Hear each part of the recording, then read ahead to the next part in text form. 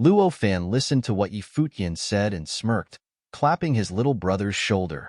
He said, "We're family after all, aren't we? Isn't this for our second sister's sake, eh?" Luo Fan listened to what Yi Futian said and smirked, clapping his little brother's shoulder. He said, "We're family after all, aren't we? Isn't this for our second sister's sake, eh?" "Really?" Zhuge Mingyue smiled sheepishly at Luo Fan, which made him shudder as he smiled. Holding his head high, he said, "Indeed." "Don't bother about him, little brother," Zhuge Mingyue said, looking at the flames. While Yi Futian had recently become rather rich, the flames were of such a level that they were really going to cost him. "Could you be more biased, sister?" Luo Fan said with a glum face. "Now you know," Zhuge Mingyue said with a smile as she looked at the dejected expression on Luo Fan's face. Yi Futian, however, smiled and asked, "What is the price for these flames, senior?" "This is not to be traded using sacred spirit stones. It can only be exchanged for something of equal value, like the pinnacle of holiness of nirvana-level training methods, ritual implements, and the like," the elder who guarded the flames said. Yi Futian smiled, thinking about how this was supposed to have been an easier day. Even if he'd been able to pay for the flames using sacred spirit stones, it still would have been difficult. "What do you think about these sword arts?" Yi Futian sent a holy will from his brow over to the elder. The illustration of the sword of Kasayapa entered the elder's mind. The elder looked at it for a bit, and then said, "The arts look fine. However, it's not something truly unique. I assume that you use it for trading quite often, so this won't do." The sword of Kasayapa was considered the best sword arts that could be found in Dali. It was considered a very high grade even in Crimson Dragon Realm. As far as barter was concerned, its value should have been adequate. "I'm afraid you are wrong, senior. The sword art was of top-notch holiness of nirvana indeed. While it isn't something unique and could be found elsewhere, I could say the same thing about the consuming flames of the way. I'm sure seniors who are trained in such arts could have created it again and again," Yi Futian said. "You saw the grade of the consuming flames of the way yourself, extreme holiness of nirvana level. It was crafted by a mighty cultivator at the very pinnacle of holiness of nirvana level, requiring quite a bit of spiritual power to craft it. Do you think someone of such a level would have crafted flames like that over and over again to sell? Furthermore, what if others managed to figure out its workings?" The elder continued, "The higher the level of the flames of the way is, the harder it is to come across. I need a training method of the same level to exchange for it. Otherwise, it'd be better for you to look elsewhere, sir." Yi Futian felt rather speechless as he looked at the forceful elder. He knew that what he'd said was the truth, but the trade depended on whose needs were stronger. The elder was not in a hurry to sell it off, and others wanted to trade him for it. Unless there was a high demand for the product, the elder wouldn't have dared to negotiate in such a manner. If Yi Futian were to set up a shop selling methods of such levels, he would be asking for at least as much as the elder. With that thought, Yi Futian seemed to have chanced upon a way of getting rich. However, on his plane, if he simply traded holiness of nirvana-level methods without a care, he might as well be painting a target on his back. Why would there be a need to trade if one could just take what they wanted by force? After all, the Crimson Dragon Realm was a largely lawless place. "All right, we'll just go elsewhere," Luo Fan said, clearly frustrated. "What do you think about this method then, senior?" Xiaqing Yuan interjected from the side. She then sent holy will into the elder's mind. The elder nodded and said, "You could take the flames for 2 methods. That will do." Xiaqing Yuan took out the method she'd used and looked at Yi Futian, who then took out a manual copy of the Sword of Kasayapa and handed it to the elder. The elder checked the goods and then nodded, handing the furnace to Yi Futian. He said, "The furnace itself is one of the top-of-the-line containers of flames. It would have melted under the powers of the flames of the way a long time ago otherwise. You people are getting quite a bargain here." Yi Futian took the furnace and handed it to Luo Fan before turning to Xiaqing Yuan. He said, "Thank you, princess. I still have other methods with me, though." There were many methods to be found in the Golden Hall of the Lotus in Emperor Xia's palace, but the truly top-of-the-line ones were kept in private collections by the royal palace. Even if he were to have seen them, there was no way he could have traded with them. However, if Xiaqing Yuan were to do so, then it naturally would not be a problem. Never mind. It's all the same, Xia Qingyuan said plainly. The elder looked at the two of them and speculated about their identities. Princess? But then again, all kinds of people could be found in Crimson Dragon City. The place was the biggest and greatest city in the Crimson Dragon region after all. Luo Fan took a look at Yi Futian, impressed by his little brother's capabilities. They were far above his own abilities. He sure couldn't measure up to him. Yi Futian, someone called out. Yi Futian turned and saw someone familiar.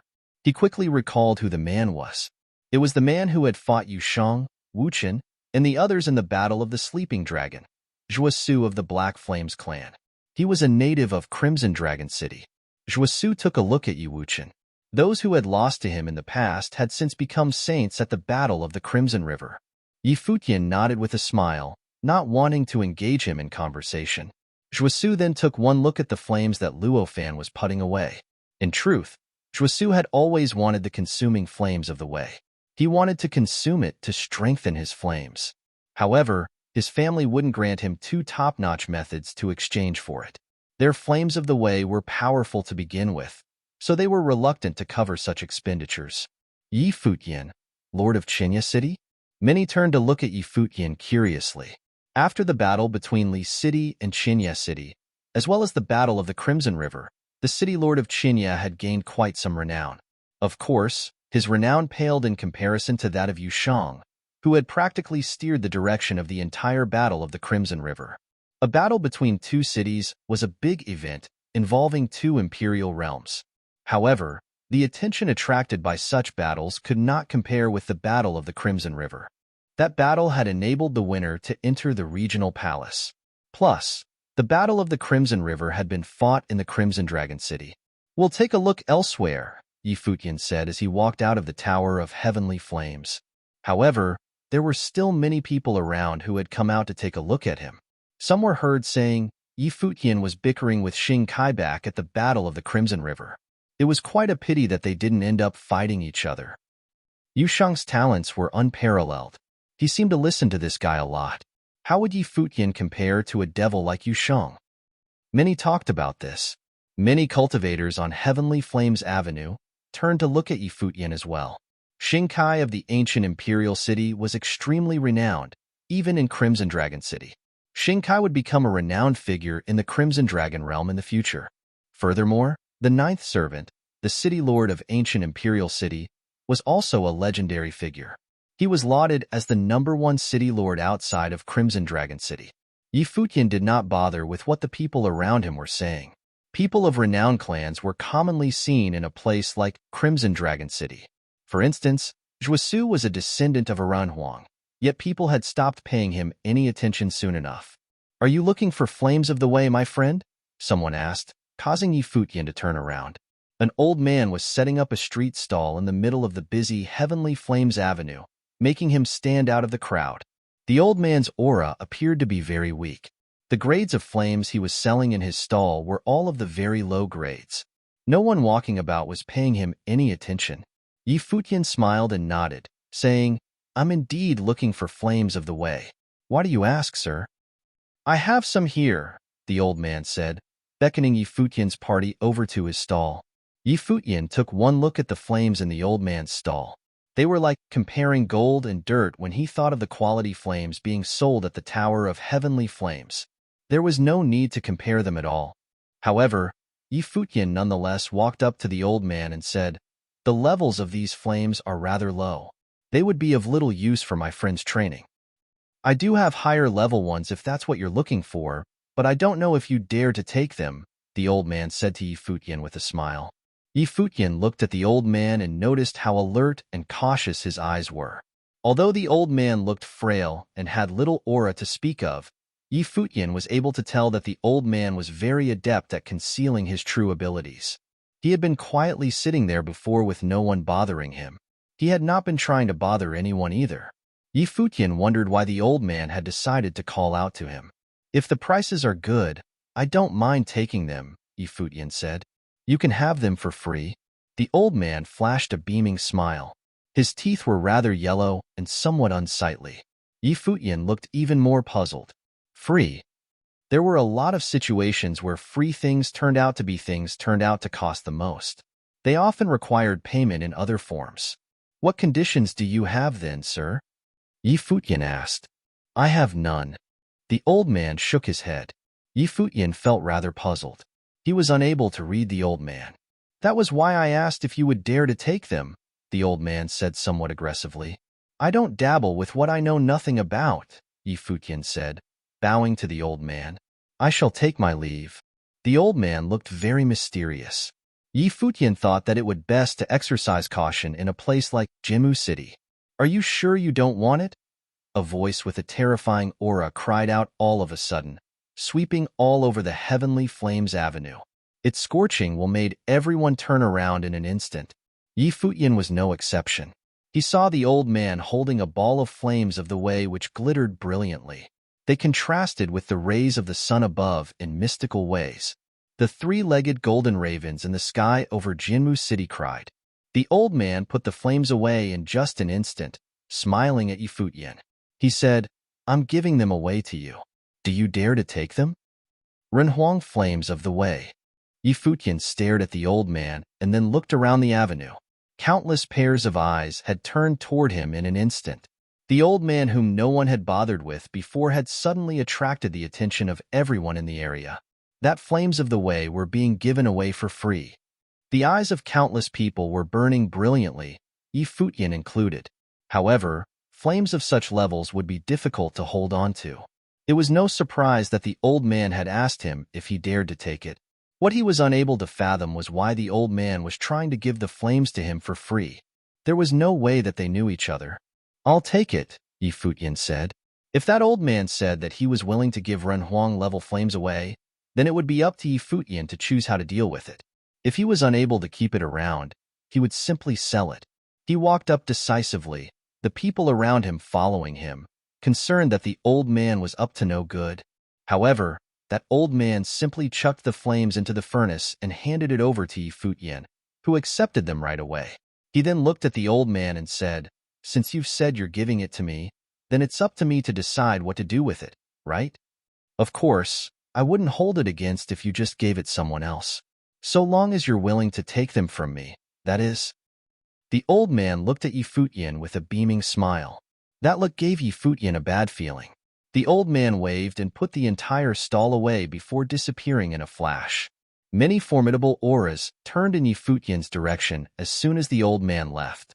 Futian frowned and thought that the flames would indeed be difficult to hold on to. If you find any errors, broken links, non-standard content, etc., please let us know so we can fix it as soon as possible. Futian watched as the old man disappeared and the people in the square closed in on him. However, none of them dared to try to take the flames from him by force. Futian watched as the old man disappeared and the people in the square closed in on him. However, none of them dared to try to take the flames from him by force. Futian, the lord of Qinya City, was backed by Renhuang forces, making him a difficult person to take on. Furthermore, it appeared that the princess of Emperor Xia's realm was with him. Do you mind if I have a look at those flames of the way? Zhuasu of the Black Flame Clan asked. Futian took a look at him and said nothing in reply. Those flames would cause quite a commotion if they were exposed. It would be a bad idea to take them out so casually. While there was no doubt that they would be something difficult to hold on to, the flames were in his hands and he had no intention of letting them go. Let's go, Futian said with a low voice, getting ready to leave the area. They had attracted way too much attention. However, a powerful aura seemed to be sweeping from and far away at that moment. One figure after another streaked over Heavenly Flames Avenue, locking their eyes onto Futian. An elder took one step and sent scorching will all over the place. He grabbed at the space before him and will of the great path of flames roared, transforming into a great fiery dragon that lashed out at Futian's party. Yaya stepped out and appeared right before everyone in the party. She waved her hands and sword will shrouded the entire area. Terrifying ringing sounds were heard as a screen of swords appeared before Yaya. The dragon was blocked by the screen, yet it remained adamant in breaking through them as it roared. The people around retreated and scattered in a hurry.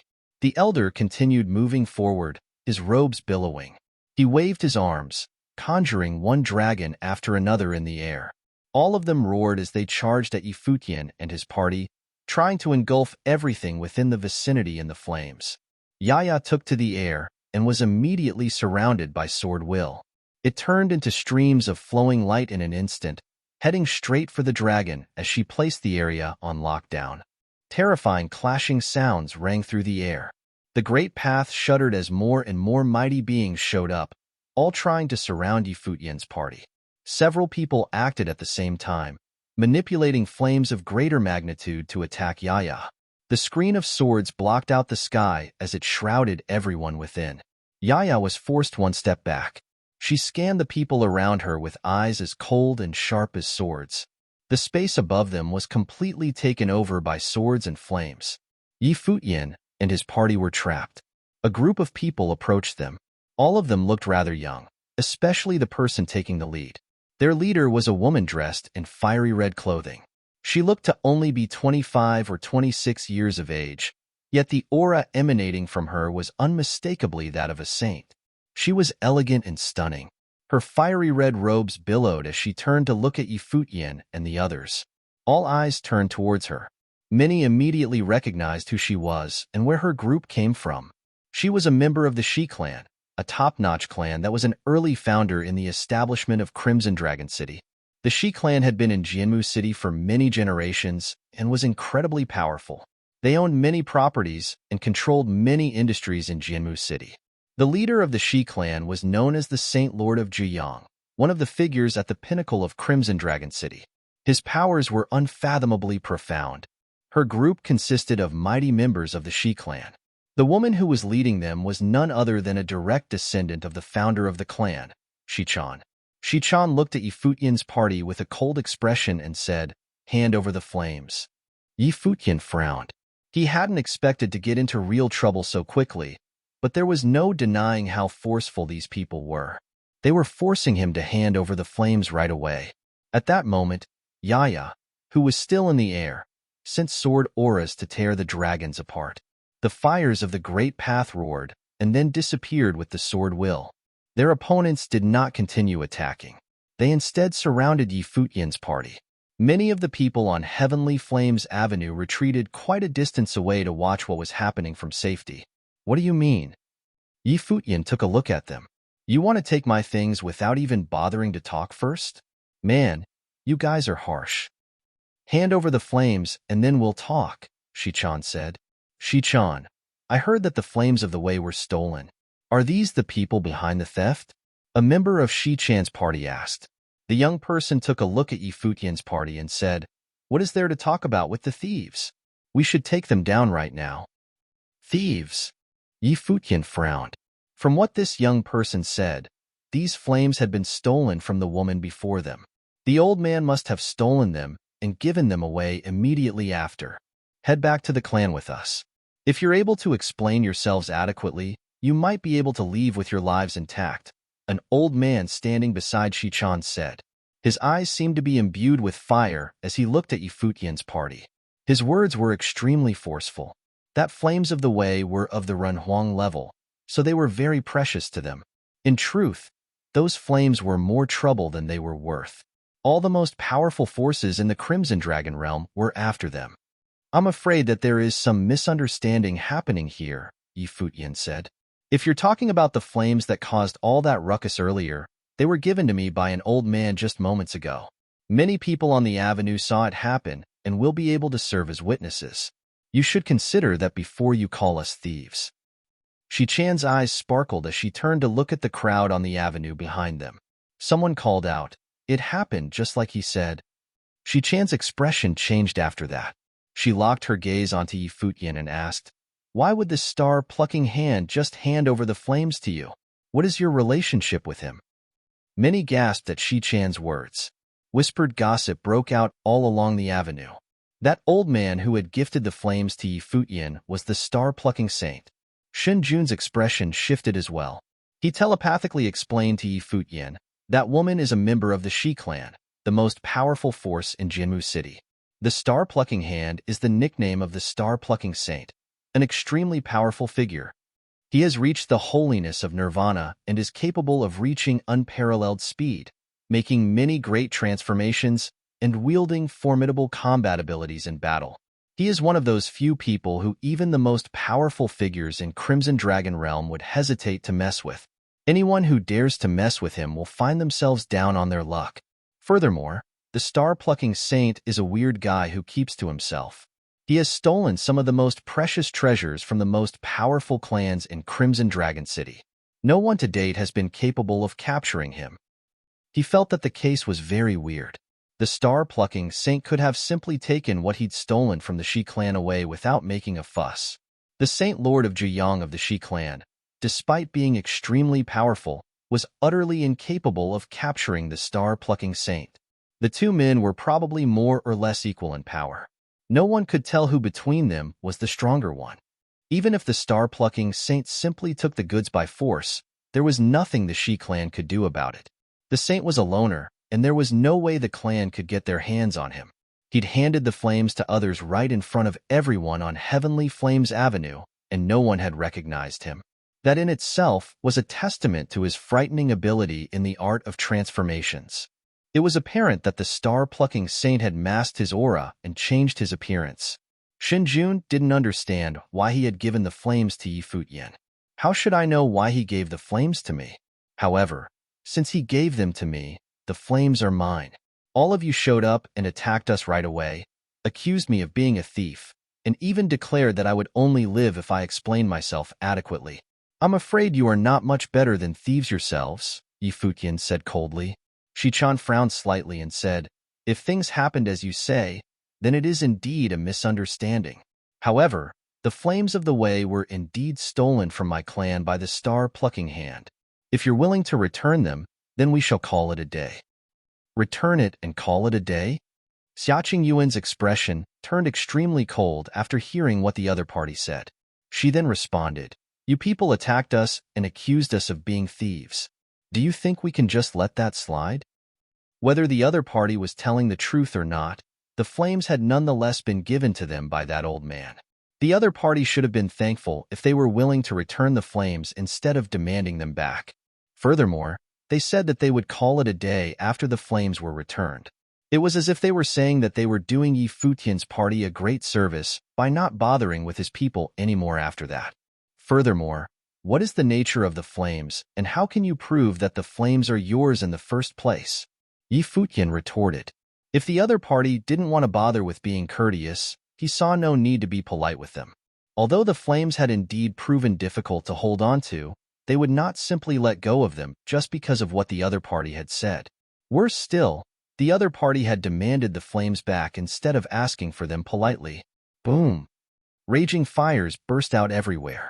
The elder from Shi Chan's clan hovered toward Yi Futian's party, getting ready to strike. So, they were going to take the flames by force. If you think you can take the goods by force, I can guarantee that you all will pay a greater price, Xiaqing Yuan said, eyeing the people right in front of her. Shichan, they are from Qinya City, Zhuasu reminded her.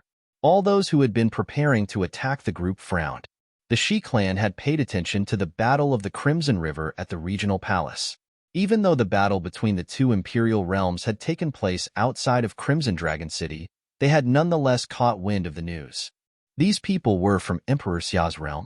That meant that the powerful woman must be the princess of Emperor Xia's realm. Shi Chan's eyes landed on Xiaqing Yuan.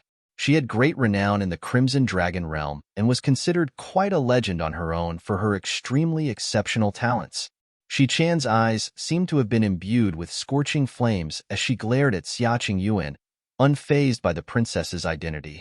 Even the Renhuang forces of other realms commanded limited power in Crimson Dragon City, especially where top forces like the Shi clan were concerned.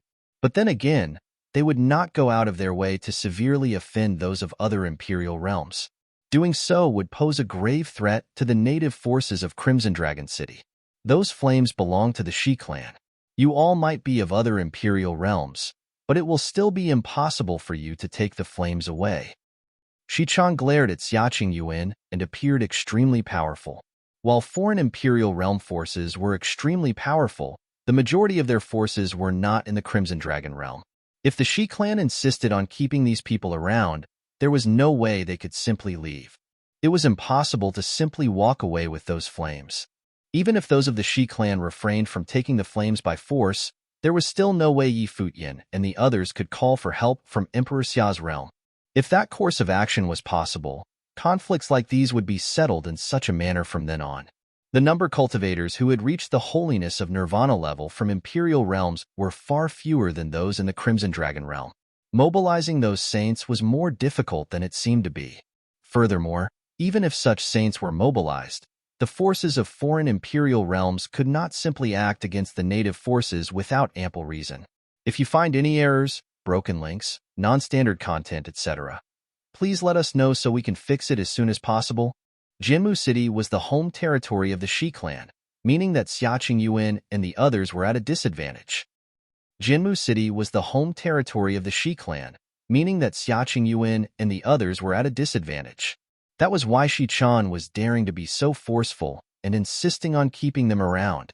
However, while the forces of other imperial realms were incapable of doing as they pleased in Crimson Dragon City, the native forces didn't dare to act rashly either. Xia Qingyun did not balk at all and forcefully retorted, "Many of the people on Heavenly Flames Avenue witnessed what transpired personally. The flames were gifted to us by an old man. If you insist on being so forceful, then bring the old man here. If he told us to hand over the flames, we would comply without question. As for you people, we did not get the flames from you. Do you think that we'll just hand them over because you say that the flames are yours?" If these people had spoken to them nicely and proved that the flames were indeed theirs, Yi Futian and his people would have considered returning them to them. However, there was no way they would hand them over, just because the other party claimed that the flames were theirs. Furthermore, these people had attacked as soon as they'd arrived and had behaved extremely rudely and forcefully. They'd also voiced their intentions of taking down Yi Futian's party out loud. In this case, it was simply impossible for Yi Futian's party to hand over the flames. Both parties stayed in a deadlock for quite some time, neither of them giving way to the other. Both women, Shi Chan and Xiaqing Yuan, were extremely powerful people. A new group of people approached them. They emanated extremely powerful auras and wore crimson dragon robes, making it obvious that they were part of the Crimson Dragon Army and tasked with maintaining public order in Jinmu City. Jinmu City was part of Crimson Dragon City. Within Crimson Dragon City limits, the Crimson Dragon Army served as the absolute peacekeepers. A fight had broken out there and caught their attention. "Commander Mu." Shi Chan bowed slightly to the leader of the army. It was obvious that she knew the commander. The Crimson Dragon Army of Jinmu City had been stationed there for many years. There were 9 lieutenants and 2 commanders. Commander Mu was one of the 2. He was tasked with managing the upper regions of Jinmu City. What happened? Commander Mu looked at the opposing forces and asked. A figure arrived in a flash of light and reported to the commander what had transpired. Commander Mu then looked at Yi Futian and his group after finding out who they were. It was said that Yusheng of Qinya City had entered the regional palace by overpowering all the mighty being there. He could become one of the commanders of Crimson Dragon City someday. There was a great possibility that he would join the Crimson Dragon Army's ranks one day. Shi Chan, how can the Shi clan prove that those flames are theirs? Commander Mu looked at Shi Chan and asked, "How did the Shi clan come to possess the flames?" Commander Mu, those flames of the way indeed belong to the Shi clan. A figure appeared in midair at that moment. A fiery aura swept out through the air. A legendary figure appeared, looking as brilliant as the sun in the sky. He seemed to have the sun on his back. He was blindingly bright and nearly impossible to look at. It was the Saint Lord of Zhuyang of the Shi clan. However, this was probably only a projection of his will rather than his true self. Commander Mu looked at the materialized specter and said, "There has never been a Runhuang in the ranks of the Shi clan, Zhuyang. Those flames are of the Runhuang level, so that means they were acquired elsewhere. By my logic, I'm afraid no one would have traded those flames away without good reasons." It was apparent that Commander Mu had a good guess as to the origins of the flames. The Saint Lord of Zhuyang frowned. Commander Mu then looked at Xiaqingyun and asked, "The Shi clan claims that the flames are theirs. Would you be willing to return it?" "No," Xiaqingyun answered decisively. "Very well." Commander Mu nodded. One side wants to take the flames while the other side refuses to give it up. In that case, the Shi clan is free to take the flames by force, but do not cause too much of a commotion in Jianmu City. Furthermore, if you people clash with them in the future over the flames, the Crimson Dragon Army shall not interfere with matters between your parties. You are free to do as you please with each other. Crimson Dragon City had rules that forbid haphazard killing. In truth, Crimson Dragon City was the safest city in the Crimson Dragon realm because it was the only place where rules were firmly enforced. That was because those rules had been laid down by the Crimson Dragon Emperor himself. Everyone had to obey them. Anyone who broke those rules would be dealt with by the Crimson Dragon Army. However, at present, the Crimson Dragon Army was there simply to mediate the conflict between the two parties. Since neither of the parties was in the mood to make compromises, the commander saw fit to let them deal with the conflict on their own. The Saint Lord of Zhuyang looked down at those below him until his eyes fixed on Xiaqing. If a conflict breaks out between your parties, none of us will have anything to gain from it. What would it take for you to return the flames? Those flames were rather important to them. It was about more than the flames being left behind by a Renhuang. If the flames had only been left behind by a Renhuang, the Saint Lord would not have bothered making an appearance. Since you people sought to overwhelm us through sheer force, there is naturally no way we will return the flames. Xiaqing Yuan looked at the Saint Lord of Zhuyang coldly. If he had been a top-notch figure who didn't belong to any group, he would have been tricky to deal with. However, since he was part of a top-notch clan, then he did not dare to make a move against her. Overwhelm you through sheer force, eh? The Saint Lord of Zhuyang looked at Xiaqing Yuan and said, Shi-chan. Yes, sir. Shi-chan looked up at the Saint Lord. If Princess Xia here thinks that we are simply throwing our weight around, you should fight her. After all, you are on the same plane as her. The Saint Lord then said, Princess Xia, if Shi-chan wins, you shall return the flames of the way. If you win, then the Shi clan shall never ask for the flames again, and I shall have Shi-chan apologize for her rude actions. What do you think about that? If it not for Xiaqing Yuan and the others being from Emperor Xia's realm, the Saint Lord of Zhuyang would not have bothered being so polite. He would have simply taken them on right there and then. Of course, if that had been the case, Xiaqing Yuan and the others would not have dared to maintain such a forceful attitude in the first place. They would have been forced to give up the flames. Xiaqing Yuan looked up after hearing the Saint Lord of Zhuyang's words. Yi Futian then said, I'll do it. They did not object to the Saint Lord's proposal. Xiaqing Yuan took a look at Yi Futian and then at Shi-chan. She said, Mind your own business. She then looked up at the Saint Lord and said, Very well then.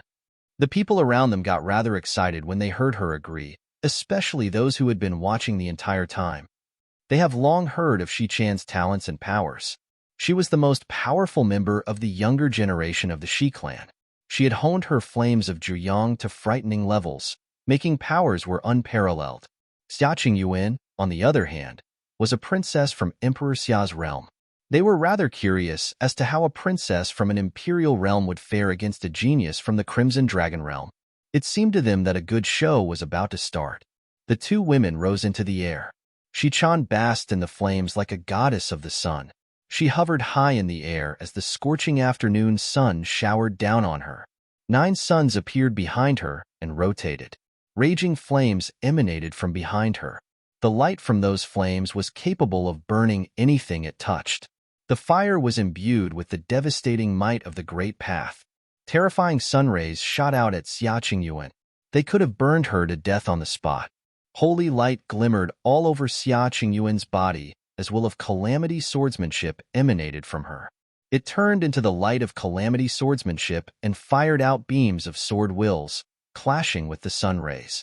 The collision created high-pitched noises. Shi-chan did not expect to beat Xiaqing Yuan with only that one move. Her body hovered in the air as the 9 suns circled her. The celestial bodies rotated and high above.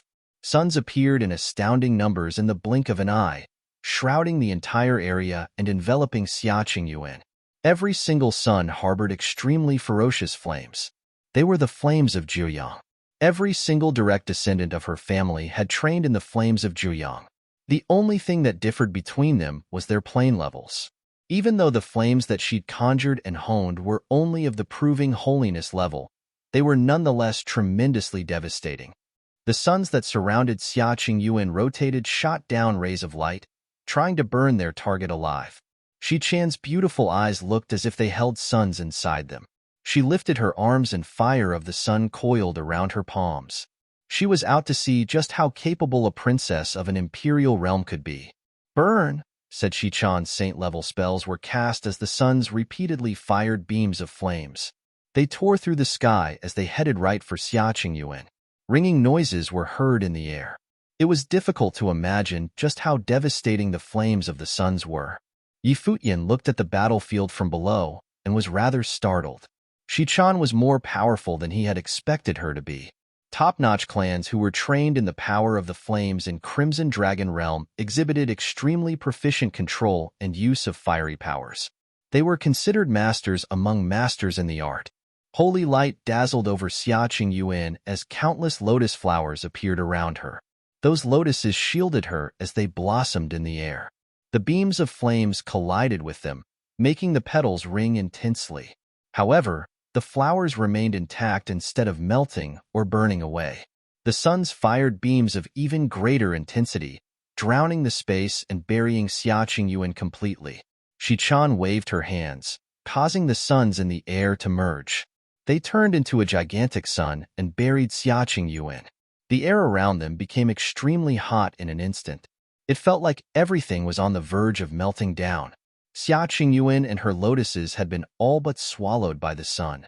At that moment, dazzling sword auras burst from the petals of the lotuses, especially from the one in the middle. Terrifying calamity swordsmanship pierced through the sun and shot outside. The number and intensity of the auras grew increasingly dramatically as they tried to tear everything apart. Within mere moments, the boundless sword auras tore the sun into pieces which then exploded with a loud noise. The lotuses blossomed to reveal an imposing figure standing at their center. It was none other than Xia Qingyuan. Xia Qingyuan stood on a lotus flower as countless others blossomed in the air. The will of calamity swordsmanship harbored extremely terrifying explosive capabilities. They became numerous enough to block out the sky in mere moments and headed straight for Shi Chan. "Go!" Xia Qingyuan pointed at Shi Chan. The boundless swords imbued with the worldly great path zipped past as they launched at Shi Chan. Shi Chan stepped aside as an extremely enraged aura burst from her body. It seemed as if a sun had appeared around her, shrouding her within. The space around the sun was burning red. When the swords reached her and pierced through the sun, they melted into nothing. The swords melted immediately. Shi Chan kept moving forward, forcefully making her way towards Xia Qingyuan. The flames of the sun were capable of melting everything in the world. The swords crumbled before the flames of Jiuyang. Xia Qingyuan frowned as boundless swords shot forward. They were all quickly destroyed when they hit the screen of the sun. It was her first time fighting with someone at her level. She'd never faced someone who was trained in such formidable powers as the art of flames. Furthermore, it seemed as if Shi Chan intended to fight up close and personal. If you find any errors, broken links, non-standard content, etc., please let us know so we can fix it as soon as possible. The flames on Shi Chan's body grew increasingly more powerful as the 9 suns rotated. She looked like a true goddess of the sun as she basked in the sun's flames. Devastating fiery waves swept out all around her. The flames on Shi Chan's body grew increasingly more powerful as the 9 suns rotated. She looked like a true goddess of the sun as she basked in the sun's flames. Devastating fiery waves swept out all around her. Boom! Shi Chan stepped forward and headed straight for Xia Qingyuan. The flames of Jiuyang burst devastatingly as soon as she stepped out, firing 9 beams of holy light straight at Xia Qingyuan. The lotus flower before Xia Qingyuan blossomed and blocked the beams, yet destructive heat waves still washed over her.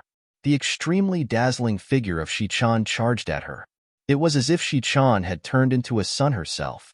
Ferocious heat waves began engulfing the entire space before she even came close to Xia Qingyuan. Xia Qingyuan performed hand seals, causing countless lotuses to blossom around her in an instant. Calamity swordsmanship ebbed within the petals. Beams of destructive auras fired right at Shi Chan. However, Shi Chan ignored the attacks altogether as she continued to charge. Virum.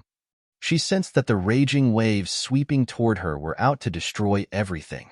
Calamity swordsmanship burst out as the swords headed straight for Shichan. Shichan did not even slow down, zipping right through like a bolt of lightning to throw a punch.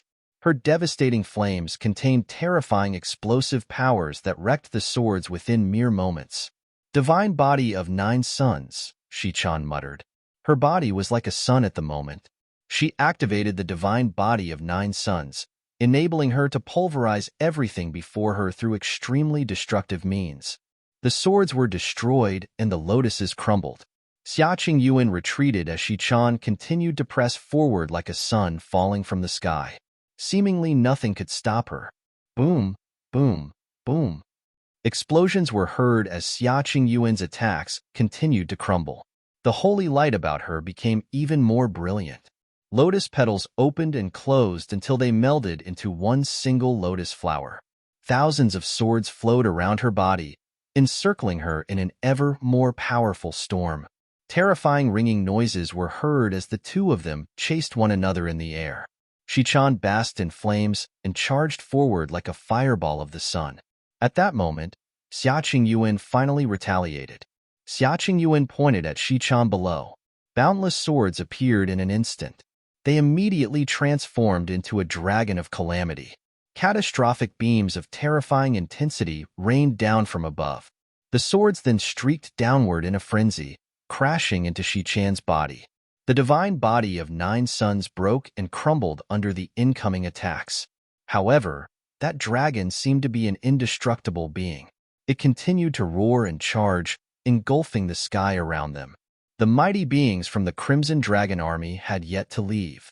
They'd stayed around to prevent the battle above from harming the avenue below. Everyone watching the battle from the avenue felt astonished by what they saw happening above them. The duel between the two women was far more intense than they had expected it to be. Their attacks were nothing less than harrowing. Futian was also watching the battle closely. He was able to tell that Shichan was very powerful. Otherwise, the Saint Lord of Zhiyang of the Shi clan would not have allowed Shichan to fight Xiaqing Yuan in the first place. He'd known that the daughter of a Ren Huang would be anything but mediocre. It was a testament to his confidence in Shichan's powers. Furthermore, Shichan's plane was slightly higher than Xiaqing Yuan's. It had not been long since she'd became a saint. She was still at proving holiness level, and her aura was somewhat inferior as a result. At that moment, however, a beam of even greater brilliance fired from the sun. Shichan's divine body of the 9 suns charged forward and destroyed the dragon, ramming into Xiaqing Yuan's body to crush her once and for all. However, at the very next moment, many of Xiaqing Yuan's silhouettes appeared and stepped on the lotuses. The petals of the flowers howled with the might of the swords. Shichan stood at the center. Her sun goddess form was still incredibly dazzling. She scanned her surroundings, unable to tell which Xiaqing Yuan was the real one. The silhouettes of Xiaqing Yuan all performed hand seals at the same time. Powerful auras burst forward as the swords howled. The noises reverberated throughout their surroundings. Thousands of calamities, tens of thousands of shadows, all born of the lotus. Many voices said at the same time, resonating with the world around them. More lotuses appeared in the sky. Xiaqing Yuan was standing on every single flower. The place permeated with the truly stifling pressure of devastation. Countless lotus petals circled Shichan as the swords flowed around her. Both attacks grew in strength as they tried to engulf the area. The swords conjured devastating hurricanes. The hurricanes lashed out at Shichan. Every single hurricane was being conjured by the countless swords of calamity. Shichan charged through, intending to break through the blockade. Raging attacks bombarded the hurricanes around her. However, none were able to destroy the hurricanes. Worse still, she was almost caught in the hurricanes herself. Xiaqing Yuan stood right outside the masses of hurricanes as she glared at her opponent. Her will resonated with the world around her. All things were interconnected through the Great Path. All phenomena and things were born of the Great Path. She looked like she had become the master of the Great Path at that very moment. The 9 suns were high in the sky as they surrounded Shichan. When she shouted, all 9 suns fired beams of flames. The hurricanes around her exploded in a frenzy, Yet the hurricanes stayed intact as they were covered in flames. The flames made them stronger. They all headed for Shichan. Shichan looked rather pale at that moment. The Saint Lord of Juyang, who was watching from high above, was able to tell from her expression alone that Shichan had lost. This daughter of the Ranhuang was one of the most powerful descendants of the Ranhuang.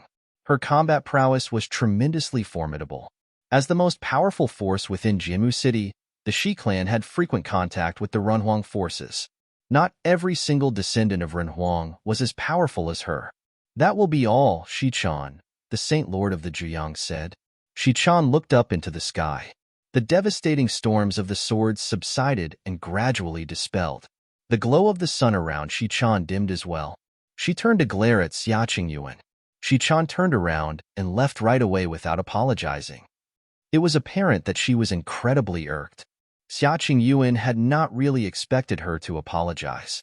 However, since the Shi clan had behaved so forcefully before and had wanted to fight their entire group, there was simply no way they would have handed the flames of the way over to the Shi clan. The mighty members of the Shi clan departed. The flames conjured in the sky by the Saint Lord of Juyang likewise disappeared without a trace. Shichan had lost. The Shi clan could never demand those flames from them ever again. Let's go, Futian said. He had intended to stay in Jianmu City for a while and see if there was anywhere in the lower parts of the city fit for training in the way of the flames. From the looks of things at the moment, however, it would be ill-advised to continue staying in Jianmu City. They had to return to Qianye City. Even though the flames were still with them, things had become quite tricky. Lord Yi. Some people blocked the way of Yi Futian's party, making him look up at the one who spoke. It was the young man who'd told Shichan to just take them away. Several imposing people were standing right behind the young man. It was apparent that they were from renowned clans. Many citizens from Jianmu City were able to recognize him. He was a member of the Chang clan, one of the most powerful groups in Jianmu City. They had amicable relations with the Shi clan and their bond ran rather deep. The young man was named Chang Huai, and he was a saint with exceptional talents. He had been pursuing Shichan for quite a while, wanting to forge a marriage alliance between the Chang clan and the Shi clan. Yeah, Yi Futian said rather coldly. Chang Huai was the one who'd suggested that they take Yi Futian's party out, so Yi Futian saw no reason to be nice to him. I would like those flames. Would you mind naming a price, Lord Yi? We would like to get a fair trade underway, Chang Huai said with a smile to Yi Futian, appearing polite and amicable. He didn't have a single trace of the bullying attitude he'd displayed before. Not interested. Yi Futian refused the proposal right away, getting ready to walk past Chang Huai and his people. Chang Huai was dumbfounded for a brief moment. He then smiled and said, Lord Yi, you're just a doctrine saint, yet you're already the lord of a city. It wouldn't be far-fetched to say that you're the first person to accomplish such a thing in the cities surrounding Crimson Dragon City. But then again, you're a saint who stands behind a woman. Don't you think there's something wrong with that? Yi Futian's party stopped and Xiaqing Yuan shot him a cold glance. You've got a problem with that? Yi Futian looked at Chang Huai as well, saying with a smile, it must seem strange to someone who only gets close to women to use them, or to someone who does not even bother with them at all. I assume that you want the flames so you can give them to Shichan, right? He then continued walking. Chang Huai had been right beside Shichan before, and it seemed that Shichan hadn't wanted anything to do with him. Seeing how Shichan and her people had been unable to take the flames, it made sense that Chang Huai was asking to trade for them to gain favor with her. Yi Futian and his people left. They flashed and zipped along the roads below, departing the area at breakneck speeds. Chang Huai smirked and said in a low voice after they left, the Lord of Qianye City has a way of getting the people around him to work for him. I have to admit, that is a good ability indeed. Sending Yu Shang into the regional palace, making Emperor Xia's realm back him up, having Yaya protect him while he's outside, and having Xiaqing Yuan fight for him. He was capable of doing all of that, yet he'd made it unnecessary to do anything for himself. The people around Chang Huai listened to his words, and concluded that this was indeed the case with Yi Futian. The man himself had hardly ever fought. No one knew how capable he was.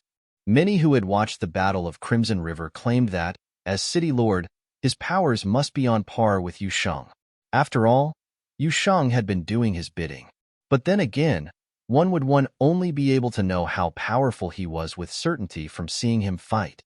Yi Futian hardly minded what Changhuai said. Xia Qingyuan shot a look at him after they left and said, "Don't mind what he said. You're the one who shouldn't mind, princess." Yi Futian smiled and did not say much after that.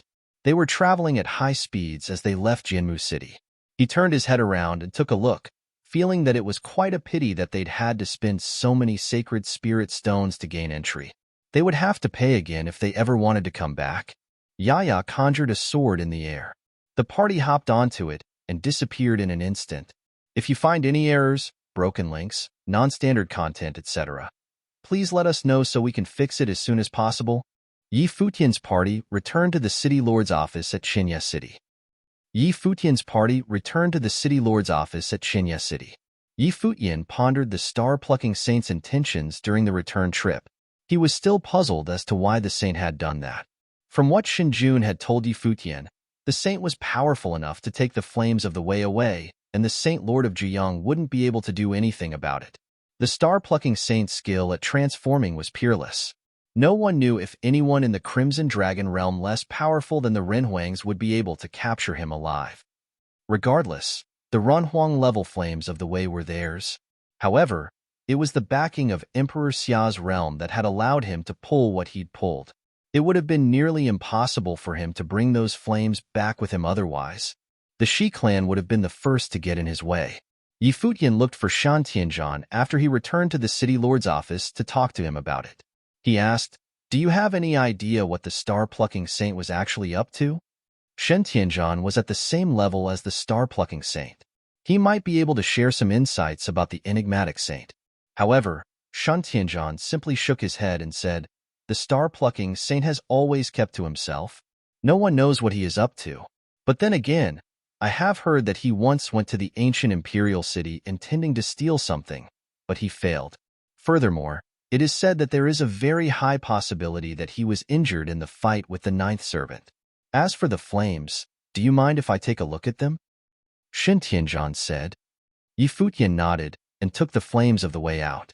Terrifying heat radiated from them and swept all over the place. The light of the flames shot to the heavens. Shen Tianzhan's pupils dilated slightly as he sensing the will of the great path within the flames. He then said, "Put it away." Yi Futian put the flames away. Shen Tianzhan continued, "The flames were something left behind by Emperor Qua.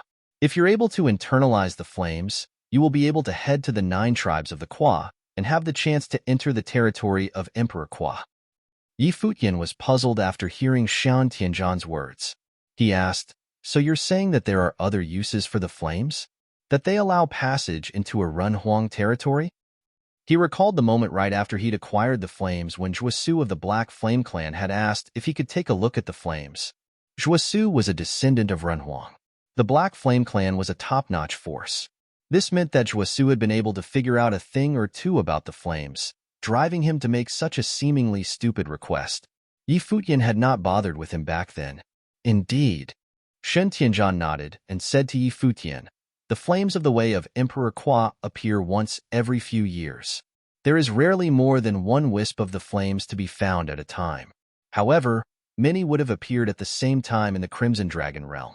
All the top-notch forces throughout the realm were out to get them secretly. Some groups obtained some, and then lost them before they were able to do anything. Some traded them away to make extreme profits. In the end, a handful was taken away for training purposes, while the rest were used to gain access to the 9 tribes of the Qua." "And I just happened to pick this up for free?" Yi Futian asked.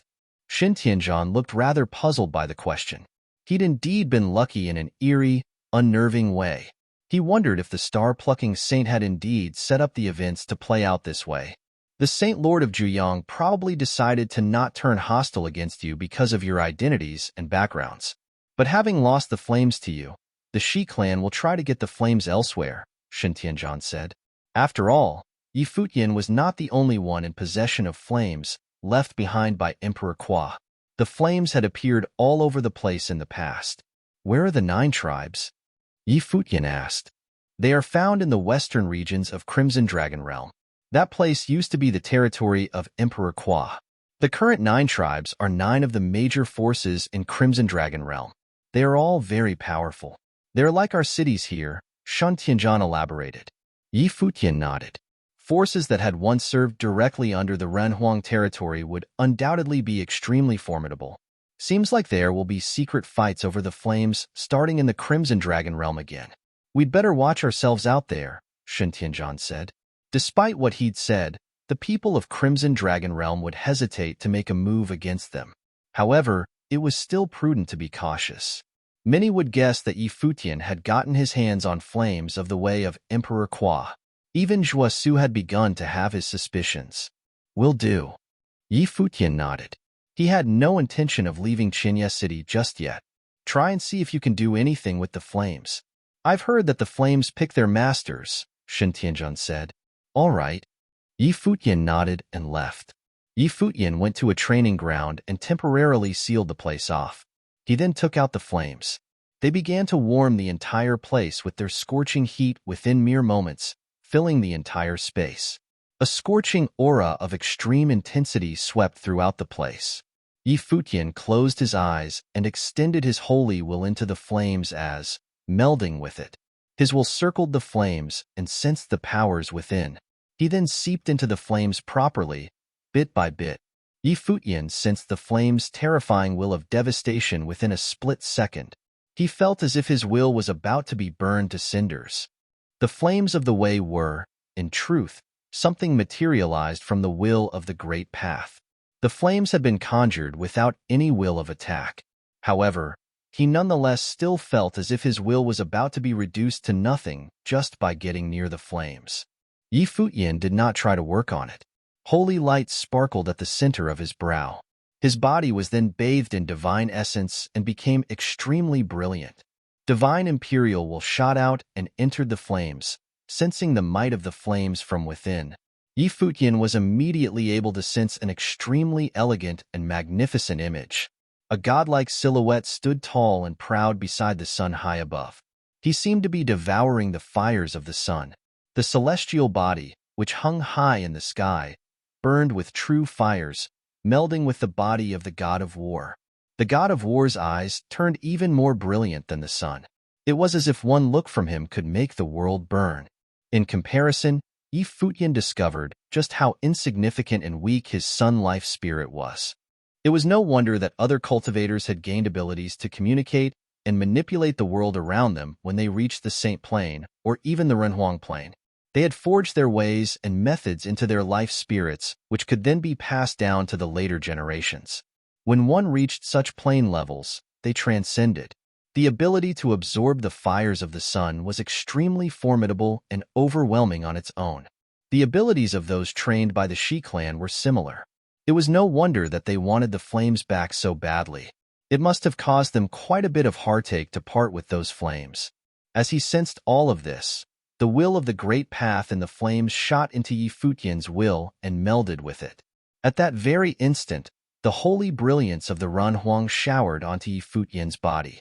It was as if he had earned the approval of the flames. The flames ceased to hurt Yi Futian directly. He began to try to internalize the flames of the way into himself, sensing and absorbing the powers within. Others were incapable of learning such overpowering ways of training. They would only be able to slowly communicate and work with the flames. No one else could bash into it as he could. He spent quite a long time afterward training in isolation, internalizing the flames and attempting to forge his own. It was not that he would be training with the very flames that he worked with and internalized. Depending on his level of comprehension, he would be able to create a new one that belonged only to him. Everyone was capable of comprehending the experiences of those who came before them, but their training had to be uniquely their own nonetheless. Someone arrived at the city lord's office of Qinya City while he was training, claiming that they wanted to trade for the flames. None of them thought that Yi Futian would train in the powers of the flames, so they thought that the flames would be of little use to him. They hoped that they would be able to get the flames at a high price, but their proposal was rejected right away. Other than the scuffles and skirmishes that broke out time and again between the top-notch forces in Crimson Dragon City, hardly any clashes occurred. It was as if the fight for the flames was taking place in secret. But then again, None of that had anything to do with Futian. Tianzhan came looking for Futian one day and told him a piece of news. Many of the top-notch forces in Crimson Dragon City and the surrounding cities were departing. Futian also decided to depart right away and make the trip with Tianzhan. The territory of Emperor Kwa consisted of ruins left by Emperor Kwa. There was no way he would miss seeing it. A city known as Emperor Kwa City was located in the western regions of Crimson Dragon Realm. The old city had once been the residence of Emperor Kwa. The 9 tribes who served Emperor Kwa were tasked to stand guard around the city. Emperor Kwa's city had recently become extremely lively. People of the top-notch forces from all over Crimson Dragon City were going there. The people of the city could guess why they were there. Emperor Kwa's city had a rustic feel to it. Emperor Kwa's castle stood within the city. There was a skyscraping statue of Emperor Kwa basking in boundless fires right in front of the castle. His likeness stood tall and proud, looking very alive. Mighty members of the Shi clan, who had recently fought Futian over the flames, were one of the forces found there. Shi-chan was there as well. After the flames were taken away by Futian, the Shi clan paid a great price to get themselves another wisp of the flames of Emperor Kwa before coming to the city. Shi-chan stood before Emperor Kwa's statue and displayed the Runhuang will about her. There were many around who extended invitations to her. All of them were members of the 9 tribes that had once served the emperor. Futian and Tianzhan were there as well. Tianzhan learned a lot about the matter and explained quite a bit about the ruins of Emperor Kwa on their way to the city.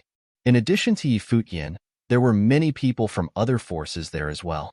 The Chang clan of Jianmu City was there too. Mighty figures from Flaming Prison City and Crimson Cloud City were also present.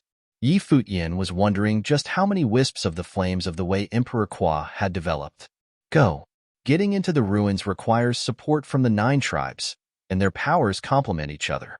The 9 tribes are not of the same level. They often compete with each other. I have introduced the tribes to you before. It'd be best for you to work with the strongest tribe, Tianzhan told Futian telepathically. Futian nodded and walked up to the statue of Emperor Kwa. Holy light shrouded his body. He looked as if he was basking in divine, fiery light. And you are? Many pairs of eyes turned toward Futian. Futian, city lord of Chenya, Futian replied. The people nodded at once. Those of the 9 tribes stared at him, seemingly watching him while weighing their options. They were wondering if Futian was someone worth extending their invitations to. They had naturally paid attention to news from Crimson Dragon City. Futian of Chenya City hailed from Emperor Xia's realm, but they knew little of his powers. They knew only that he had defeated Shenjun, son of Tianzhan. He had also killed the young palace lord of the Bliss Palace. However, those achievements hardly seemed worth mentioning. At the very least, he appeared to pale significantly in comparison to Yushang, who had participated in the Battle of Crimson River. That was why the tribes were wondering if Futian was someone worth betting on. If you find any errors, broken links, non-standard content, etc., please let us know so we can fix it as soon as possible. The relationship between the 9 tribes that had once served Emperor Kwa was a rather rocky one. Even though they worked together, they were also rivals. The relationship between the 9 tribes that had once served Emperor Kwa was a rather rocky one. Even though they worked together, they were also rivals. They had all served Emperor Kwa before. When the emperor perished, the 9 tribes remained separate entities, competing against each other for many years. They all wanted to become the true successors of Emperor Kwa and inherit the will of the emperor.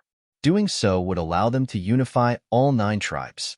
If one among the 9 reached the Renhuang Plain, everything would naturally come to a close. The so-called Renhuang ruins were the ancestral lands of the 9 tribes. They had been trying to inherit whatever was left behind by Emperor Kwa for many years. They were the only ones who truly knew where the flames of the way came from. Furthermore, the people of the 9 tribes knew that every single person who came to possess the flames was somehow destined for the endeavor. However, what happened after they fought was not planned. However, there was no doubt that people who inherited the flames were definitely from top-notch forces and adept at flame powers. Only such people had the ability and right to do so. Each of the 9 tribes was allowed to cooperate with someone who came with the flames. As such, the 9 tribes only had a single chance to pick their candidates. As such, they were always very careful about it. It was especially true that many forces who gained the flames showed up. However, there were still others who had yet to show up, so they did not know how capable those who had the flames were. Under such circumstances, the weaker ones among the 9 might have proceeded with the selection process, finding and approaching their candidates. The process was two-sided after all. If they didn't take the initiative, they might be able to do so later. However, the stronger few would not have extended their invitations without serious consideration. Yi Futian, Lord of Qinya City, had unknown power. In truth, in addition to powers, the people of the 9 tribes still needed to consider other factors. While Yi Futian had internalized the flames, he was not a member of any clans of fire powers. They had no idea how capable he was at manipulating flames. It was imperative to find that out, as it concerned their ancestral land. As such, to the people of the 9 tribes, Yi Futian was quite literally a wild card. Extending an invitation to him would be little more than a gamble at best.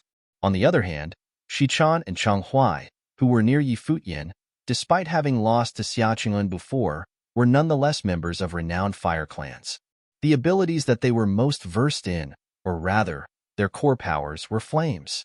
As such, several tribes extended their invitations right away.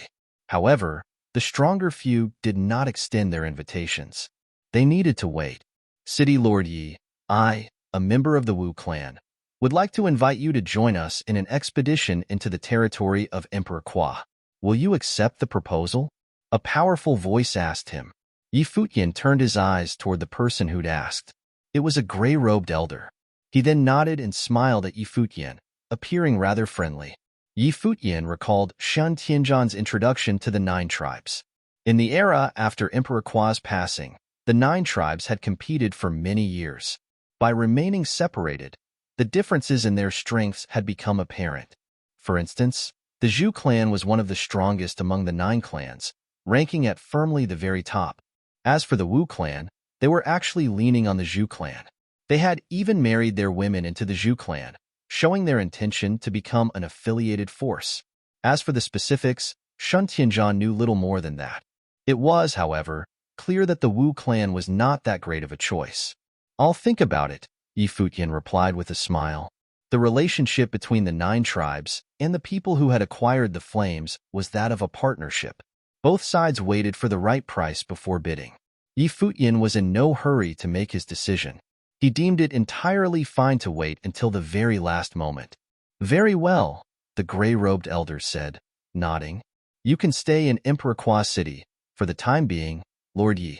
There are still others who have yet to arrive. You are free to make your choice when everyone else is here. The people of the Zhu clan were right beside the people of the Wu clan. The one who spoke was huge and imposing, wearing a fire-type robe sporting a crimson beard. He looked very overbearing and stern. Sure. Yi Futian smiled and nodded before leaving the place. Like Yi Futian, Shichuan and Changhuai did not make their choices yet. They chose to wait for the right price before bidding. Those who had extended invitations to them were comparatively weak tribes. In this case, there was simply no need for them to be in a hurry to make their choices. You train in fire powers too? Someone behind Yi Futian asked. He turned around and saw Shichuan. Her voice sounded rather cold. When the flames that were stolen by the star-plucking saint were handed over to Yi Futian, it had cost her clan considerably to get their hands on another wisp of the flames. Indeed. Yi Futian nodded. We'll see each other in the ruins then, Shichuan quipped. Changhuai followed right behind her. Changhuai smirked and took a look at Yi Futian when he walked past before continuing to move forward. Yi Futian did not pay the two of them any heed. He returned immediately to see everyone from Qinya City. He told them, let's head out. The group left the place right away. They wanted to find an inn in Emperor Kwa's city to settle down in for the moment. Mighty beings continued to pour into Emperor Kwa's city after that. There were even some people there who did not have flames with them and were simply there for fun. Of course, there were others who had acquired the flames arriving all the time. Their identities were gradually discovered by others. Unexpectedly, every single one of the people who showed up later was a legendary figure trained in fire powers in the Crimson Dragon realm. Those people caused quite a bit of commotion as they arrived at Emperor Kwa City. People were talking about them all over the city in inns and restaurants. Someone from Emperor Dong's palace of the eastern region is here. Everyone sitting at a table felt rather shocked. Emperor Dong's palace of the eastern region was a true Runhuang force. It was a place located in the eastern region of the Crimson Dragon Realm. All those within the region submitted to them. They reigned supreme in the eastern region of the Crimson Dragon Realm. Emperor Dong's palace of the eastern region and Emperor Kwa's hall in the western region were both of equal legendary status, reigning supreme in their respective regions. Emperor Dong's palace of the eastern region has never interfered with Emperor Kwa's ruins in the past. Yet, they now show up with a wisp of the flames. I wonder what they're up to. They were wondering which of the 9 tribes would be willing to work with a force like that from Emperor Dong's palace. The southern regions are like they've always been. The ones who showed up are the descendants of Saint Chiming. Furthermore, they will probably work with the Nanli tribe if everything goes well, someone added. Everyone in Emperor Kwa's city knew that every single expedition into Emperor Kwa's ruins would mean one wisp of flames appearing in the other 3 regions. One member of the forces of the 3 respective regions would have to come. It was as if things had been set up to work this way. People serving Saint Chiming were always from the south. It is the same in the northern regions. Saint Juyo will send someone else said. The descendants of both Saint Chiming and Saint Juyo showed up very frequently. Other than those 3 forces, any others who had acquired the flames were probably those from the central region of the Crimson Dragon Realm. The area centered around Crimson Dragon City was the strongest. As such, quite a few flames should have emerged there. However, despite that area being the most powerful one, only the top forces of the other 3 regions would have sent their representatives to the event. This was due to the central area having the Crimson Dragon Emperor reigning supreme. It was indeed a terrifying lineup. Many tribes of Emperor Kwa's city paid visits and extended invitations when the 3 forces were there. With 8 forces having gathered at present, I wonder which force has gotten their hands on the flames and if they'll show up. During the previous events, there had been situations where people who had obtained the flames had not shown up to the event. They hadn't been interested in entering the ruins and had simply gone on to train with the flames. The last force is here, someone announced, attracting the attention of everyone in the restaurant. Everyone turned to look at the speaker. Who is it? Unclear, but the mightiest members of the Zhu clan have departed to pay them a visit, the speaker told them. Many were startled by the news. The Zhu clan was visiting someone personally? So, the Zhu clan had already decided who they wanted to work with. They had been waiting all this time. One figure after another left the restaurant in a flash, heading outside with intense curiosity. They were intrigued by whoever had made the topmost clans of the 9 weight. Few remained in the restaurant after that. Futian and the rest sat quietly in a corner feeling rather curious. He wondered who could have made the Zhu clan pay them a personal visit. Who could have made the Zhu clan wait? A group of mighty beings was traveling from the central region of Emperor Kwa's city at that moment. The one taking the lead was a woman. She looked legendary, dashing, and very unapproachable. The mighty beings of the Zhu clan appeared. The one in the lead was the tall man who had made Futian wait for days. He said with a smile, "Welcome, princess." Yeah. The woman in charge nodded, startling many. Anyone bearing the title of princess in the Crimson Dragon Realm was definitely a daughter of Runhuang. Common folk did not dare to use such titles. Daughter of Emperor Wu. Someone was perceptive enough to recall who she was. She was the princess of Emperor Wu's realm. She was training in the regional palace and was considered a genius. So it was she who had come this time. Emperor Wu was proficient in fire powers and was ranked at the forefront of the Crimson Dragon region in terms of powers. His powers of fire manipulation were extremely formidable. If they had sent the princess there, it was, without a doubt, the best bet available to the Zhu clan. It was no surprise, then, that the Zhu clan had kept waiting. It seemed that everything had been arranged beforehand. Who else is here? The genius woman asked. She'd come from the regional palace for the expedition, intending to see Emperor Kwa's ruins for herself. If the place had not been Runhuang ruins, she would not have bothered to make the trip. Those from Emperor Dong's palace, Saint Chiming, and Saint Juyo. Others are from the central region, just like you, princess. One of the powerful members of the Zhu clan added. Our greatest opponent this time will probably be someone from Emperor Dong's palace. Of course, the others pose quite a threat as well. But then again, the Wu clan is ours now. I could have them get someone to support you, princess. Who do you think would be up to the task? Yi Futian of Chinya City, the woman answered, seeming to recall something. The Zhu clan member was dumbfounded for a bit when he heard that name. However, he quickly nodded in agreement. Yu Shang had entered the regional palace to train after the Battle of the Crimson River. The princess was definitely acquainted with him, given that she was also training in the regional palace. Yi Futian's powers were anything but weak. His most proficient power might not be fire, but he would serve as a very suitable aid to the princess of Emperor Wu. However, the powerful member of the Zhu clan was not going to state it that way when the invitation was extended. If you find any errors, broken links, non-standard content, etc., please let us know so we can fix it as soon as possible. The 9 forces were all there, and they behaved appropriately, extending invitations to the mighty ones. The 9 forces were all there, and they behaved appropriately, extending invitations to the mighty ones. The Nanli tribe chose to work with St. Chiming's people right away, while the Zhu clan had also gotten their candidate to show up. In truth, it was the other 7 tribes seeking to pick their candidates. The Zhong clan extended their invitation to the candidate from Emperor Dong's palace, and both parties reached an agreement. The Zhong clan was one of the top among the 9 and very powerful. It was a collaboration between titans given that Emperor Dong's palace was just as powerful. Many in Emperor Kwa City talked and looked forward to their collaboration. They saw that this collaboration had the capability to match the collaboration between the Zhu clan and the princess of Emperor Wu. Afterwards, there would be word that the Raven tribe would work with Saint Juyo. Yi Futian was at the inn the whole time. He felt rather exasperated as the news came in bit by bit. According to Shan Tianzhan, the stronger of the 9 tribes seemed to have had their candidates in mind, and there was no one seeking to extend an invitation to him. It was apparent that he was not the preferred choice of any of the 9 tribes. He heard from Shan Tianzhan that the 9 tribes placed greater importance on candidates who were mainly trained in fire powers. Not only was Yi Futian's knowledge of his powers limited, but the other candidates were skilled in fire powers of the Crimson Dragon realm. That likely explained why he was being ignored. There were even descendants of the Ranhuang who were proficient in fire powers. The princess of Emperor Wu or the prince from Emperor Dong's palace were 2 such examples. The other candidates were also members of skilled forces with fire-based power. The candidate from the Pang clan of Crimson Cloud City was from the Crimson Cloud realm and a descendant of a Ranhuang as well.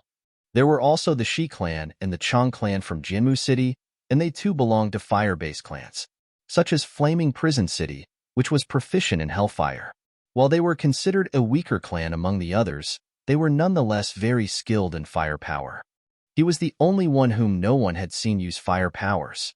That was probably why none of the stronger tribes dared to bet on him. One would have placed their bets on more likely candidates, and he apparently was not one of their top choices. After some time, Yi Futian finally had invitations extended to him.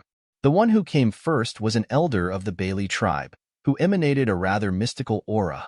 In terms of power ranking, the Bailey tribe was in the middle of the 9. The elder wore a robe and held a scepter in his hand.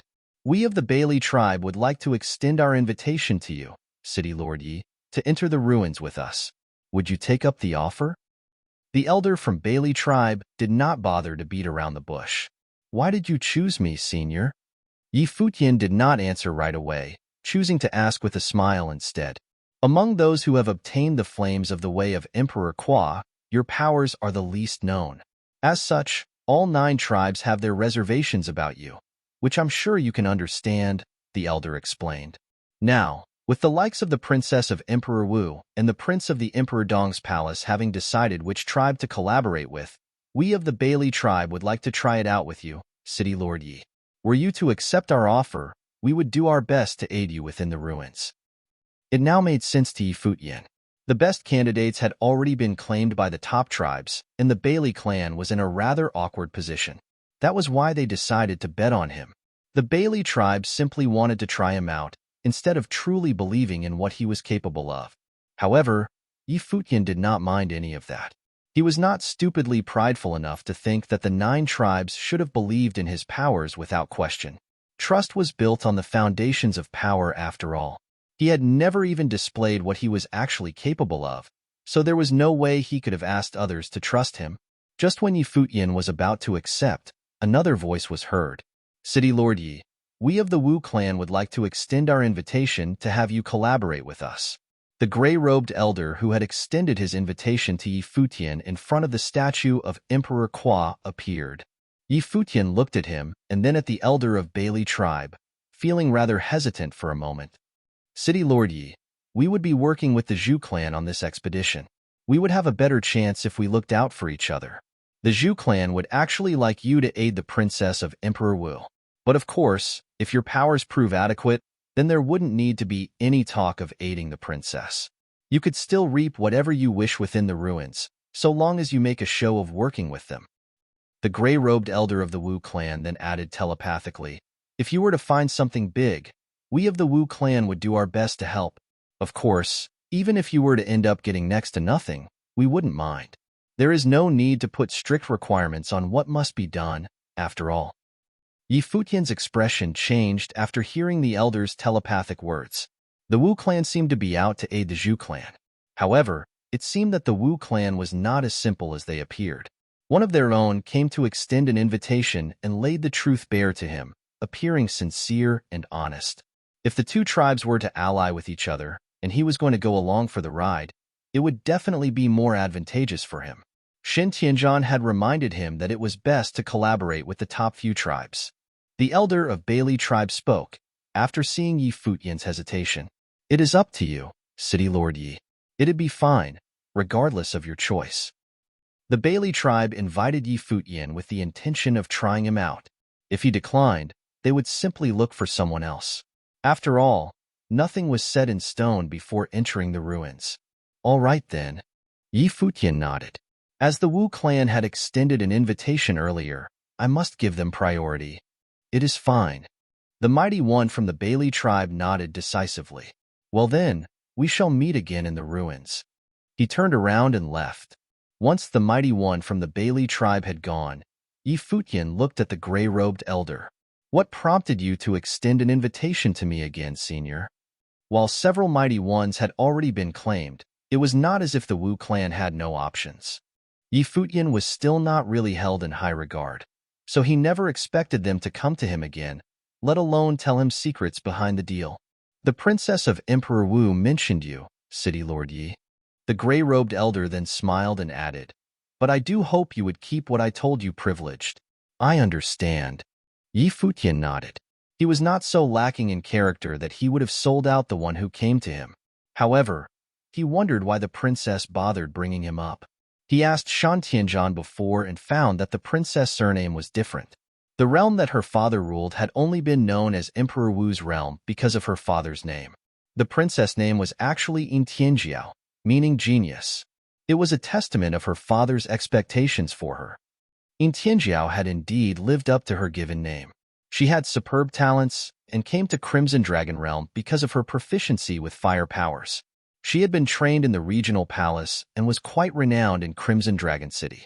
Recalling that fact, Yi Futian wondered if she had brought him up because of Yushang. Yushang had trained at the regional palace and would have definitely interacted with the cultivators who were also there. He wondered if Yushang had talked with Yin Tianjiao before. Well then, I shall take my leave. I will send someone to pick you up before we depart, City Lord Yi, the gray-robed elder said. Yi Futian nodded and the elder left. A group of people came to him next. Xiaqing Yuan, Shen Tianzhan, and some others were there. The 9 tribes had chosen their respective candidates for the collaboration and many looked forward to it. When everything was settled, it was time to depart. The gray-robed elder came to invite Yi Futian and the others to depart together. The group left the inn and headed towards their destination. The 9 tribes moved out at the same time, heading west from Emperor Kwa City.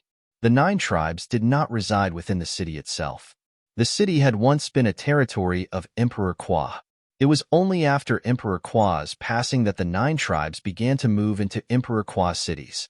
However, their headquarters remained in the areas surrounding the city, and they seemed to have ruled all of the western regions. It was a desolate place which seemed endless, consisting of deserts and castles. The scorching sun shone on the land, and a heat wave threatened to fry the entire area. The further they went, the hotter it got, as if the entire place was covered in flames. The ground was like fire scorching their feet. Amidst the heat-struck desolation, there was an area with statues. The largest of them all depicted Emperor Kwa, with the others surrounding it. They were the mighty ones who had served Emperor Kwa, the ancestors of the 9 tribes. The gallery was in ruins, but in the center was a portal.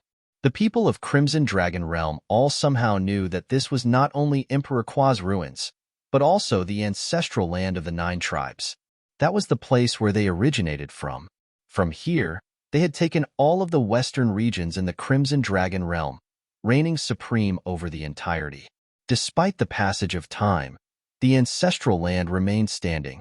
Some of those now present were members of top clans proficient in fire powers, but had not acquired the flames of the way themselves. However, there were also others who had entered the ancestral land before. They landed and walked in a single direction. Mighty ones of the Zhu clan and Yin Tianjiao walked together, attracting the attention of many.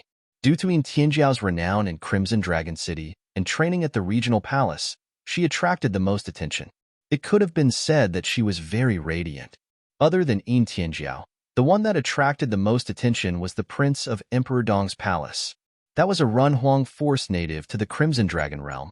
They were the absolute authority in the eastern region of the realm, so much so that not even the Crimson Dragon Emperor would interfere with their rule. Emperor Dong's palace was of equal renown to Emperor Kwa's hall. As the prince of Emperor Dong's palace prepared to enter Emperor Kwa's ruins, many became excited and wondered what would happen next. Out of all the clans, it was the Zhong tribe that was working with the prince of Emperor Dong's palace. They were very powerful and definitely among the top 3 forces. The collaboration of 2 such parties was naturally worthy of note. If you find any errors, broken links, non-standard content, etc., please let us know so we can fix it as soon as possible. Those present were the strongest to be among the 9 tribes. The leaders of all 9 tribes were there personally, as were the holiness of Nirvana. Those present were the strongest to be among the 9 tribes. The leaders of all 9 tribes were there personally, as were the holiness of Nirvana. The fact that the 9 tribes had still been able to rule the region after Emperor Kwa's passing served as an undeniable testament of their powers. Several pairs of eyes turned to Futian when he came. Notable among them were the mighty ones from the Zhu clan and Yin Tianjiao, princess of Emperor Wu. Also Shichan of the Shi clan and Chang Huai, who worked with the Vermilion Bird clan and the Zhu tribe. The Vermilion Bird clan consisted of demonic beasts, with the leader having once served as Emperor Kwa's steed. The student of Saint Chiming worked with the Nanli tribe, while the student of Saint Gio worked with the Raven tribe, the mighty ones of which descended from the bloodline of the 3-legged golden raven. The Bailey tribe had chosen to work with a prestigious young saint from Flaming Prison City after Futian refused their offer. And finally, the ones from Crimson Cloud City worked with the Shang tribe. All 9 cultivators who internalized the flames of the way were of proving holiness level. Though there were others of higher level flame power, only those who had attained proving holiness were permitted. That was because only people of proving holiness level could enter the ruins of Emperor Kwa.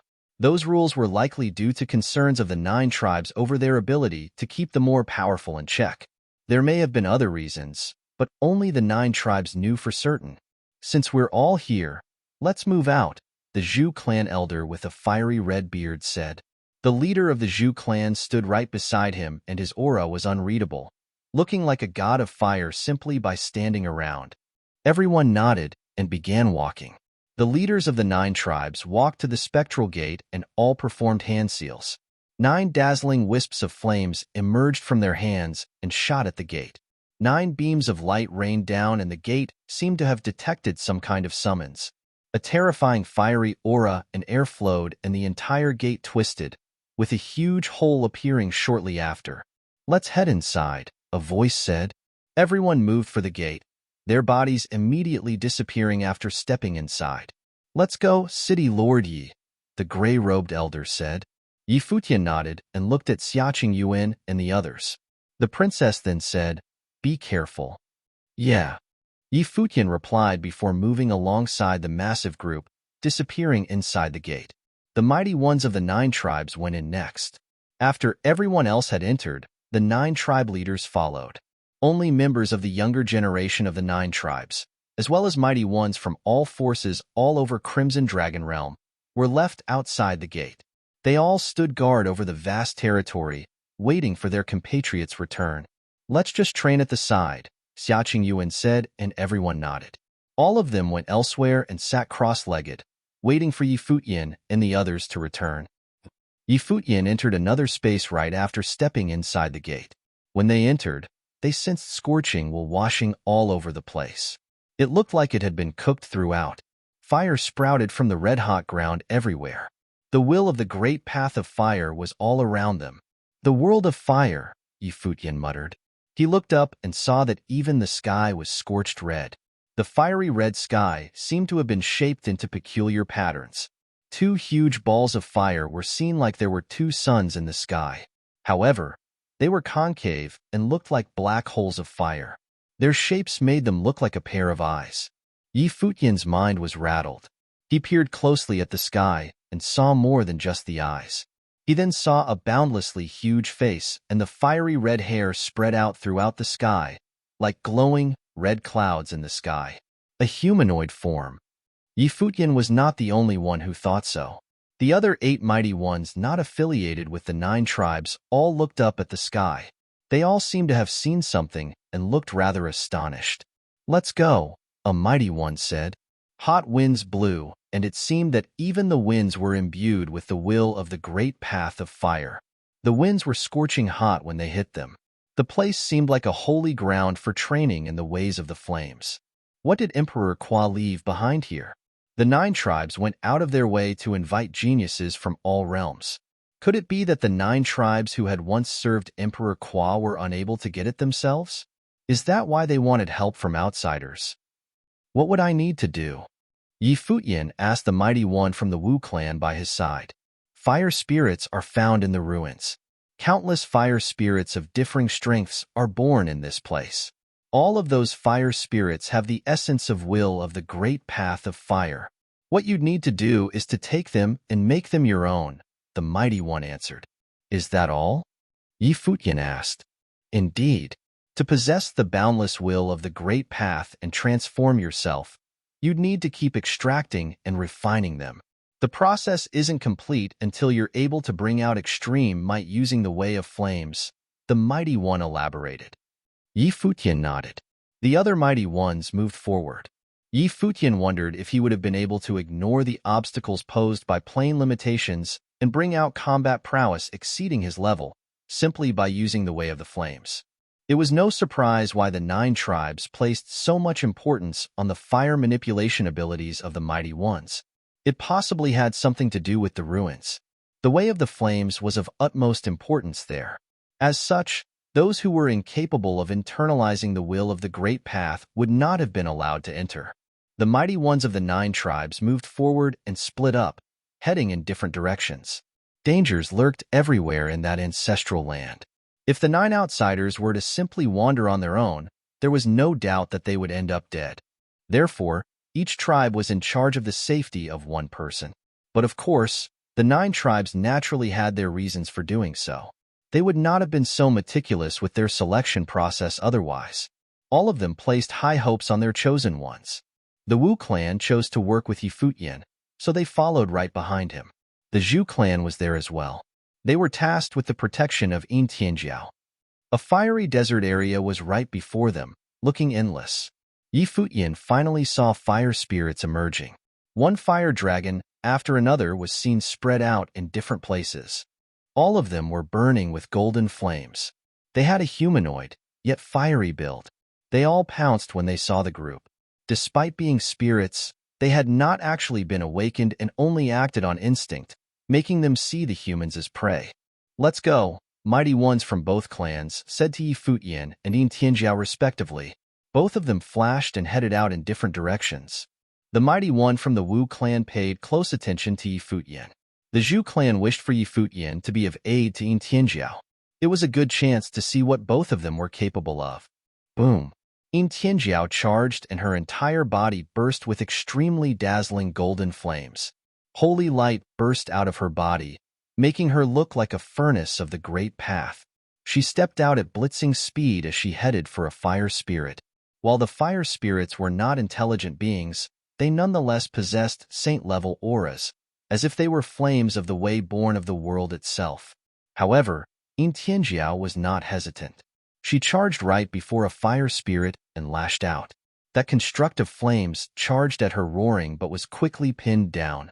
A terrifying whirlpool seemed to have appeared on Tianjiao, devouring the fire spirit's body and making it one with her own. She was able to absorb fire spirits of such levels into her body without pause. The mighty one from the Zhu clan watched the scene quietly. Tianjiao, princess of Emperor Wu, had indeed inherited the true essence of her father. She was able to incorporate fires of the Great Path directly into her, wielding such powers in a variety of means, making her extremely powerful. Futian charged at a fire spirit as well. Raging flames were sensed all over the place. Boom! A fire spirit charged right at Futian, intending to eat him up alive. However, the will of the Great Path coursed about his body and holy light flowed. The flames were quickly internalized. The fire spirit roared and wanted to destroy him outright, yet its body kept shrinking. It continued until every single bit of its way of flames was taken into Futian's body, being siphoned straight to his life palace. The mighty ones from both the Zhu Wu clans nodded when they saw the scene. While the city lord of Qinya City might not have been well-versed in fire powers, but that was not to say that he was weak. Such beginner levels of fire spirits were of no threat to him at all. Both Tianjiao and Futian continued moving forward, destroying any fire spirit that emerged from the desert and consuming their powers. Time passed, and as they crossed the desert area, hundreds of wills of the Great Path of the Flames were already found in Futian's life palace. They came to a lava-filled area when they crossed the desert. The lava burst everywhere, and there were even more fire spirits to be found there. However, the will of the Great Path of Flames was different from what was seen before. But things ended up almost the same nonetheless. Both of them charged into the fires of the lava and continued to internalize the fire spirits within. The mighty ones followed closely behind. The mighty one from the Zhu clan was relieved to find that Futian had not gotten in the way in the slightest, as he consumed the flames without a problem. It seemed that Futian had a way of taking down flames after all. At that moment, the lava boiled and gushing sounds were heard. Futian looked forward and saw the lava boil, from which a war god of lava appeared.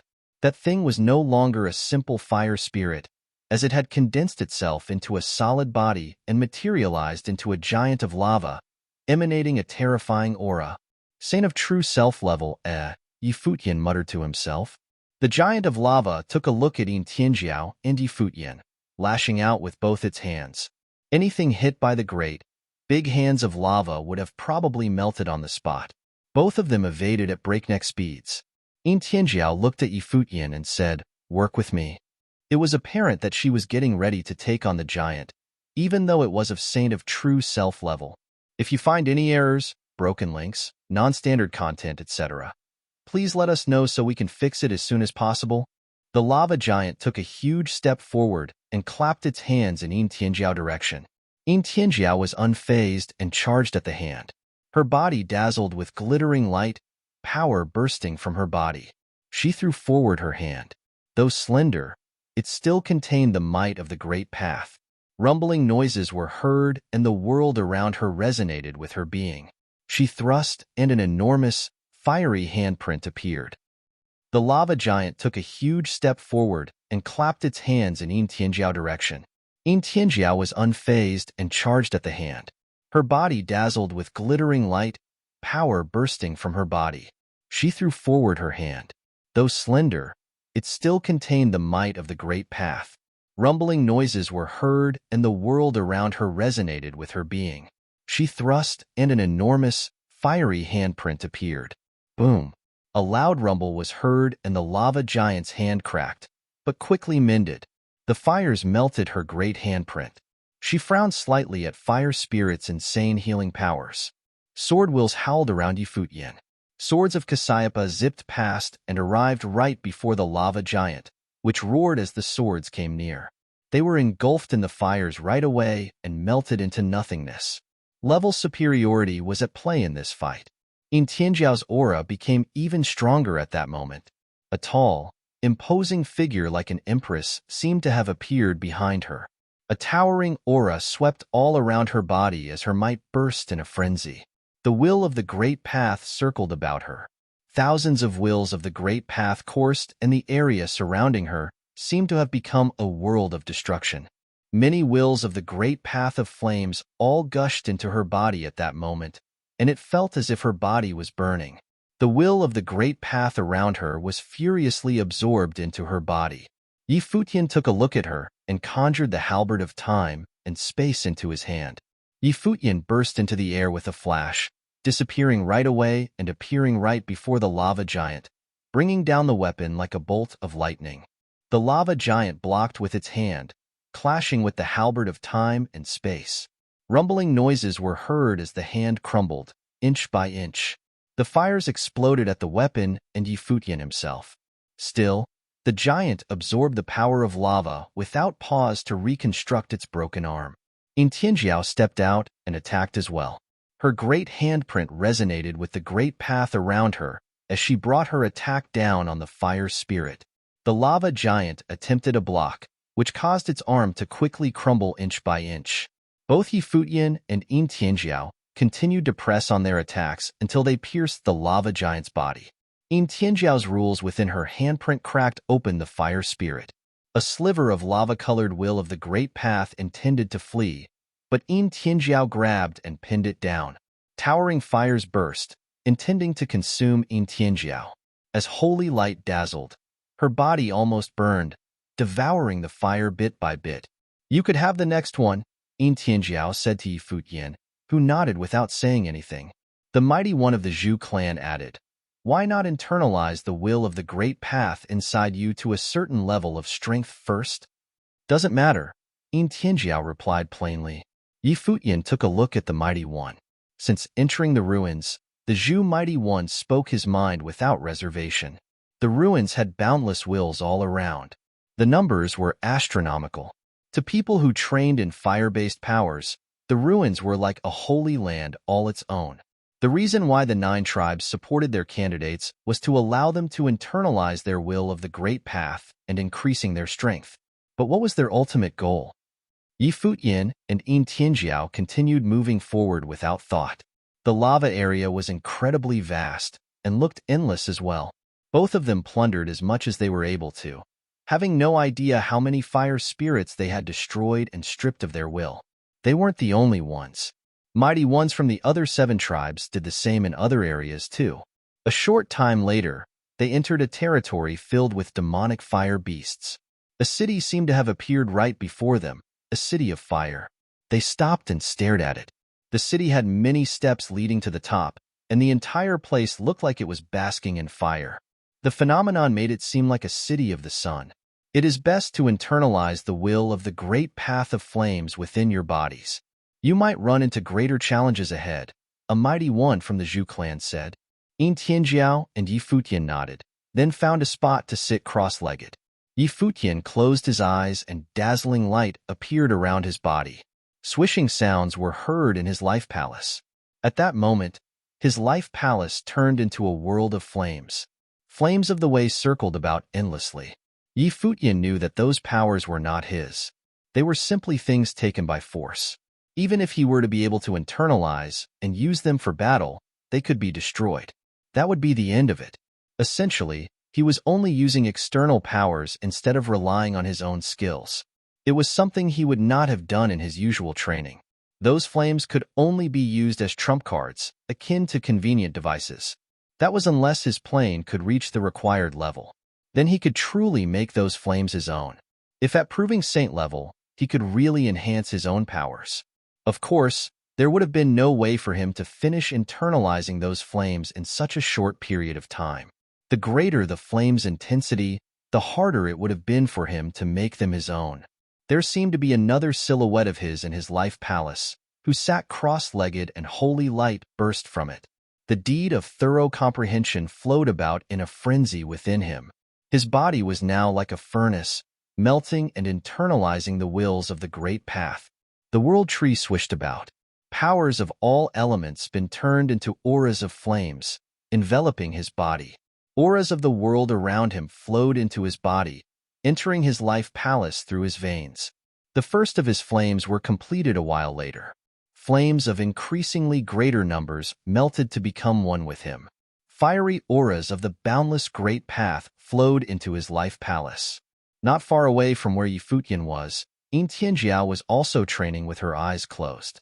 They sat that way for a long time. When they completed their training, they opened their eyes. Together, they began ascending steps before them, moving towards the city of the sun. With every step they took, the heat of the staircase grew increasingly intense. Like they were walking on the flames of the great path. The sun hung high above with countless golden ravens circling around it. The birds dove towards them with great force, as if they viewed the group as intruders. Everyone feared they were on the verge of destruction. Futian sensed the birds' auras and found many of them to be at saint of true self levels. Fiery auras of the great path flowed around the sun, coalescing into dazzling beams of light. The beams shot forth like divine fire. The golden rays were engulfed by them, and they exploded into flaming auras of the great path. What transpired had caught the attention of the mighty ones from both the Zhu and Wu clans. Futian's fire ability did not seem weak at all. His own powers combined with what had been absorbed were like rays of the sun, capable of melting anything. It even seemed to contain will of the sword, which gave the beams devastating shredding power. He conjured the halberd of time and space, grabbing the will of the great path. He charged at the flock of golden ravens that blocked out the sky. Tianjiao's attacks were just as powerful. Her entire body was bathed in the dazzling, holy light of flames. It was apparent that, like Futian, she had also internalized the flames. She melded them with her own attacks and crushed everything before her. Humanoid spirits appeared amidst the great number of golden ravens. A silhouette dove straight for Futian. Its eyes emanated an extremely terrifying demonic aura. Futian sensed the aura as the fire of the sun rained down, intending to penetrate the creature's body. However, it suddenly became a sea of flames, engulfing the area Futian was in. A terrifying head appeared, intending to devour him. The gray-robed mighty one of the Wu clan came behind him. "Be careful, that thing is out to take your spirit." The people of the 9 tribes would not have let anything happen to their candidates, not before they reached their destination. The journey was meant to strengthen their powers and familiarize them with the way of the flames of the 9 tribes' ancestral land. The mighty one lashed out with his hand and dazzling, golden flames fired at the being coming at Futian. It let loose a harrowing roar as it was turned into will of the great path. "Thank you, Senior," Futian said before continuing on. The rest of the mighty ones arrived soon as well, moving up the steps towards the Sun Castle. Upright figures stood guard at the gates of the city. They cast their glances forward and a frightening and immensely profound aura swept over the field, turning into terrifying storms that resonated with the sun in the sky. "It has been years since you last came. Is there one worthy of entering this time?" The 9 tribes had been trying for many years. They had toiled for ages, but had never succeeded. As such, they were forced to begin borrowing external powers. The intent was to unravel the secrets of their ancestral land through the hands of ingenious outsiders. Even so, not one in all those generations had succeeded. The guards wondered how these new chosen ones would fare. They hoped that the clans would not let them down again.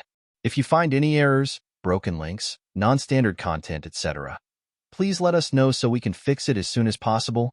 High above the Sun Castle and the sun above the castle, golden ravens descended upon them like a flood.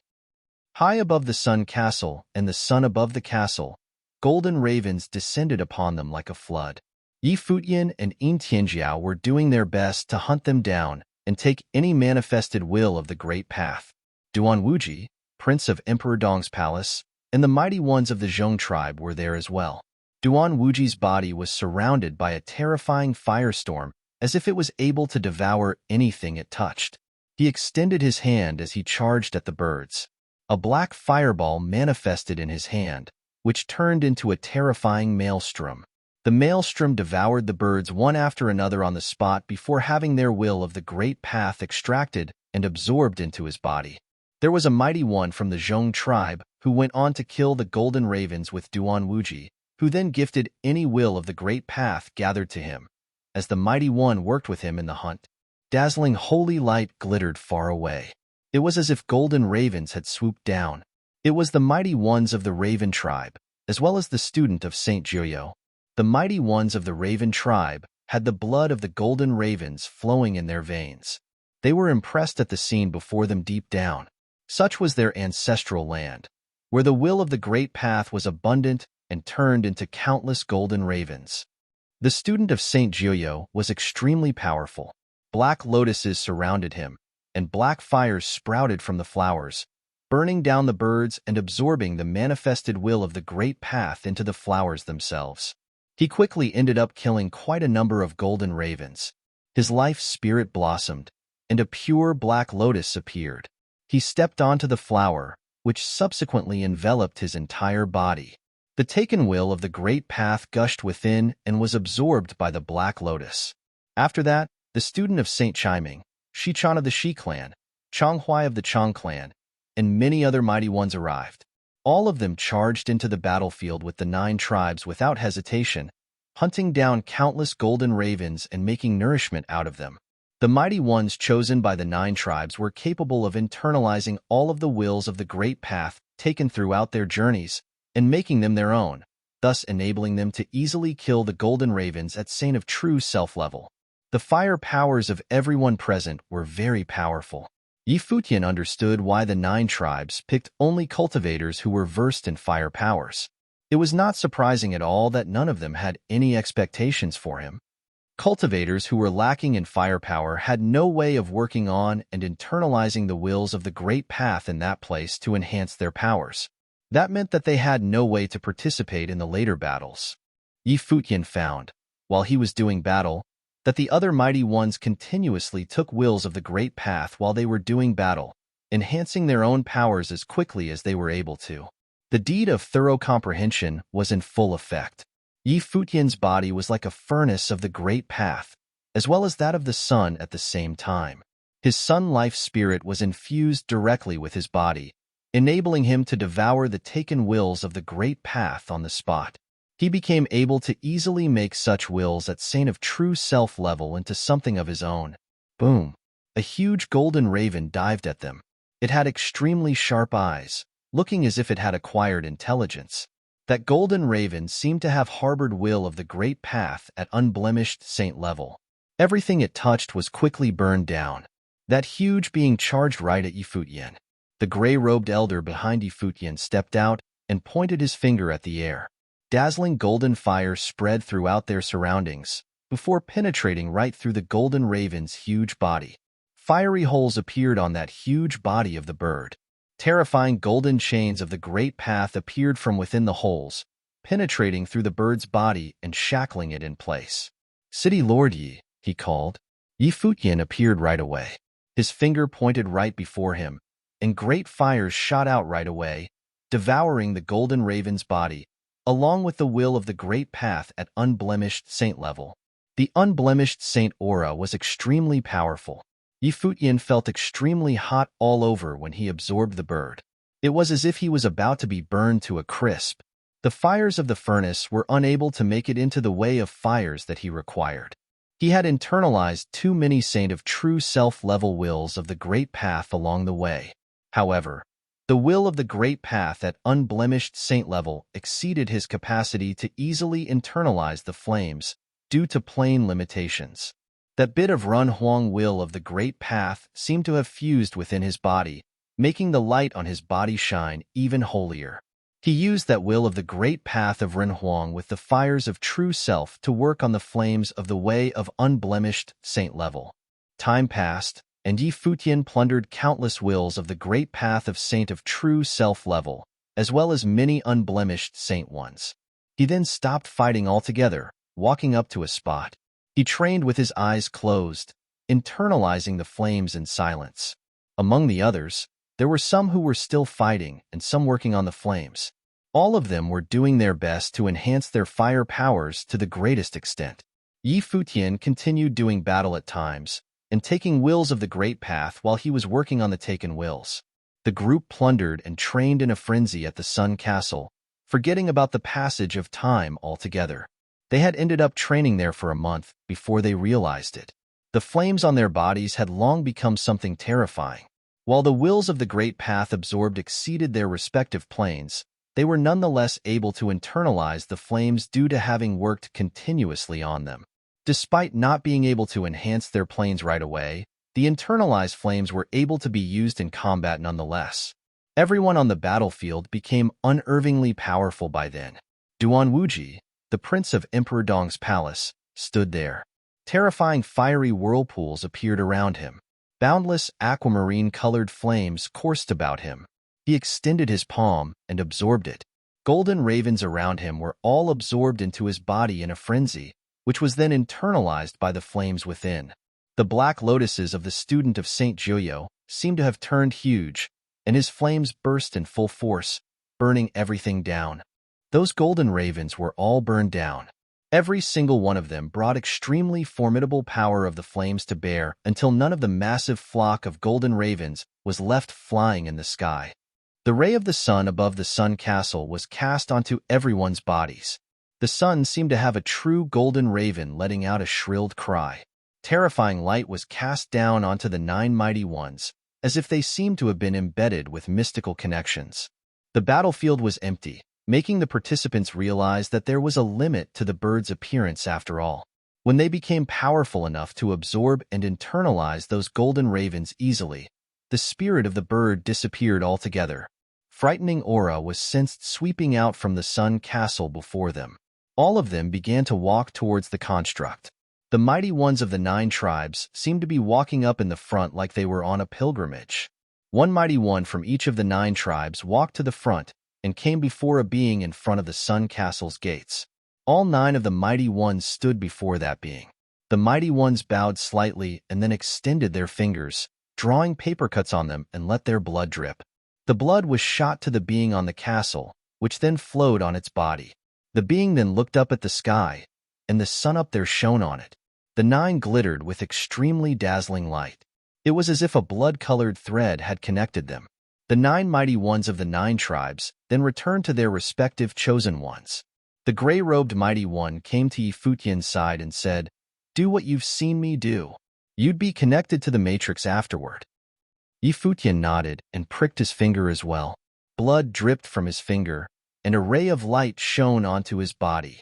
The being on the castle connected to him, and a blood-colored thread was seen in the air. Yi Futian seemed to have seen an illusion right there and then, as if he was linked together with that being at the castle, flourishing and perishing alongside it. All chosen ones of the 9 tribes did the same as well. The space seemed to have a huge matrix conjured, engulfing them within. The center of the matrix was that sun in the air, shining on everyone below. Only one among the 9 of you will be able to enter the ancestral land. It is time for you to battle amongst yourselves, the mighty ones from the 9 tribes said to the people at their side. All 9 of the tribes had chosen their own candidates, and the upcoming battle would determine who would earn the right to enter the ancestral land. The outcome of the battle would also determine which of the 9 tribes would be able to have their ancestral lands opened. Who would be the first to do battle? A mighty one of the Zhu clan said. He turned his eyes at Yin Tianjiao, hoping that they had not chosen the wrong candidate that time and that she would have enabled the Zhu clan to open up their ancestral land. Many turned their eyes to Yin Tianjiao and Duan Wuji. The scene made the mighty one of the Zhu clan lift his brow slightly. The mighty one from the Zhu clan took one look at the gray-robed mighty one at Yi Futian's side, as if he was signaling something. "Let's see you fight first, City Lord Yi," the gray-robed mighty one said to him telepathically. Yi Futian noticed the eyes of that mighty one from the Zhu clan. He was hoping to avoid having Yin Tianjiao fight first, as it would attract too much attention. Yi Futian nodded and stepped out without saying much. Another figure walked out from the other side, right after he emerged. It was none other than Shi Chan, who was working with the Vermilion Bird tribe. She glared at Yi Futian. Intense flames coursed about in her eyes. She was scorching hot all over her. She naturally noticed that Yi Futian had a sun life spirit as well, which meant that he was capable of wielding flames. She lost to Xiaqingyuan back in the fight in Jianmu City, losing their flames of the way. She took that loss as an insult. At the moment, the match was essentially one that was fire fighting against fire. She was confident in not losing to Yi Futian. No words were spoken. The sun hung high up in the air when Futian emerged. 9 suns appeared at the same time above her. Terrifying rays of the sun were fired, containing fires of the great path of destruction. Boom! Flames burst all over Yi Futian's body right away. But it was as if he was a furnace of the great path, devouring the scorching beams shot at him. Futian took one step out. The ground rang, and more suns appeared in the sky, hanging high above and surrounded Yi Futian. All of those suns fired frightening will of the great path of flames unendingly right at Yi Futian. Fiery aura that was even more raging bloomed, and Yi Futian's body had turned entirely into a furnace of the great path. The beams of fire's shot were continuously consumed by the furnace, preventing them from burning his body. Futian performed hand seals and multiple suns circling Yi Futian to close in on him in an instant, as if they were about to merge into a true sun. She then unleashed the wills of the great path of flames that she had imbued into the sun. Devastating fiery beams shot from that sun, making Yi Futian, who was being engulfed in it, feel that doomsday was near, and he was about to be devoured by the sun. If you find any errors, broken links, non-standard content, etc., please let us know so we can fix it as soon as possible. The 9 powerful cultivators had all refined a great deal of will. This was an external force. With it, they could all exert destructive power far beyond their level. The 9 powerful cultivators had all refined a great deal of will. This was an external force. With it, they could all exert destructive power far beyond their level. The power of the sun flare that Futian was putting forth was completely different from that which she had used during her battle with Xiaqing. The part of the air that Yi Futian was in seemed to be within an actual sun. Beams of destructive flame will shot towards him. His body turned into a furnace tripod, and he was covered in flames. When the beams of flame will reached him, they were swallowed up by the furnace tripod, and so they did not even touch his body. The sun seemed about to explode. Destructive power filled the air, trying to bury Yi Futian within it. Ancient characters were floating around Yi Futian as he released the deed of thought comprehension. All of his will melded and turned into flames. His body was the furnace that swallowed up Futian's sun flare, and she was swallowed up within it. The people outside the battlefield could barely see Yi Futian. All they could see was fire. The burning storm swept out, but the people surrounding him stood firm. No one there was weak. The terrible storm gradually dissipated. Futian stared forward. The furnace tripod was still there, and Yi Futian's body was contained within it. A furious look came over her face. The will that she had sent against him had not only not hurt him, but it had also actually been refined by him. Everyone else looked at Yi Futian and felt a flicker of nervousness. The terrifying furnace tripod surrounded him and refined the power of heaven and earth and all the law power into power that he could use. This was an incredibly strong technique. No wonder he had been able to come here. It seemed that his cultivation techniques could be used with flames. The ability to refine things out of flames was also very powerful. A look of surprise came over the faces of the Wu clan cultivators. It seemed that the Zhu clan might have been underestimating him when they had chosen them. Even among the flames, he was still strong. Futian transformed into the divine body of 9 suns, becoming like a sun goddess as she was bathed in divine fire. She shot towards Yi Futian. Her spells could not shake him, so she had to attack him directly. She gathered her power as she rushed towards him. He reached out, and countless sun fists cut through the air like huge fireballs. They slammed into Yi Futian, containing immense destructive and explosive power. Boom! The sun furnace on Yi Futian's body shook endlessly. A huge sword appeared before him, formed from Cassiopeia, and forged from the fire of the great path.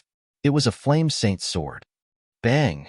There was a loud sound as Yi Futian rose into the air and lashed out with the sword. It cut through the sun fists. This sword of the great path was immeasurably brilliant. It cut down from the sky, slicing through the air toward Shi-chan.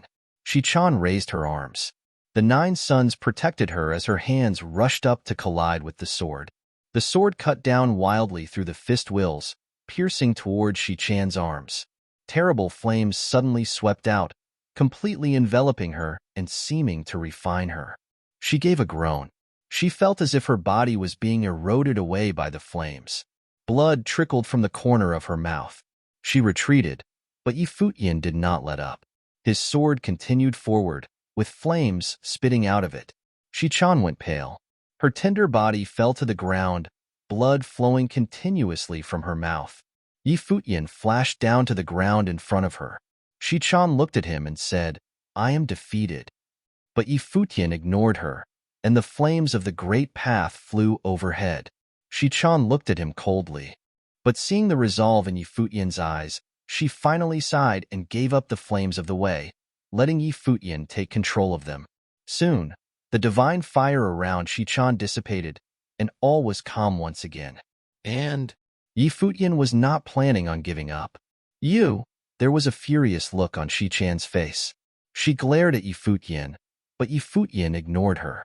When he had obtained Renhuang's flames of the way in Jianmu City, Shi-chan had not been polite to him and had directly attacked him. If she would not pay attention to the rules and only care about strength, then he would naturally not be polite to her either.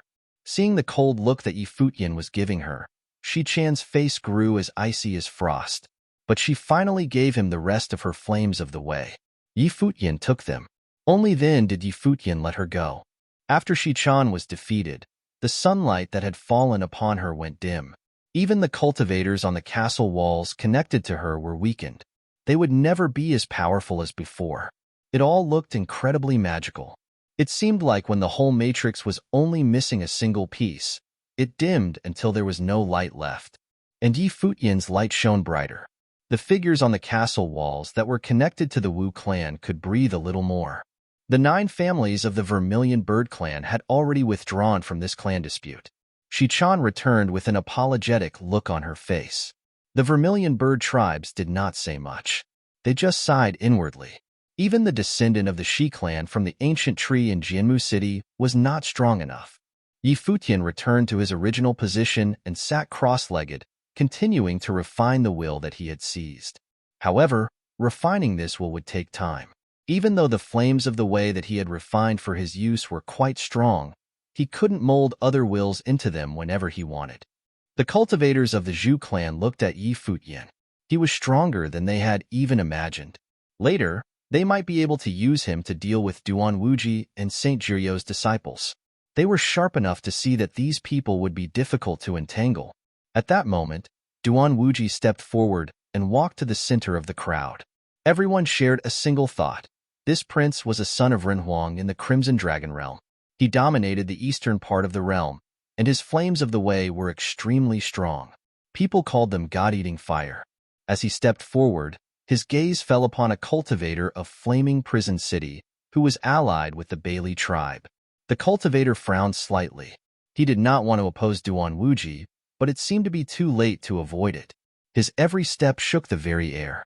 Burning will swept out, and hellfire blazed.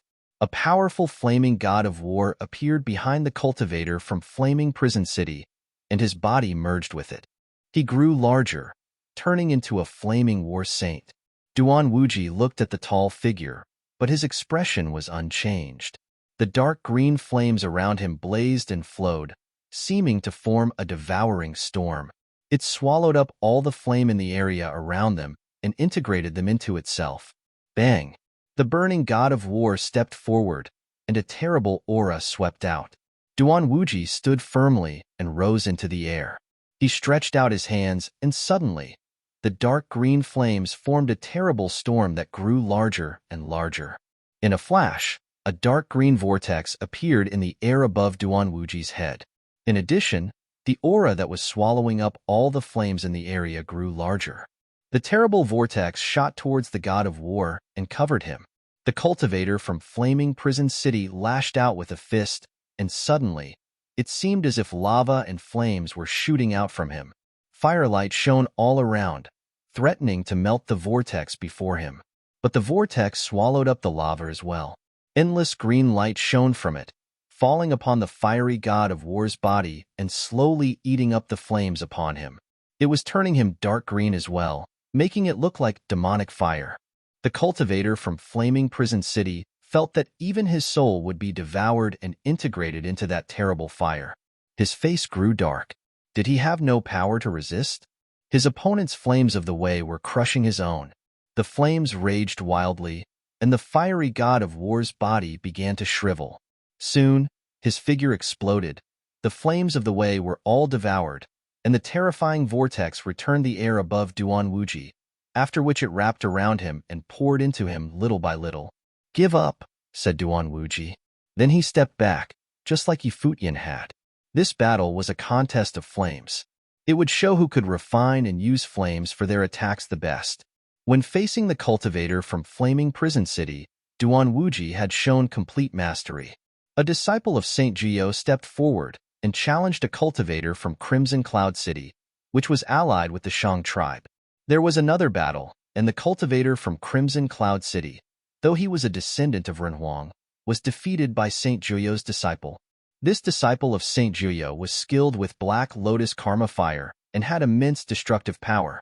He could burn away someone's very soul.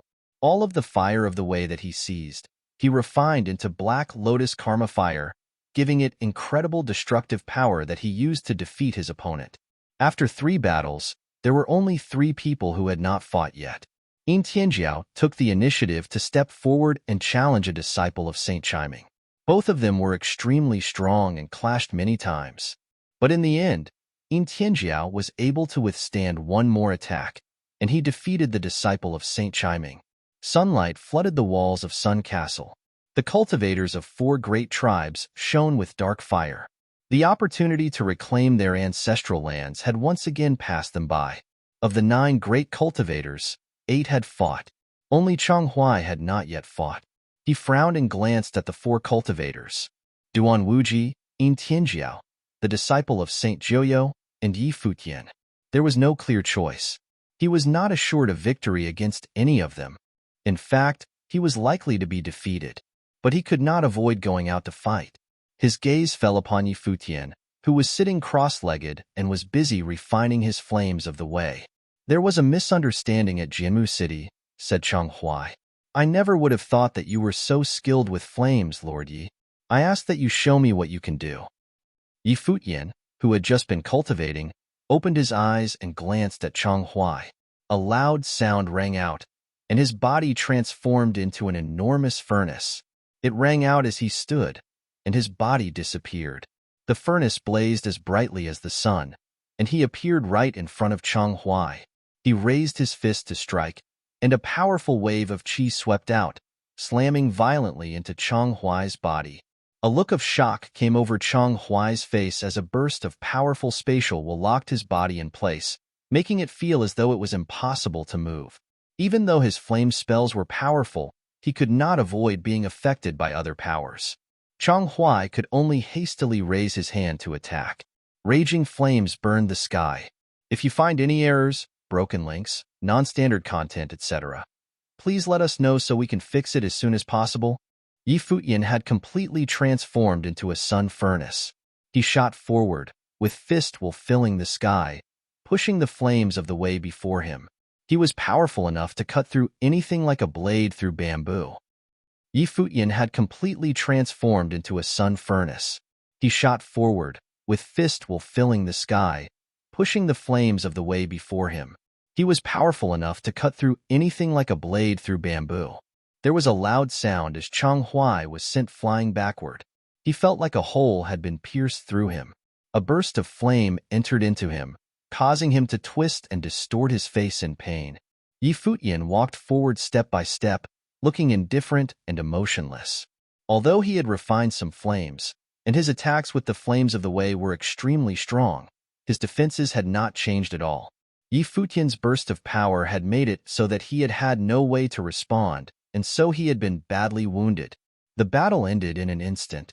Yi Futian walked in front of Chang Huai and swept his cold gaze over him. He reached out, and flames of the way came out from his hand. Chang Huai went pale as he watched the figure before him. He had once ridiculed Yi Futian's reliance on women back in Jinmu City, but now he had been so thoroughly crushed. Even though it was true that Yi Futian had attacked him without warning, even if he had been ready for him, it would have made no difference. His will had been seized, and his Runhuang will had been taken, just like with Shichan. Yi Futian had crushed the two geniuses of the ancient tree. Yi Futian returned to his original position and sat down. Everyone looked at him. This contest between them had not been anything special, and so they had not gotten a look at the opponent's strengths and weaknesses. But they could at least see that the Lord of Qinya City was not like they had imagined. Otherwise, it would not have only been two great tribes that would have went to invite him. After Changhuai was defeated, there were only the representatives of 4 tribes left.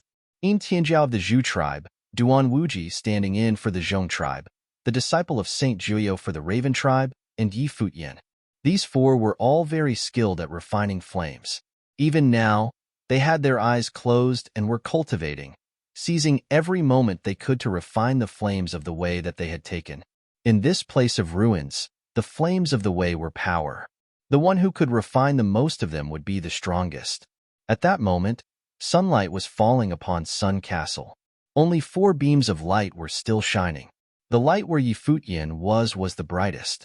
He had defeated 2 great cultivators all by himself, and so he had seized a few more flames of the way. The light seemed to form a mystical matrix. However, this did not increase Yi Futian's power. He could feel the sunlight falling upon him. Seeing that all 4 of them were calmly and silently cultivating, the cultivators of the Zhu tribe cast their gaze over the battlefield. At that moment, there was only the 4 of them. They and the Wu tribe were together in this, which the Zhong tribe and the Raven tribe must have known. Thus, those 2 forces would probably not fight each other, which would let the Zhu tribe and the Wu tribe win the battle without lifting a finger. So, this would be a 2-on-2 battle. He looked towards Duan Wuji, who was fighting for the Zhong tribe. He was probably more threatening than the disciple of Saint Joyo. Thinking of this, the cultivator from the Zhu tribe summoned a cultivator from the Wu tribe and said, "Have Lord Yi challenge Duan Wuji." They would fight for a bit, which would let them see how strong Duan Wuji was. What they had seen in the previous battle was just a performance. Duan Wuji had needed to use too much of his power to defeat his opponent. Yi Futian's performance had been outstanding, so he would probably be able to test Duan Wuji a bit more and see just how powerful the flames of the way that he had refined were, and how strong his god-eating fire was. That way, they would be able to find out as well. The cultivator from the Wu tribe looked out towards Yi Futian. The gray-robed figure walked over to him and said, "Lord Yi, why don't you fight Duan Wuji of the Zhong tribe in this battle?" Yi Futian opened his eyes and glanced at Duan Wuji. He was indeed quite strong. In his last battle, he had nearly crushed his opponent. He had not wasted any energy.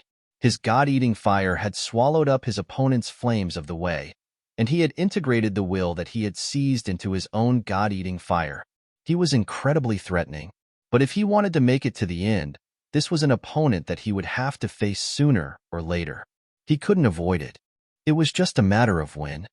Therefore, he did not refuse. He stood up and walked out onto the battlefield. He looked out towards the cultivator from the Zhong tribe and Duan Wuji. Seeming to feel Yi Futian's gaze, Duan Wuji opened his eyes as well and looked back at him. There seemed to be dark green flames within his eyes, like demonic fire. He stood up as well and walked out onto the battlefield. It was still extremely hot in front of Sun Castle. Everything was extraordinarily calm at that moment. The 2 of them stood facing each other. Yi Futian turned into a great furnace once again, and the fire of the great path surrounded him, bathing his body. Dark green flames flowed around Duan Wuji, wrapping around his body. They slowly formed a vortex that grew stronger and stronger. It floated forward, swallowing up all the flames and slowly turning into a massive vortex of flames. The wild vortex shot towards Yi Futian, sucking up all the flame power in the area. Yi Futian used his deed of thought comprehension, and all his will turned into flames that burned like the sun. "Leave!" He pointed to the air, and the flames around suddenly shot upwards, covering the sky. The word "leave" appeared among the flames. The vortex collided with the sun furnace, causing an incredibly destructive storm to sweep out. The dark green storm tried to swallow up the sun furnace, and the sun furnace was trying to transform the vortex. The two forces intermingled, and terrifying flames of the path wrapped around each other. Duanwuji and Futian were floating in the air, using their minds to control the flames and guiding them with their hands.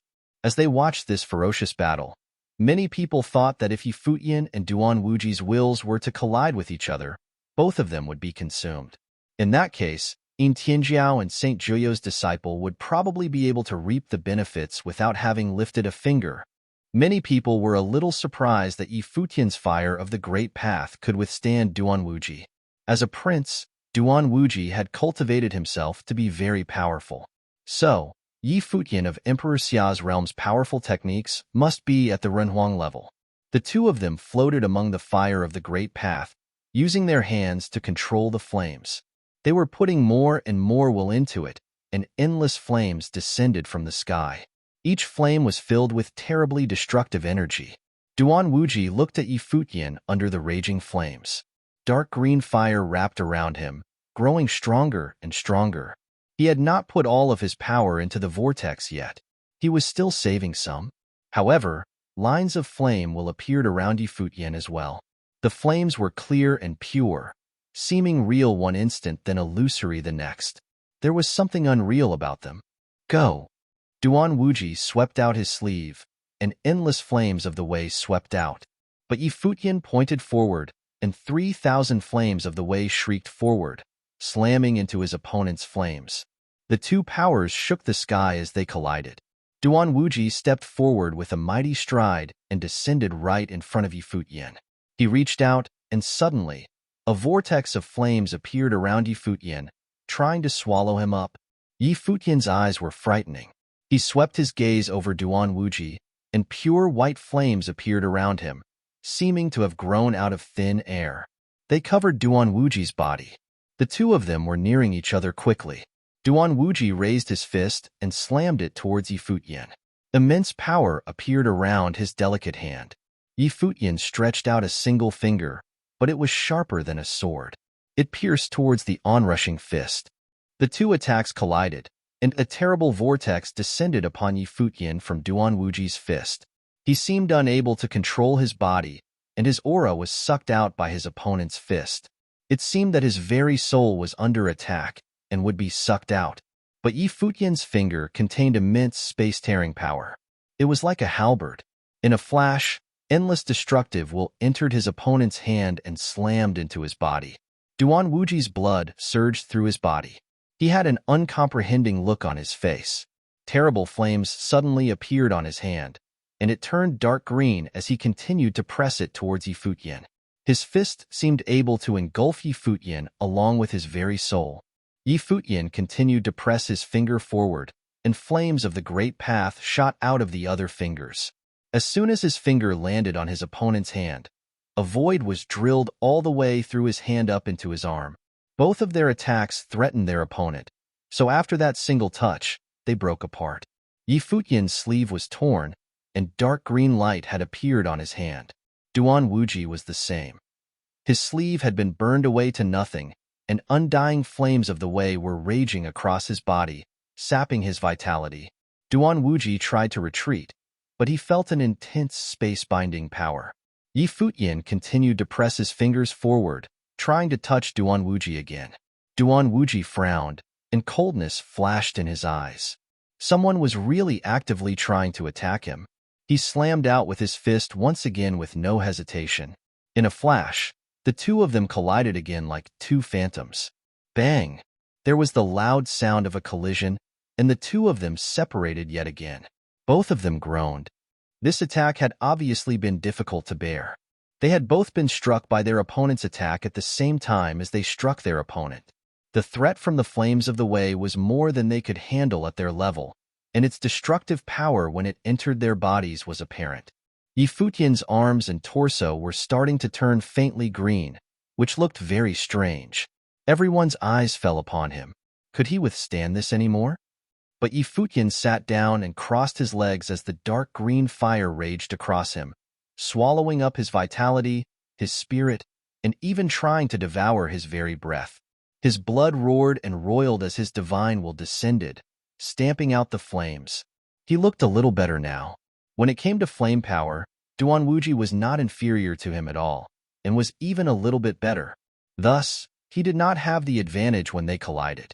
But at that moment, Duanwuji was also sitting cross-legged in the air. Renhuang light seemed to flash around him, snuffing out all other power. White void flames raged within him.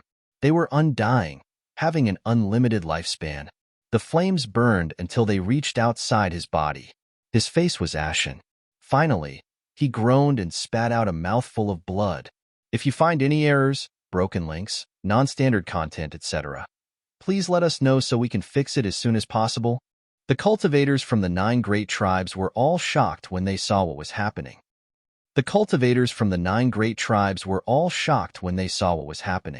Prince Duanwuji had been the first one to be seriously wounded. From his current stance, it was clear that this wound was affecting him greatly, and he was still fighting to control the flames of the way within him. On the other side of the battlefield, Futian swept his gaze around. The divine sun furnace swallowed up everything and gradually devoured the dark green vortex. Duanwuji had no time to deal with him, and so the conflict up in the air had come to an end. Duanwuji has lost. Everyone's hearts trembled. This was an unexpected outcome. If this had just been a regular duel, then even though Lord Yi of Qinya City did not have a brilliant record, he would still have been strong because of Yu Shang, and he could have been more than a match for Prince Duanwuji. However, this was a contest of flames.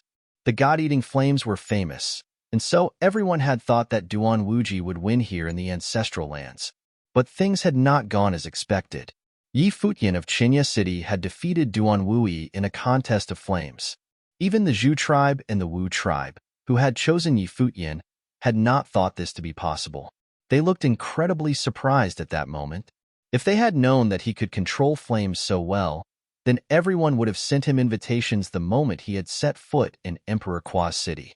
Instead, no one had come looking for him, and so the Wu tribe had been able to convince him to go with them for practically no cost. However, many people looked surprised when they thought of the relationship between the Wu tribe and the Zhu tribe. In Tianjiao of the Zhu tribe was still there, and Yi Futian, whom the Wu tribe had invited, was still so powerful. It seemed that there was no more suspense about the outcome of this struggle at the ancestral lands. St. Juyo's disciple was strong, but it would be almost impossible for a single cultivator to resist 2 powerful cultivators like Yin Tianjiao and Yi Futian. Indeed, he would have a great deal of trouble trying to take on just one of them. After all, Yi Futian had already proven his strength in this battle. Thus, if the Wu tribe was willing to concede to the Zhu tribe, then there was no more suspense in this battle. The Zhu tribe would be the victors and would have the opportunity to put the ancestral lands to use. 8 great tribes had been eliminated from this competition already. The only question was, would the Wu tribe and Yi Futian concede? If they didn't, who was stronger? Yi Futian or Yin Tianjiao? Lord Ye's strength is supernatural. I never would have thought that Prince Duanwuji would lose to him. It seems that St. Juyo's disciple would similarly have a hard time against him, said the burly, middle-aged man from the Zhu tribe with the long, red beard. St. Juyo's disciple looked at Yi Futian. Yi Futian raised his eyebrows slightly. This cultivator from the Zhu tribe was a bit impolite. Or could it be that he was trying to incite a fight between him and St. Juyo's disciple? Among the people present, he was the one who had fought the most. Although he had beaten Duanwuji in the fight he had just had, he had used up a lot of his power to do so, and much of the will he had refined had been destroyed. Moreover, Duanwuji's attacks had injured him. With such fearsome flames entering his body, how could he not have been affected? St. Juyo's disciple was not weak, and his black lotus karma fire contained terrible destructive power. If he fought again after having just fought, then even if he defeated St. Juyo's disciple, he would not be at full power. And at that point, the only 2 cultivators left would be him and Yin Tianjiao. He knew exactly what the cultivator from the Zhu tribe was trying to do. His statement seemed to incite St. Juyo's disciples will to fight. He stared at Yi Futian, and the black lotus karma fire wrapped around him. He was ready to fight. But at the moment, a figure flashed over and descended upon the battlefield, appearing in front of Saint Jiuyo's disciple. The dazzling figure was none other than Yin Tianjiao. She had not waited for Saint Jiuyo's disciple and Yi Futian to fight, but had actively come to participate. Terrible flames wrapped around her, bathing her in divine fire. Her violent aura swept out, shooting towards Saint Jiuyo's disciple. The cultivator from the Zhu tribe was shocked as he beheld this scene. He was surprised that she would act like this, but then he understood. These people were all proud sons and daughters of heaven. Thus, this Yin Tianjiao was an incredibly proud person and had seen what he was trying to do. So she had acted, disdaining such means as he was employing. The cultivator from the Zhu tribe smiled coldly. Yin Tianjiao was indeed proud, but the ancestral lands were extremely important to the 9 great tribes. Now that they were within easy reach, how could he easily let them go? He would obviously use any tricks at his disposal. Also, wasting your opponent's energy was not really a petty trick. Yi Futian eyed Yin Tianjiao. What a proud woman. Duan Wuji was still sitting there. He opened his eyes and looked at Yi Futian, saying, "What kind of flames of the way do you have?" The pure white fire had been almost clear and seemed like void flames. This kind of flame seemed as if it could not be extinguished. Even if he tried to use Ruhuang will to control them, he would still be burned by them. These are flames that I learned about long ago through my cultivation. But at that time, they were just a prototype, so I never used them. Now, when we were refining our flames here in the ruins, I tried to use them again. Now that I've managed to employ them, I call them the fire of white lapis lazuli, answered Yi Futian. These flames have an endless will, said Duan Wuji. Yi Futian nodded slightly. Endless will was indeed contained within those flames, and it would be difficult to extinguish for even the most powerful cultivator.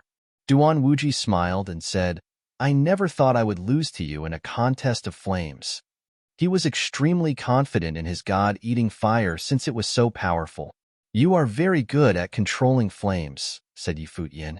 He then turned and returned to his position. He had not been exaggerating. He had spoken truly. That god-eating fire had burned within him. It was indeed quite ferocious. Duan Wuji looked at Yi Futian, then turned and left as well. The glory of the Zhong tribe had dimmed a little bit. Only Yi Futian and the Wu tribe cultivators' glory was still shining brightly. On the battlefield, the 2 cultivators were locked in furious combat. Although Yin Tianjiao had cultivated many powerful flames of the way, she seemed to have integrated all of them into her attack spells. She was bursting with power as she launched her attacks. Saint Jiuyo's disciple's Black Lotus Karma Fire was incredibly strong, but it seemed almost insignificant when facing Yin Tianjiao. In the end, Yin Tianjiao defeated Saint Jiuyo's disciple and made it to the end of the contest. The glory of the Raven tribe dimmed while the Zhu tribe's glory brightened. The light of the sun fell upon the 2 remaining tribes, the Zhu tribe and the Wu tribe. It also shone high up into the clouds. What was hard for people to accept was that the 2 remaining cultivators were from the Zhu and Wu tribes. These 2 tribes were very close and were practically allied. Now they had both made it to the end. Did that not seem a little strange? Would they really fight each other now? Yi Futian was still busy refining his will. He sat with eyes shut, cultivating. He seemed to have not seen the conclusion of Yin Tianjiao's battle. The Zhu tribe cultivator's gaze fell upon Yi Futian. Lord Yi, he said, I will have a great gift of thanks for you when we return. Why don't we let this battle end here, all right? He hoped that Yi Futian would give up. Yin Tianjiao was very strong, but if they could win this without a fight, everything would be settled. The fact that Yi Futian was still there made him an unknown factor. If he had been able to defeat Prince Duan Wuji, who could say that he would certainly lose to the princess of Emperor Wu, who had cultivated in the Crimson Dragon Realm, end it here? Yi Futian looked at the cultivator of the Zhu tribe. The elder of the Wu tribe placed his trust in me and asked me to fight this battle. I've already come this far. How can I give up? I must give it my all. The Zhu tribe cultivator frowned. He was a bit upset with this reply. The Wu tribe cultivator looked at him, then to Yi Futian and said, both of them are powerful figures, and so it would be good to watch a battle between the 2 of them. Why don't we just let them fight? The Zhu tribe cultivator frowned. This man from the Wu tribe seemed to have his own ideas. Was it because Yi Futian's strength had given him confidence, and thus thoughts of total victory had been born in his mind? "What are you thinking, Wu Yong?" asked the Zhu tribe cultivator coldly. The other cultivators of the Zhu tribe also swept their gazes over the people from the Wu tribe. Coldness flashed in their eyes. Were they trying to stand up for themselves? Boom! At that moment, a wild flame aura swept out. Yi Futian ignored the Zhu tribe cultivator. He directly unleashed his power as he sped towards Yin Tianjiao. He was prepared to fight. As for the Zhu tribe cultivator's exhortations, how could he obey them? Why had he even come here? Would he give up when he was only a step away? Please enlighten me. Wild flames rolled towards Yin Tianjiao as the great path furnace burned everything. Yin Tianjiao waited for it patiently, staring at Yi Futian. In a flash, a ringing sound came from her, and she blazed as brightly as the sun. Her radiance was frightening. Boom! Her wild aura shot up into the clouds. She seemed like a goddess of war. Divine light shot up into the sky as she gazed at Yi Futian's onrushing figure. Great path-binding power descended. It was spatial will that sought to freeze her in place. But Yin Tianjiao stepped forward with no thought of retreat. She seemed about to trample upon Yi Futian's body. A giant palm print materialized before her and slammed out towards him. The battle had broken out in an instant. There was a dark look on the Zhu tribe cultivator's face. He watched Yi Futian with unkind eyes, but soon, he was watching the whole battle. This battle was extremely important. The idea to have the Wu tribe invite Yi Futian on this trip to the ruins had originally been theirs. When the Wu tribe had seen Yi Futian's strength, they decided to gamble with him. He would watch and see. If Yi Futian was defeated at Yin Tianjiao's hands, how would the Wu clan cultivators deal with him? And even if he won, would the Wu clan cultivators be able to take all of the Zhu clan cultivators? Two figures collided wildly atop of Sun Castle. Yi Futian was bathed in the sun's fire. He turned into a furnace tripod, and ancient characters surrounded him, refining all his power and integrating it into his body. He let loose a powerful attack. Yin Tianjiao was a princess of Emperor Wu's realm and was a Run Huang cultivator. It was apparent how powerful she was in combat. She had also inherited Emperor Wu's talent, and her attack spells were overpowering. She integrated the fire of the Great Path into her attacks. At that moment, the fire merged with the martial will exploding from her body. But it was different than it had been with Shichan. Shichan had transformed into the divine body of 9 suns, but that had just been like borrowing the might of the sun. But Yin Tianjiao had transformed into a goddess of war. Burning flames wrapped around her, and she borrowed the might of the entire world. Her every strike and her every movement was filled with destructive power. At that moment, Yin Tianjiao raised her fist and pressed it down towards Yi Futian. She was powerful and overwhelming. Her attack, the Nirvana handprint of unblemished flames, covered the sky and shook the very as it slammed towards Yi Futian. The wave of flames swept out, giving off a shrieking sound. Yi Futian activated the deed of thought comprehension and took the flames into his own body as he had turned into a great furnace. He also raised his fist and stepped forward with the footwork of Xianyuan. The air trembled along with the great path. He thrust forward with overlapping Huangting fist wills, and his attack slammed into the palm print that covered the sky. A rumbling noise rang out, and the handprint trembled as cracks appeared in it. It then collapsed. But Yin Tianjiao's attacks did not stop. She continued forward and struck out with both fists at the same time. Her long robe was bathed in flames. She looked majestic and powerful. She slammed out her fists like a martial goddess, and her flaming palm print flattened everything in its path. The two of them slammed together, and a destructive airflow swept out at their terrifying collision. There was a loud bang, and they both retreated. Yi Futian's gaze was fixed on his opponent. He was a little surprised that a woman could attack so powerfully. No wonder she had been able to enter the regional palace to cultivate. He wondered if she had fought with Yusheng there. Yin Tianjiao felt her heart quaking. She had not been able to beat Yi Futian, and he was even directly attacking her. This guy was just like that B***starred from the regional palace. He was simply a monster. Moreover, He seemed to have a similar power to her own in that he could integrate the power of flames into his attacks. Either way, this showdown between them was not getting anywhere. She looked at Futian, and her blood boiled. The blood of Renhuang flowed through her veins. The light from an even more powerful flame shot up into the sky. Divine fire seemed to wrap around her as dazzling flame light pulsated. It was like a divine golden fire was burning her body and making her aura even more powerful. An even wilder aura swept out from her. A look of surprise came over Futian's face. Tianjiao's aura was increasing and becoming stronger. It was as if the flames of the way within her were improving her combat ability. Golden flames shot out of her eyes and pierced towards Futian's. In that instant, Futian felt terrible divine flames burning in his mind that sought to extinguish his spiritual willpower. Whoosh! Tianjiao stepped forward, and the divine flames that wrapped around her body transformed into a fiery war goddess with many arms. The goddess thrust out her fists towards Futian, destroying the very air as they covered him in blows. There was a look of pain in Futian's eyes. He looked up at the oncoming fists, and a terrible fiery airflow swept out from him. At that moment, horrifying divine fire shot out from his eyes. He looked at Tianjiao, and she seemed to see an incomparably huge fiery god of war. The scene was somewhat familiar to her. Intense sunlight fell from the sky. It was as if the sun itself was on fire. The flames fell on Futian's body, making the flames that were already around him become stronger and stronger. All the cultivators from the 9 great tribes were looking at him, and their hearts were trembling. They also seemed to feel a familiar aura. The Renhuang flames of the way, they all said as they watched him. Had this guy refined many Renhuang flames of the way and integrated them into his body for his own use? Tianjiao's flames of the way could also be called Renhuang flames of the way.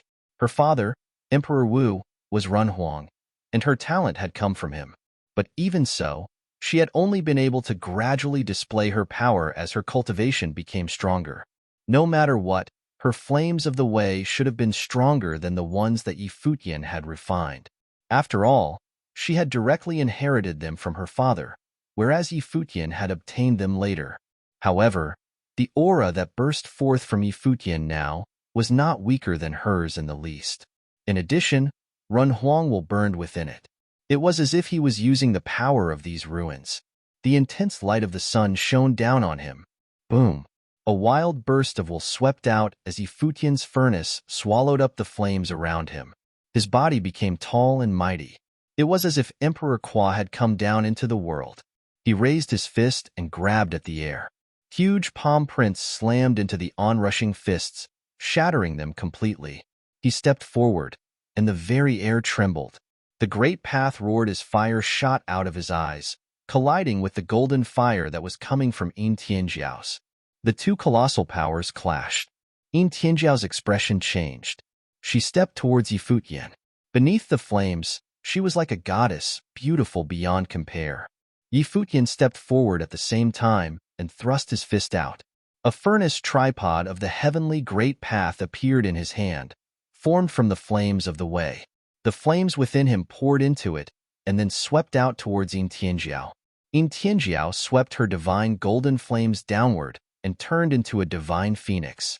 She and many other sacred beasts of flame charged forward. But the divine furnace was growing larger and larger, and it swallowed them all up. The fiery divine beasts shrieked as they were shattered within it. They could not break out. Boom! The fiery divine beasts all melted within the furnace. Tianjiao went pale. The terrifying furnace continued to swallow them all up, and endless divine flames shrieked forward, but they could not destroy it.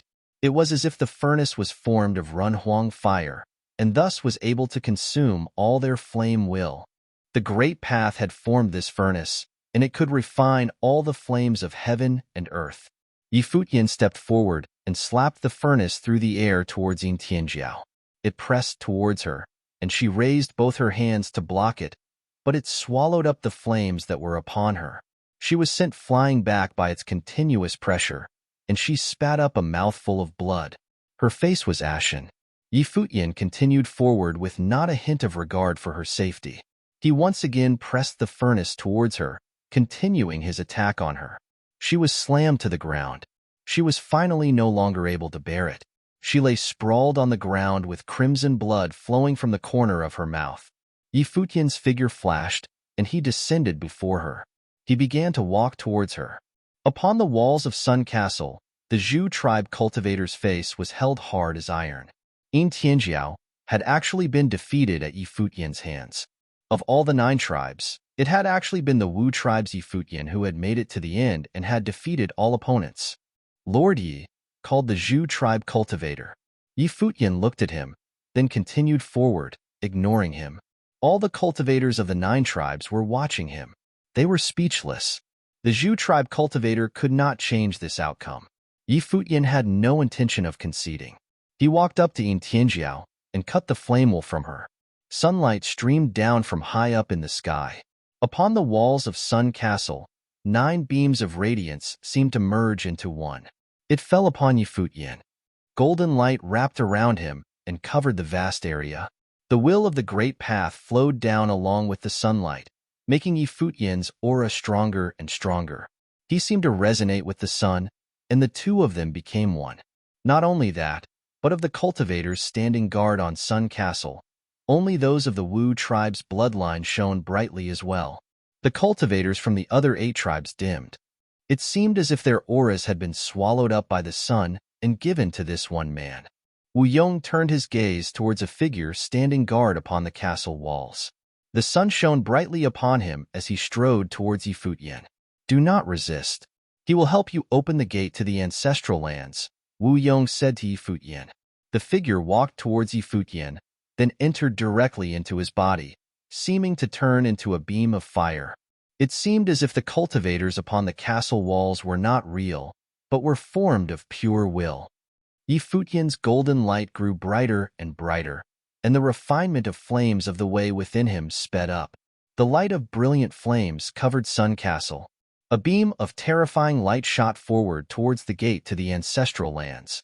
The sun, Futian's body, and the gate to the ancestral lands all shone brightly one after the other. Even under the light of the terrible golden fire, the gate did not budge. Even as it was heated until it became red hot, it still stood firm. Open it, then we can go to the ancestral lands, said Wu Yong from beside Futian.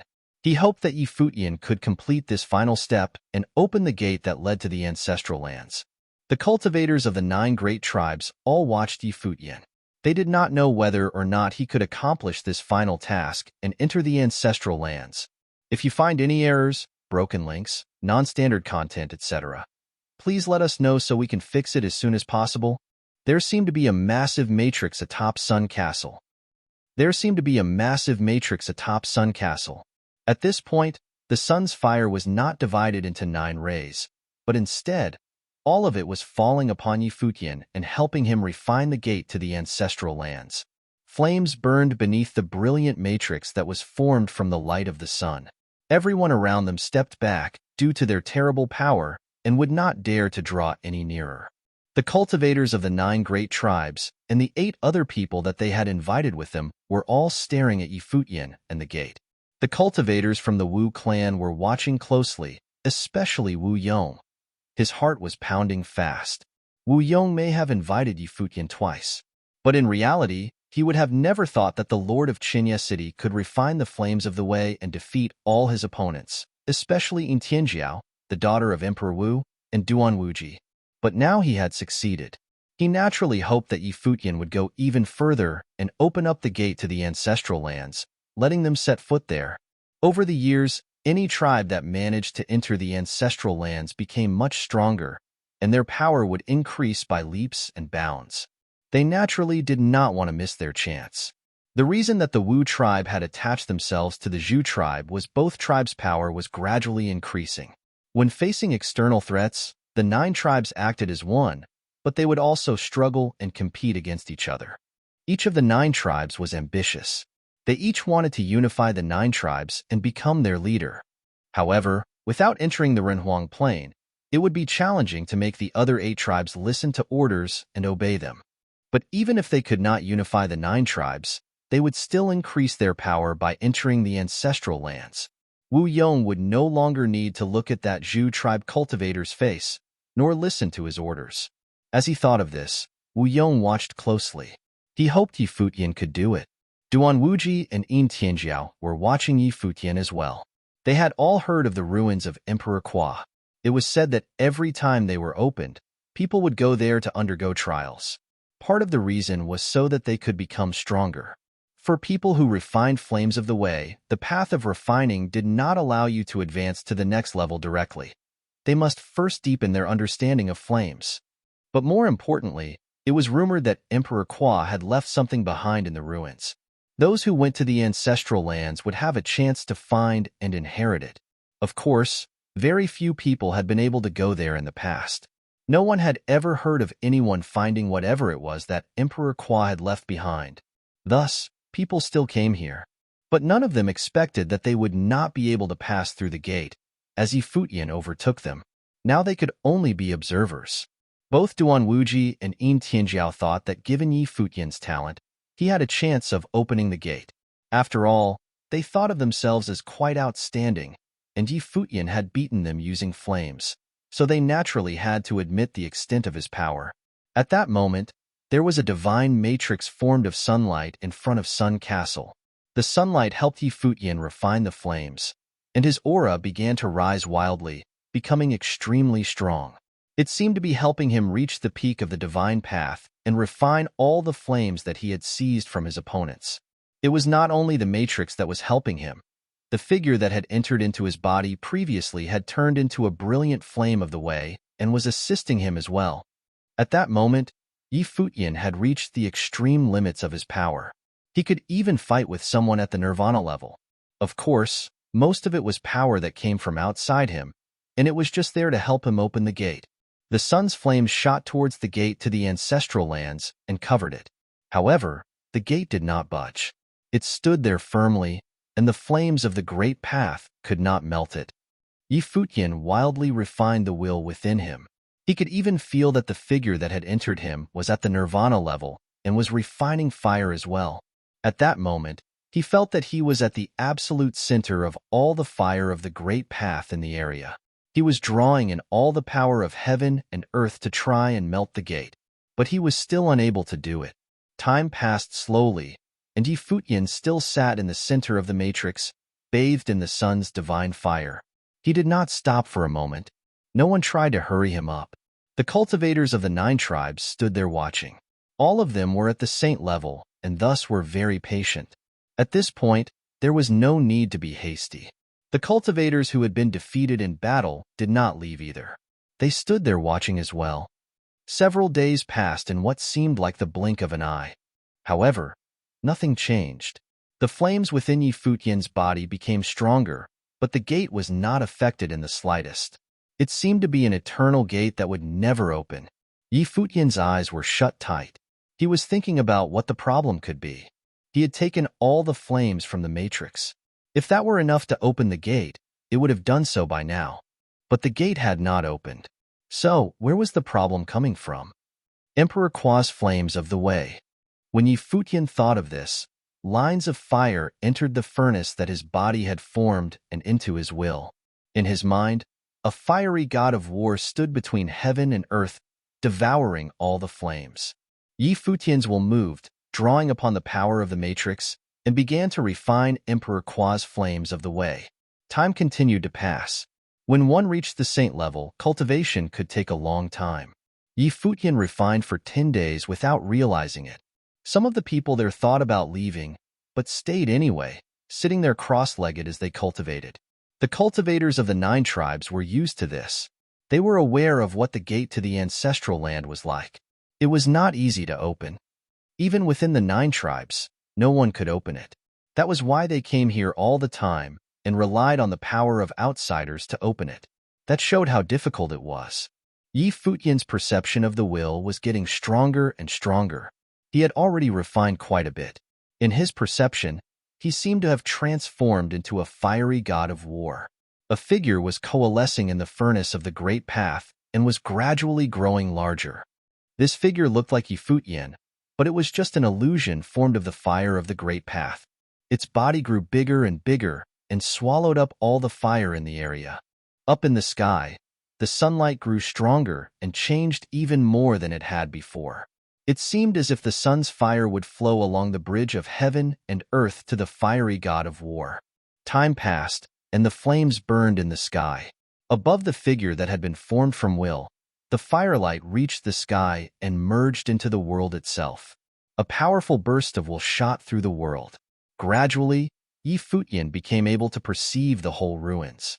After some time, everything in his perception changed. He seemed to see an incomparably immense figure. It was just like when he had just come to the ruins, but it had become much clearer. There was a huge face in the sky, and the brilliant sun seemed to be its eye. The crimson clouds were its hair, and the vast ruins seemed to be its body, and the fiery magma was its blood. It seemed as if these ruins had been integrated into a god, or rather, these ruins were, in fact, a god. Is that Emperor Kwa? Futian wondered this. Heaven and earth seemed to change colors as the whole ruins were dyed red. The sun matrix's power reached its limits, and the figure of the god of war that was formed from flames seemed like it would swallow up the whole sun. There was endless fire everywhere, and it all turned into nourishment for the figure. Rays of divine light shot towards the gate and finally slammed against it with loud bangs. The gate gradually began to change. It looked like it was melting. The entire gate gradually became transparent. It's opened. The Wu tribe cultivator's eyes were bright. Futian had done it.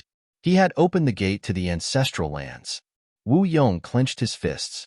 Although he was an unblemished saint, he was still obviously very excited by this. He had not expected this stroke of luck that he had invited someone able to open the gate to the ancestral lands. He looked up into the crimson sky and felt his heart pounding. The Wu tribe would finally have a chance to enter the ancestral lands. Lord Yi, the gate to the ancestral lands is open. Please let us, the members of the Wu clan, enter. You may enter as well, but do not let anyone else, Wu Yong said to Futian. Very well, answered Futian. Wu Yong looked around at everyone else and saw a powerful figure standing next to him. It was the elder of the Wu tribe. He looked at the other tribes and said, "This time, it is the Wu tribe who will enter the ancestral lands." On saying this, the whole tribe started forward.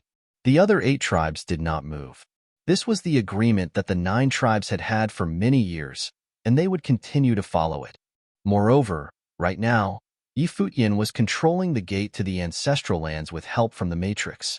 At this point, it could be said that Futian was at the extreme limit of his power, and could even kill someone who had reached nirvana. He was the one whom the Wu tribe had invited, and thus the Wu tribe had earned the right to enter the ancestral lands. Open. Futian opened his eyes, and terrifying light flashed in them. A fiery hole appeared in the gate to the ancestral lands. The Wu tribe walked forward, entered within it.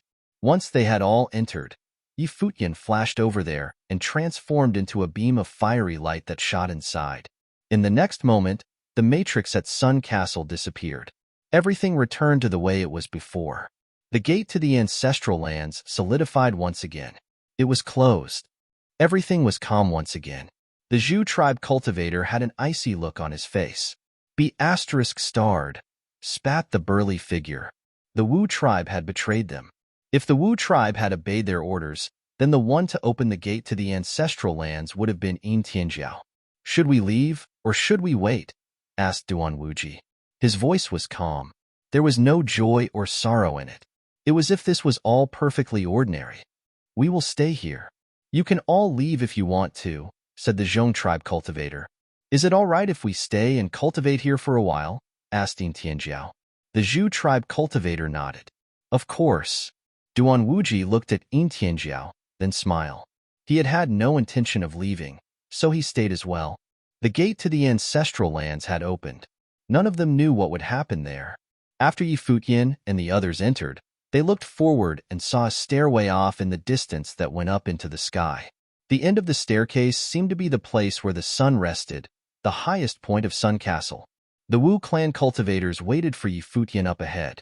The elder watched Futian walking over. Many thoughts were racing through his mind. At this point, Futian no longer had the blessing of the Matrix.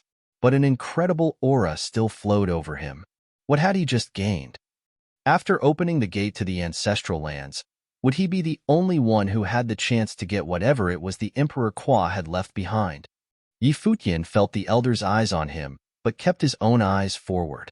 He looked extremely calm, but he felt a keen sense of determination. This whole scene made his heart tremble slightly and gave rise to a sense of vigilance within him. This elder of the Wu clan had never spoken to him. Could it be that he had some ideas of his own? For him to pull down the bridge after crossing the river would be nothing new. If you find any errors, broken links, non-standard content, etc., please let us know so we can fix it as soon as possible. Have you gained anything from this, Lord Yi? The Wu tribe elder asked Yi Futian. There was a faint smile on his face, and it did not look like he had any ulterior motives. Have you gained anything from this, Lord Yi? The Wu tribe elder asked Yi Futian. There was a faint smile on his face, and it did not look like he had any ulterior motives. I have been able to refine a lot of will, and have felt Emperor Kwa's majesty.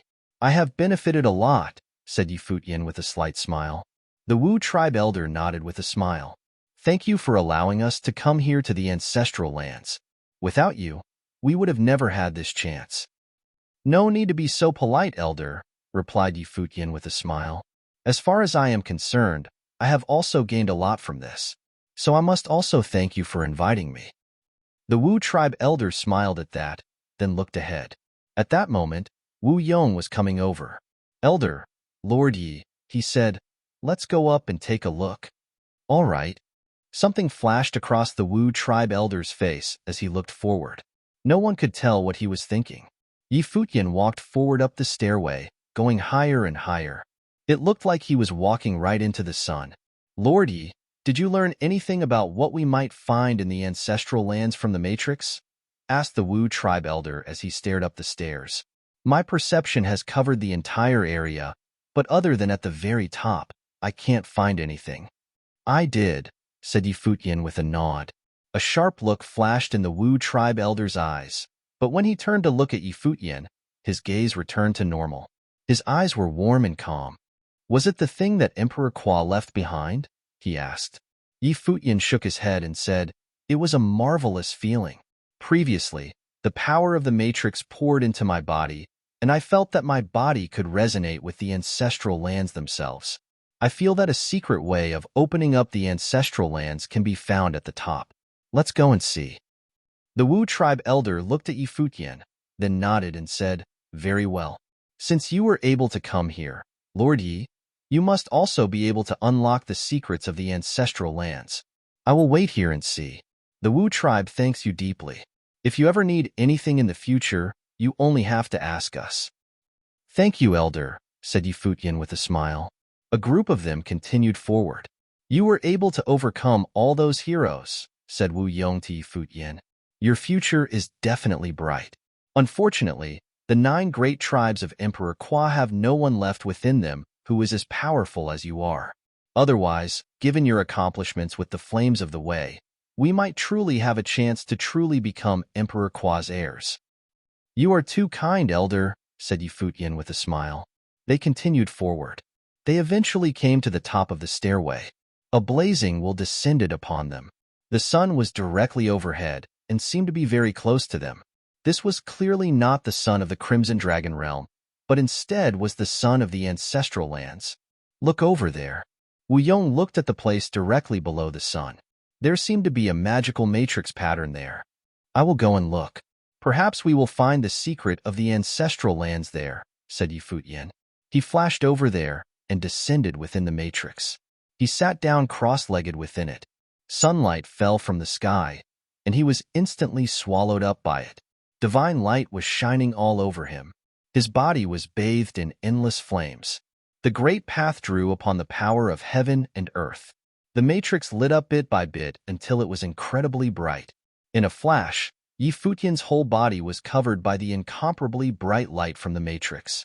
Radiance continued to fall from the sun. At that moment, many thoughts were running through Yi Futian's mind. How is it going, Lord Yi? Called the Wu tribe elder. Yi Futian kept his eyes closed and seemed not to hear what he said. Lord Yi. The Wu tribe elder's voice grew much louder, shaking Yi Futian's eardrums. Yi Futian opened his eyes, and the Wu tribe elder asked, "How is it going?" "There is an inheritance here, left by Emperor Kwa. Please do not disturb me for a while, and let me perceive this area in peace," Yi Futian said to the Wu tribe elder. The Wu tribe elder's pupils dilated, and his gaze became extremely sharp. There was an inheritance here that Emperor Kwa had left behind? As he watched Yi Futian, a thought appeared in his mind. Why should this inheritance not go to him and his tribe, rather than to an outsider? After all, Yi Futian was just a guest that they had invited to help them fight, not a true cultivator of the 9 tribes. Moreover, he had just claimed that he had felt the thing that Emperor Kwa had left behind. This was undoubtedly very exciting, especially to the elder of the Wu tribe. It was indeed a very great temptation. As he thought of this, the Wu tribe elder walked towards Yi Futian and said, "Lord Yi, can I feel it with you?" Yi Futian nodded. "Very well. As you please, elder." The elder of the Wu tribe walked into the matrix and could suddenly clearly sense the power of this will. It seemed that Emperor Kwa had indeed left his flames of the way in the sun, and they were falling here continuously. The Wu tribe elder stood amid the flames of the way. Lines of will were falling on him and piercing directly into his mind. Divine light covered his body. This was an incredibly mystical experience. It was like he was touching the inheritance of the great path. But Yi Futian was at the center of the matrix, and so the will falling towards the Wu tribe elder was clearly a bit less. He turned his eyes towards Yi Futian, and his gaze became very sharp. He was thinking that whenever one of the 9 tribes went to the ancestral lands, their power increased greatly when they returned. Could it be that they had personally felt the will that Emperor Kwa had left behind here? It was highly possible. Yi Futian and the others who had previously come to the ancestral lands were all outsiders after all. They had only come to help. If there was something useful here, they should naturally give it up to the members of the tribe. Moreover, if there really was a secret in the ancestral lands, was it necessary to abandon future opportunities for the 9 tribes by letting outsiders uncover them? The 9 tribes had fought for many years, but no matter what, they were all of the same bloodline. Thinking of this, he said, "Can I sit where you are sitting, Lord Yi, so that I might better feel it?" Yi Futian looked up at him. The Wu tribe cultivators were all stunned as they watched their elder. Wu Yong's expression changed. The elder had his own ideas. He wanted to take the inheritance for his own, rather than letting Yi Futian have it. And why shouldn't he? This was the ancestral land of the 9 tribes after all, and this was what had been left behind by Emperor Kwa. Emperor Kwa must have created these ancestral lands. He naturally understood why the elder wanted to be the one to obtain the inheritance. It was just that in doing so, they would be betraying Yi Futian. "Elder, let Lord Yi cultivate for a bit. These are the ancestral lands, after all, and Lord Yi was the one who opened them, called Wu Yong. He had invited Yi Futian to help the Wu tribe. It was not his wish to betray him. Moreover, Yi Futian was an outstanding talent and had an extraordinary background. Maintaining good relations with him was the best choice. If they betrayed him, it would bring them trouble later. After all, Yi Futian had unlimited potential. Unless... Wu Yong's heart raced. He looked at the elder, and his expression changed again. Could it be that the elder had murderous intentions? Did he want to cut out the problem at its root? Yi Futian had unlimited potential, but right now, he was very weak. If they killed him now, it would undoubtedly offend Emperor Xia's realm. But outsider emperors could not come to the Crimson Dragon realm and unleash their power. As for the Nirvana-level cultivators in Emperor Xia's realm, if they dared to send an army against them, they would have to face the 9 tribes. Their battle array was not far inferior to that of Emperor Xia's realm. If Emperor Xia wanted to defeat them, how much power would he have to expend? Moreover, the elder probably thought that if he took the inheritance, then his own power and right to speak among the 9 tribes would grow as well. Wu Yong's guess was correct. At that moment, the Wu tribe elder had murderous intent within his heart. The talent that Yi Futian had displayed made him think that rather than form a bad relationship with him, it would be better to cut him down now, ending the matter forever. As a figure at the Nirvana level, his will was firm, but he also pursued his goals with a ruthless heart. Yi Futian looked at Wu Yong. He was a little surprised by the elder's request. He saw him walking towards as if he had not heard Wu Yong, and he said to Yi Futian, "What do you think, Lord Yi?" Yi Futian swept his gaze over him, and the light of the matrix became even more brilliant. Divine fire fell from the sun. In a flash, it was like the flames of the apocalypse were descending. Boom! Suddenly, a look of shock came over the Wu tribe elder's face. He was sent flying back as the descending flames slammed into him. His body began to burn. The matrix around him filled the air. Everything was flames. Yi Futian. The Wu tribe elder swept his gaze over Yi Futian. Could he control the fire of the sun? A pair of eyes seemed to appear in the shifting clouds, looking like two great suns. They were vast beyond compare, like the eyes of Emperor Kwa. They looked at the Wu tribe elder. He felt that his body was burning up and that he had no control over it. He retreated with a horrified expression on his face. A booming sound rang out as flames covered everything. It was a devastating divine fire that could destroy everything. "You tricked me!" The Wu tribe elder gave a pitiful cry as his body burned up. "From the beginning, I've only let you see what I wanted you to see," said Yi Futian coldly. "Even the inheritance was like this. We came here, but I am the master of this place." The Wu tribe cultivator shot into the sky, trying to escape, but his arms burned away into nothing. A look of absolute terror came into his eyes. When he looked up in the sky, he could only see a horrifying imperial face. "Please spare me, Lord Yi," he cried. "Kill him," Yi Futian spat in a cold, emotionless voice. The fire of the great path continued to fall. The Wu tribe elder's aura swept out at maximum power, but it was no use. His body burned away to nothing under the fire of Renhuang. The Wu tribe cultivators all looked shocked. They trembled as they beheld this scene, with hearts beating wildly. They were shaken by how fast it had all happened. Yi Futian swept an indifferent glance across the disappearing figure. There was no emotion in his eyes. A nirvana-level cultivator had tried to deceive him, but he had only managed to reveal his ambitions and be destroyed. If you find any errors, broken links, non-standard content, etc., please let us know so we can fix it as soon as possible. Yi Futian was still sitting there, cross-legged. He had not moved at all, but the elder of the Wu tribe, a nirvana-level cultivator, had disappeared. Yi Futian was still sitting there, cross-legged. He had not moved at all, but the elder of the Wu tribe, a nirvana-level cultivator, had disappeared. The sun was high in the air Yi Futian's head. A huge face had appeared in the sky, and as the cultivators of the Wu tribe looked at it, they felt their hearts tremble. It was the face of Emperor Kwa. Emperor Kwa had rebuilt the ancestral lands. This part of the ancestral lands had been left behind for the 9 great tribes to use. If they could obtain it, it would be a great advantage for them.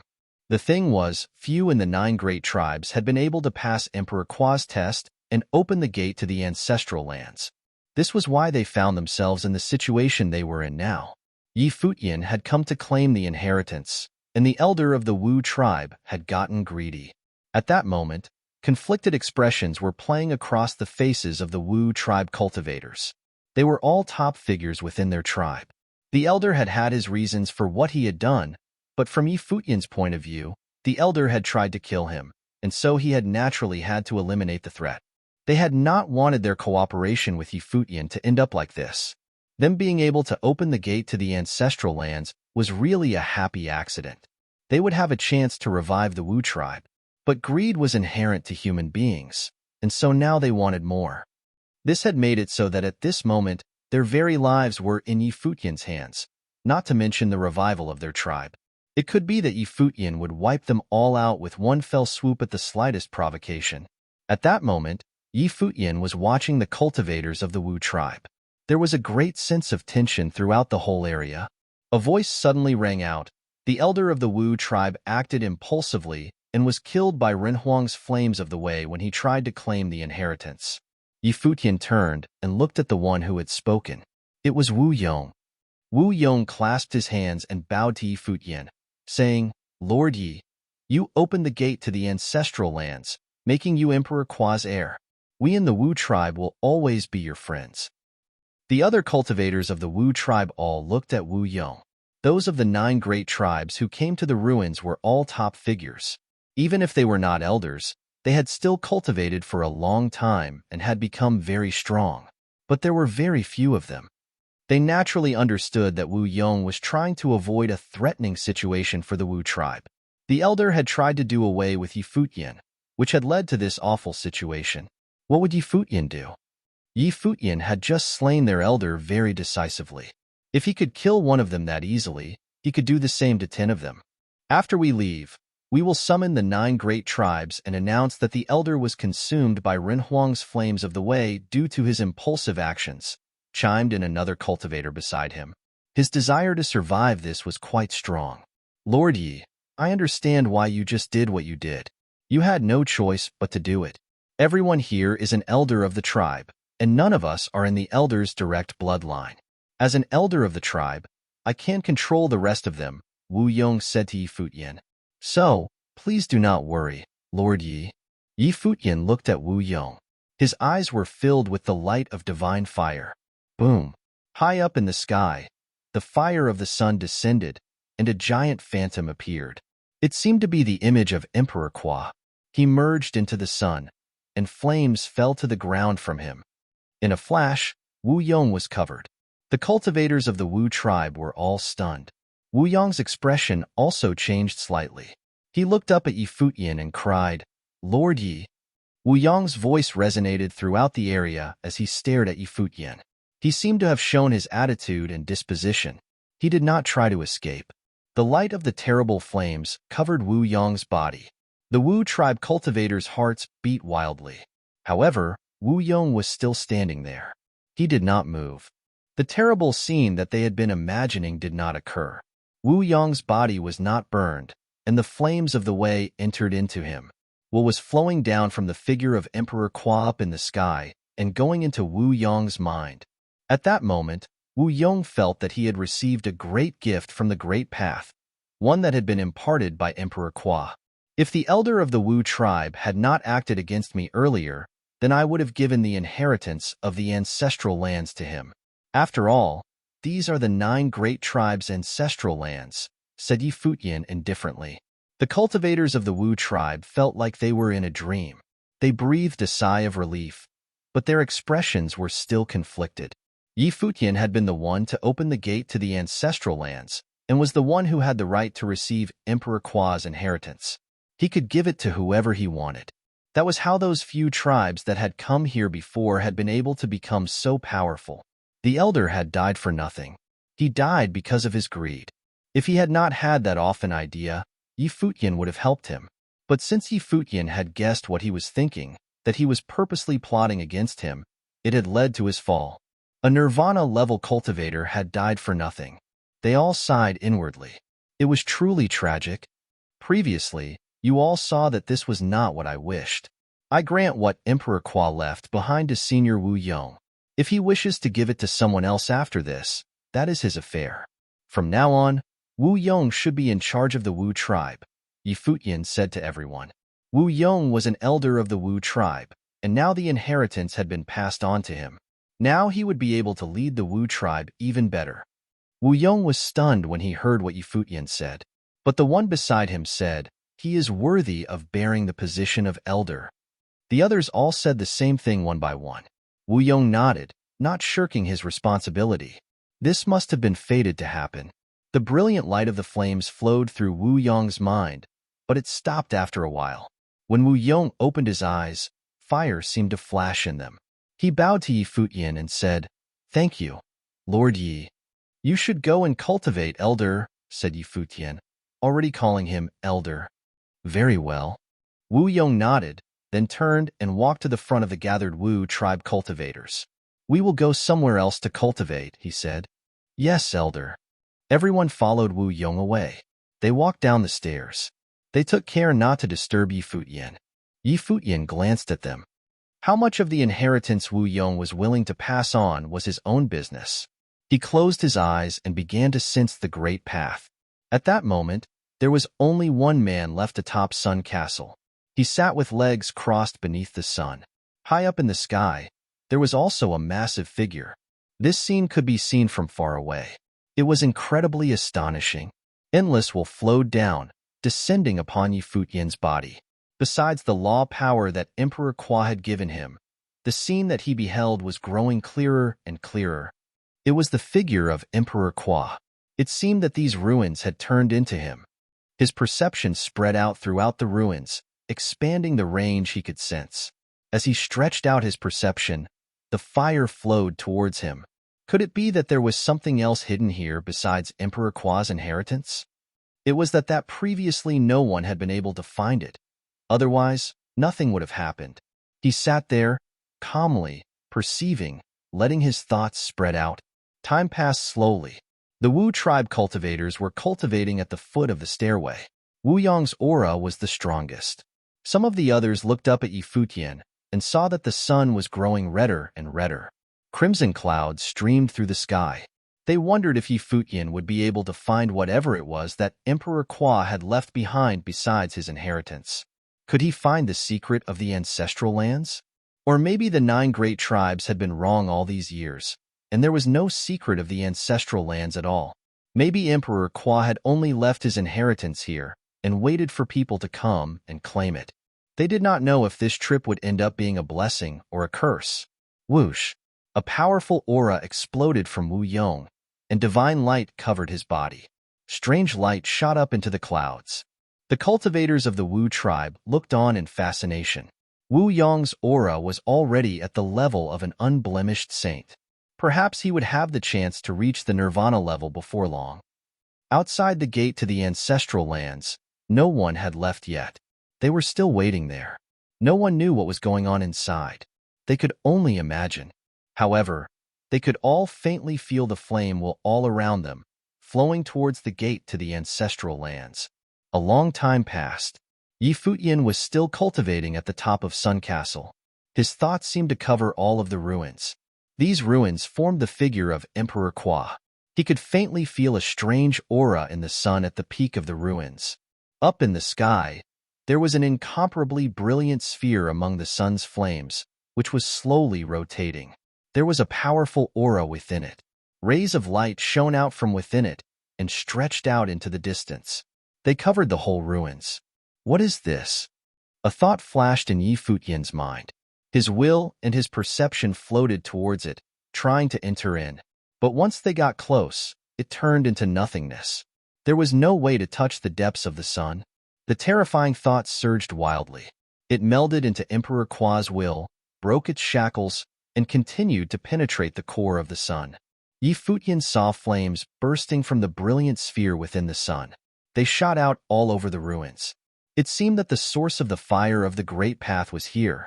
At that moment, Yi Futian's life spirit, the world tree, began to sway. He felt something. It made his heart tremble. This had also happened when he had run into Feishue. Could this be a treasure like the one that resided within Feishue? There was a rustling sound in his life palace as he thought of the way that he had helped Feishue. The world tree began to spread outward. At that moment, he put the will of the emperor into his life spirit, making incomparably brilliant light shoot out of the world tree. It was like the world tree had its own sun as it stretched out towards the actual sun. A powerful sense of burning spread out, and the will of the emperor that had been melded into the world tree began to burn. But the leaves and branches of the world tree grew even more brilliant as they were bathed in flames, and they began to swallow up all of the fire, even the flames from the radiant sphere within the sun. At that moment, everything suddenly changed. A terrifying vortex instantly appeared inside the sun, and the endless flames around him shot towards it. What is going on? Everyone at the base of the stairs looked up and saw the clouds fluctuating up in the sky. All the flames were flowing wildly towards the same spot. They were flowing towards the brilliant sun on top of Sun Castle. At that moment, it had turned into a black hole sun and was swallowing up everything. After only a moment, the whole world went dark. If you find any errors, broken links, non-standard content, etc., please let us know so we can fix it as soon as possible. Everyone looked at the scene before them in shock. Even the unblemished saints among them had never seen something as shocking as this. The sun hung high above Sun Castle and had turned into a black hole that was swallowing up all the flame power in the ancestral lands. It even seemed like their own flame will powers were being pulled out of them and sucked into it. Wu Yong, who had been cultivating, opened his eyes and looked up at the scene taking place in the distance. His robes fluttered in the wind as he was bathed in endless flame. His eyes that were full of flame will power did not seem disturbed in the least. Had he succeeded? Over the years, many had been able to enter the ancestral lands, but no one had ever really uncovered the secret therein. However, could it be that this time Yi Futian of Qinya City, who they had brought with them, had been able to do it? Solar wind blew by him, incomparably hot. Many thoughts raced through Wu Yong's mind. This trip to the ancestral lands had been full of twists and turns. Yi Futian, whom everyone had overlooked, had crushed the other 8 cultivators and entered the ancestral lands, surprising everyone. But afterward, the elder had wanted to take the inheritance for himself, and so had tried to kill Yi Futian, but had been killed himself. Afterward, Wu Yong himself had been made the new elder and had been granted the inheritance. Now, they were going to uncover the secret of the ancestral lands. It was said that Yi Futian had come from Emperor Xia's city. The 9 great tribes were all on the same side. They had once followed Emperor Kwa, and even though Emperor Kwa had fallen, they still dominated the western portion of the Crimson Dragon Realm. But there were so many heroic figures in the wide world. Who would have thought that Yi Futian of Qinya City would defeat all his opponents and even slay a Nirvana-level cultivator? Even though he had cultivated up to such a high level, Wu Yong still had to be in awe of Yi Futian. If he had been in the middle of that solar wind, he would be swallowed up easily. The world grew darker. The black hole seemed bottomless as it violently swallowed up the sun. Yi Futian was sitting there cross-legged. He seemed to have entered into the sun as well. It was a shocking scene. At that moment, all of his thoughts were focused on a bead of flame spirit. Up to that point, he had known what it was, but now he was sure that it was similar to what had been within Feixua. It contained truly frightening power. Moreover, his life spirit was resonating with it. He did not know who had granted this life spirit. Endless leaves and branches sprouted from Yi Futian as he sat in the sun, covering everything. They stretched out to the center of the sun and entered into its spiritual will. They were continuously destroyed and reborn. They inexorably stretched towards the bead of flame spirit and seemed to be devouring the power within it bit by bit. They seemed to be automatically refining it. However, that thing that seemed like a bead of spirit was devouring all the flames in the area at the same time. Even the will that he had already refined was being sucked in. He could not stop it. He could only feel himself sitting inside the sun. But his world tree life spirit was rolling the bead of flame spirit towards him, bit by bit. Yi Futian's heart was beating wildly. It seemed that all the fire in the world was being sucked in. It looked like he was the black hole. But Yi Futian understood that this was not something that he could do with his power. What was more frightening was that he could sense the image of Emperor Kwa being swallowed up by the sun as well. At that moment, the figure became extremely clear. It was as if it was formed out of Emperor Kwa's actual will. But at the same time, it was being swallowed up by the terrible vortex, bit by bit.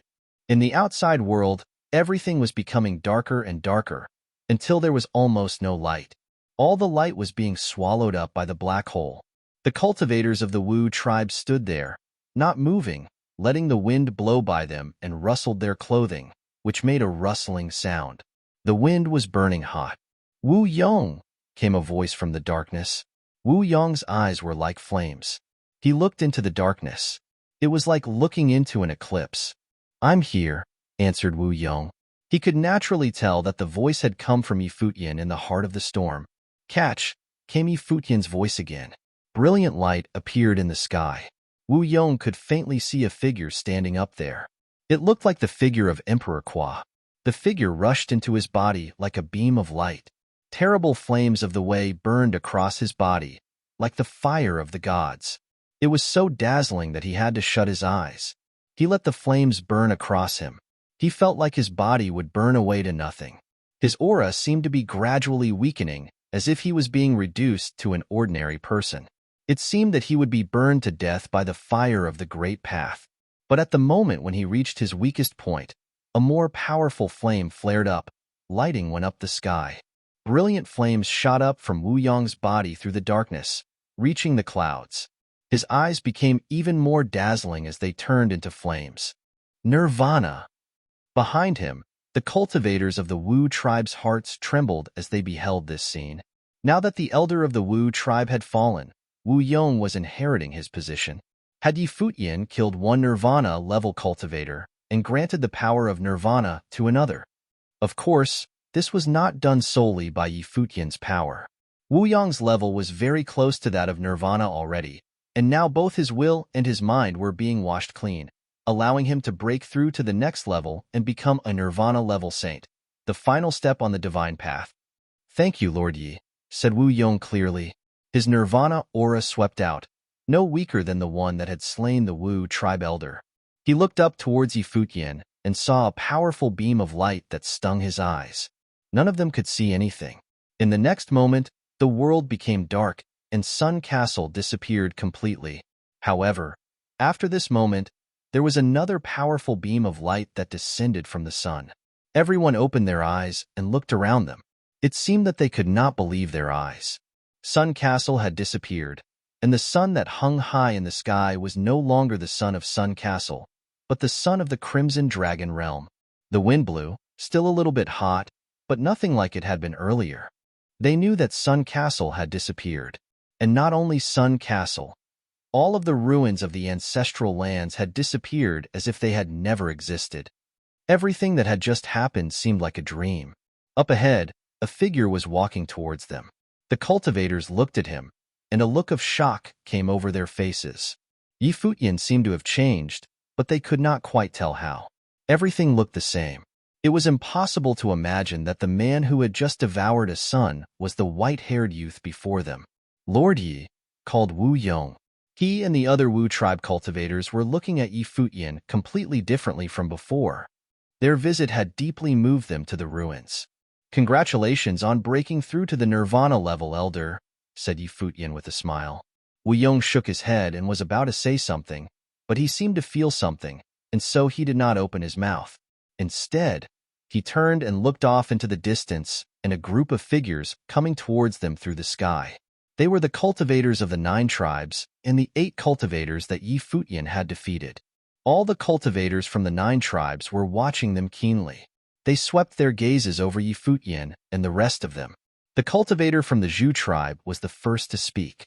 "What happened, Wu Yong?" None of them were calm at that point. The ancestral lands had disappeared. What had happened after they had opened the gate? "We are not sure," answered Wu Yong directly. "You don't know?" The Zhong tribe cultivator frowned. Wu Yong had stepped into the ancestral lands, and he said he did not know what had happened there. Yin Tianjiao and Duan Wuji were looking at Yi Futian. Could it be that this guy had found whatever it was that Emperor Qua had left behind in the ancestral lands? And they were not the only ones wondering this. The others were looking at Yi Futian as well, including the cultivators from the other 8 tribes. Yi Futian was the one who had opened the gate to the ancestral lands. If not him, then who?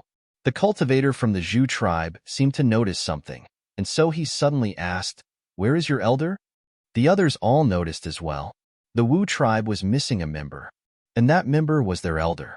He seemed to have vanished into thin air. Off in the distance, there was the sound of more people flying. More cultivators flashed over. It was the crowd of people who had been waiting outside for several months. The people of the 8 other tribes and the cultivators of other forces all descended. Xiaqing Yuan and Shen Tianzhan had naturally come as well. They flashed over and descended beside Yi Futian. They could feel that the atmosphere here was a little mysterious. Wu Yong faced the crowd and said, "The elder acted rashly. He tried to seize Emperor Qua's inheritance in the ruins, and so he was swallowed up. He died at the hands of Emperor Qua's flames of the way. After that, the world changed, and all of it disappeared, just like you all saw." Although the 9 tribes often invited people to open the gate to the ancestral lands, they never thought of giving away what Emperor Qua had left behind. If Yi Futian was strong enough, he could deter anyone and even become the head of the 9 tribes. But at that point, Yi Futian's level was not high enough. If the 9 tribes knew that he had received Emperor Qua's inheritance, they would not let him go. They would have to make him give it up or take him from it at any cost. Moreover, at that moment, none of them knew what had happened in any detail. The cultivator from the Zhu tribe looked at Wu Yong and said, "Wu Yong, do you think anyone will believe what you are saying?" Yi Futian and the Wu tribe were not the first ones to open the gate to the ancestral lands. He had been in there as well, and he knew what it was like inside. Now the ancestral lands had disappeared, seeming to fly away like ash and smoke. Wu Yong was telling him that there was no reason for this. It had just disappeared. Was that possible? And Wu Yong, you have not cultivated to a high enough level. He stared at Wu Yong, and a powerful pressure stretched out from him. But Wu Yong was now at the nirvana level. Everyone could naturally feel it. Their gazes all fell upon Yi Futian. Lord Yi, did the ancestral lands disappear because of you? Yi Futian looked up to the warrior of Zhu clan and said, laughing, "Since I was the one who opened the door of the ancestral lands and came inside with warriors of Wu clan, of course, I am related to the disappearance of ancestral lands no matter what reason. It's just I still have no idea how I got related. I received teachings from Emperor Kwa and passed it to Senior Wu Yong. I did what I was supposed to do, and what you saw is all that happened." There was no way he could tell that his life spirit had devoured the sun. Otherwise, the crisis he was facing would be not only from the 9 clans. Until now, he still had no idea what the dazzling fire spirit orb in the sun was. But at least he was sure that it was the base of Emperor Kwa's relics, which had devoured the whole ancestral lands. It was probably the treasure used by Emperor Kwa for cultivation during his time, which was beyond the saint level. If such a treasure were exposed, many people in Crimson Dragon's realm would covet it. What Lord Yi said is true.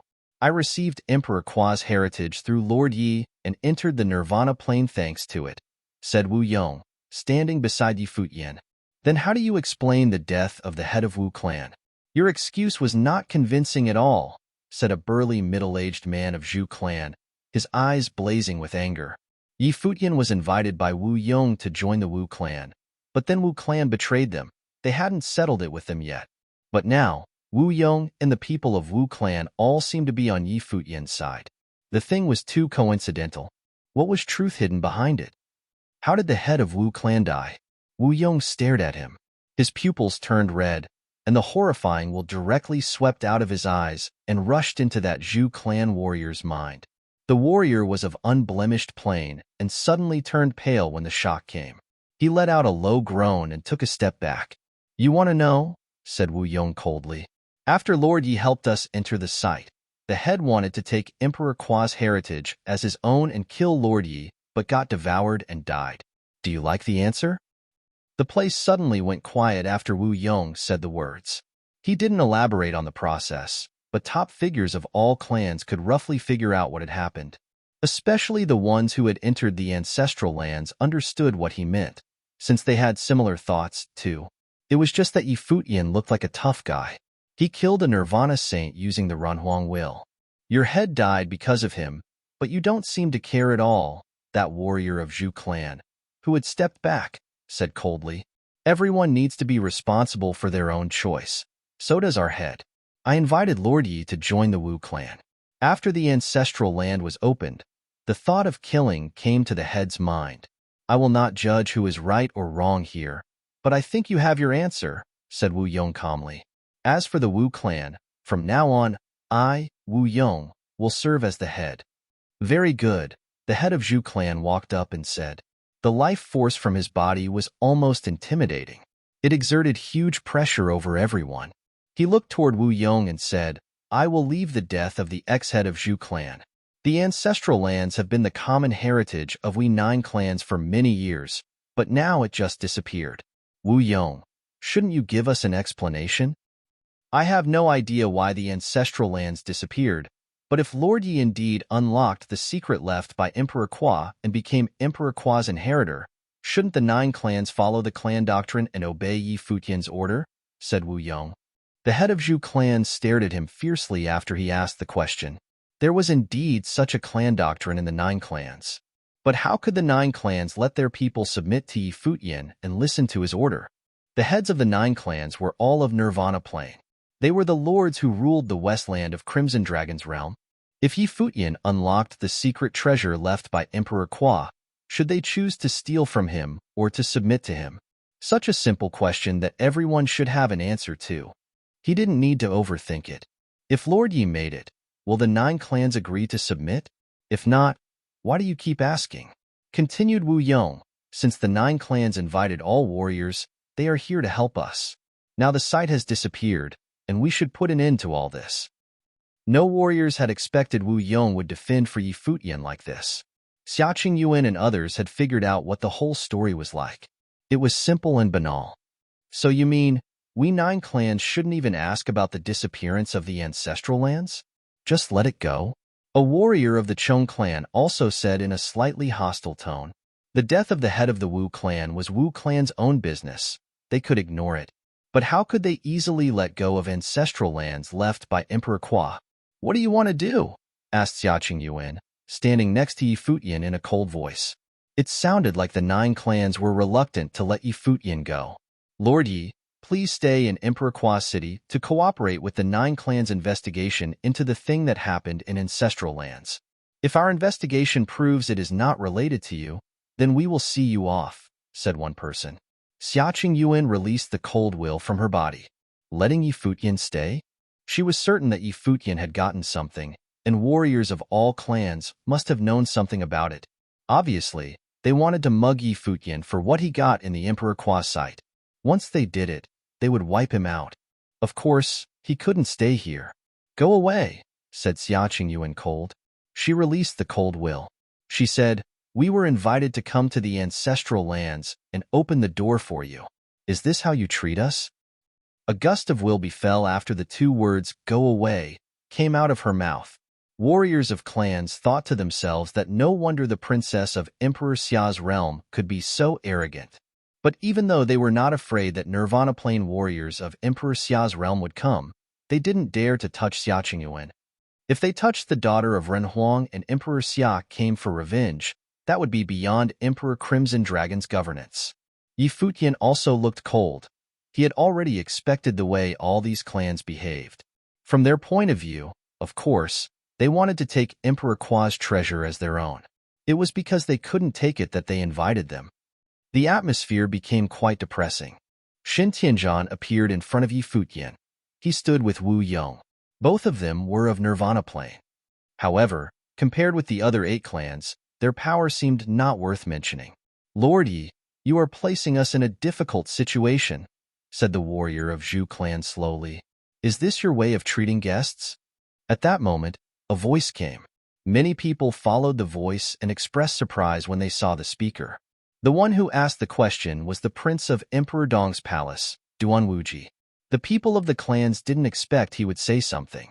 A warrior of Chong clan said to Duan Wuji, Your Highness, the issue is about the ancestral lands of our 9 clans. We must be cautious about this thing. The Chong clan used to collaborate with the Emperor Dong's palace. This time they didn't want to offend Duan Wuji.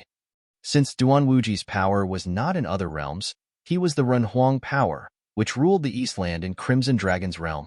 Duan Wuji flashed a smile and said, We were invited to unlock the secret of Emperor Kwa's relic, but today, it seems that even if one of us succeeds, you will still not let him go. It doesn't sound like cooperation. If I were the one who had made it, perhaps I would be the one who had to face the situation today. The person of Chong clan didn't know how to reply after listening to Duan Wuji's words. If Duan Wuji had been the person who opened the secret of the ancestral lands, would they force him to stay? Everybody, just let that be the end, Duan Wuji said calmly. Even Yi Futian took a glance at him in surprise. He didn't expect that Duan Wuji would speak for him.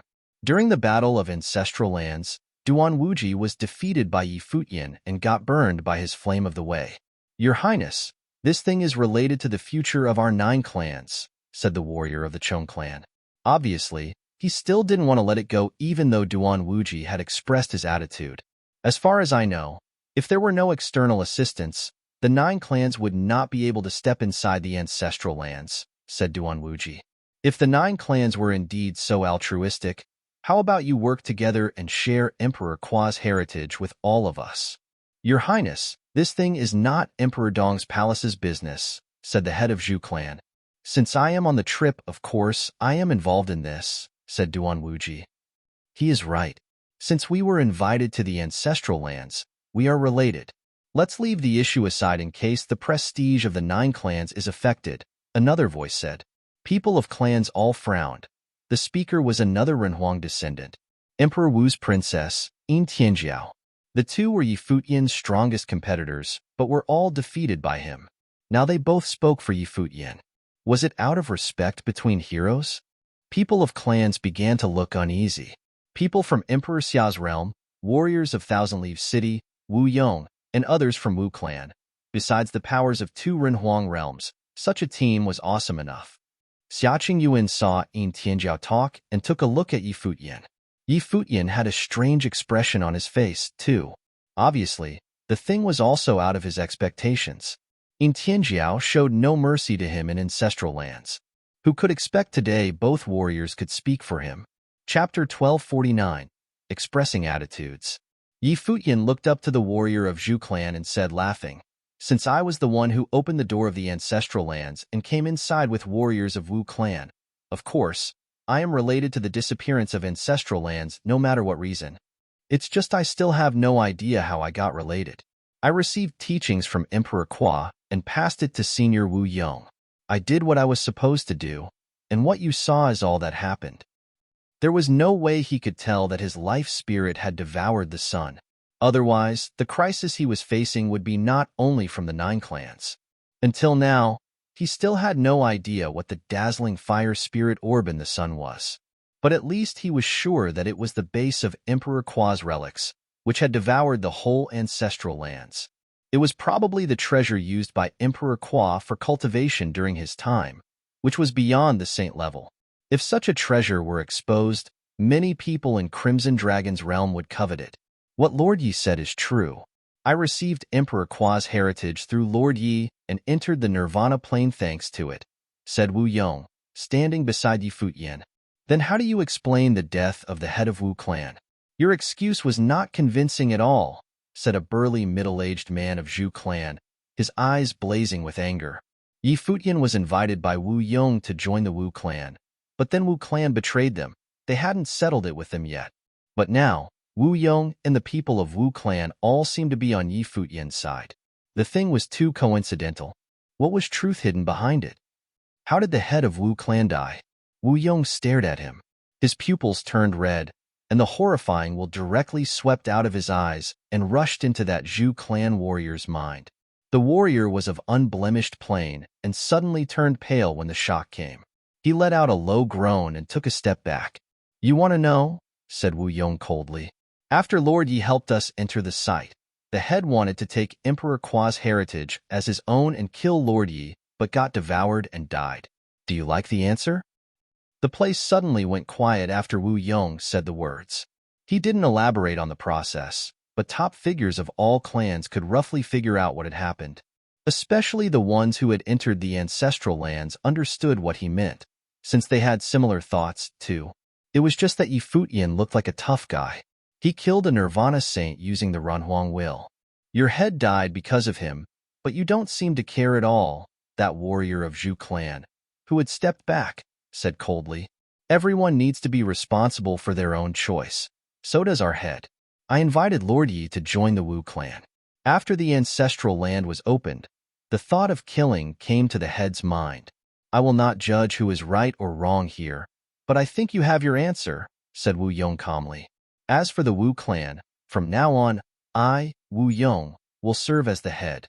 Very good, the head of Zhu clan walked up and said. The life force from his body was almost intimidating. It exerted huge pressure over everyone. He looked toward Wu Yong and said, I will leave the death of the ex-head of Zhu clan. The ancestral lands have been the common heritage of we 9 clans for many years, but now it just disappeared. Wu Yong, shouldn't you give us an explanation? I have no idea why the ancestral lands disappeared, but if Lord Yi indeed unlocked the secret left by Emperor Kwa and became Emperor Kwa's inheritor, shouldn't the 9 clans follow the clan doctrine and obey Yi Futian's order?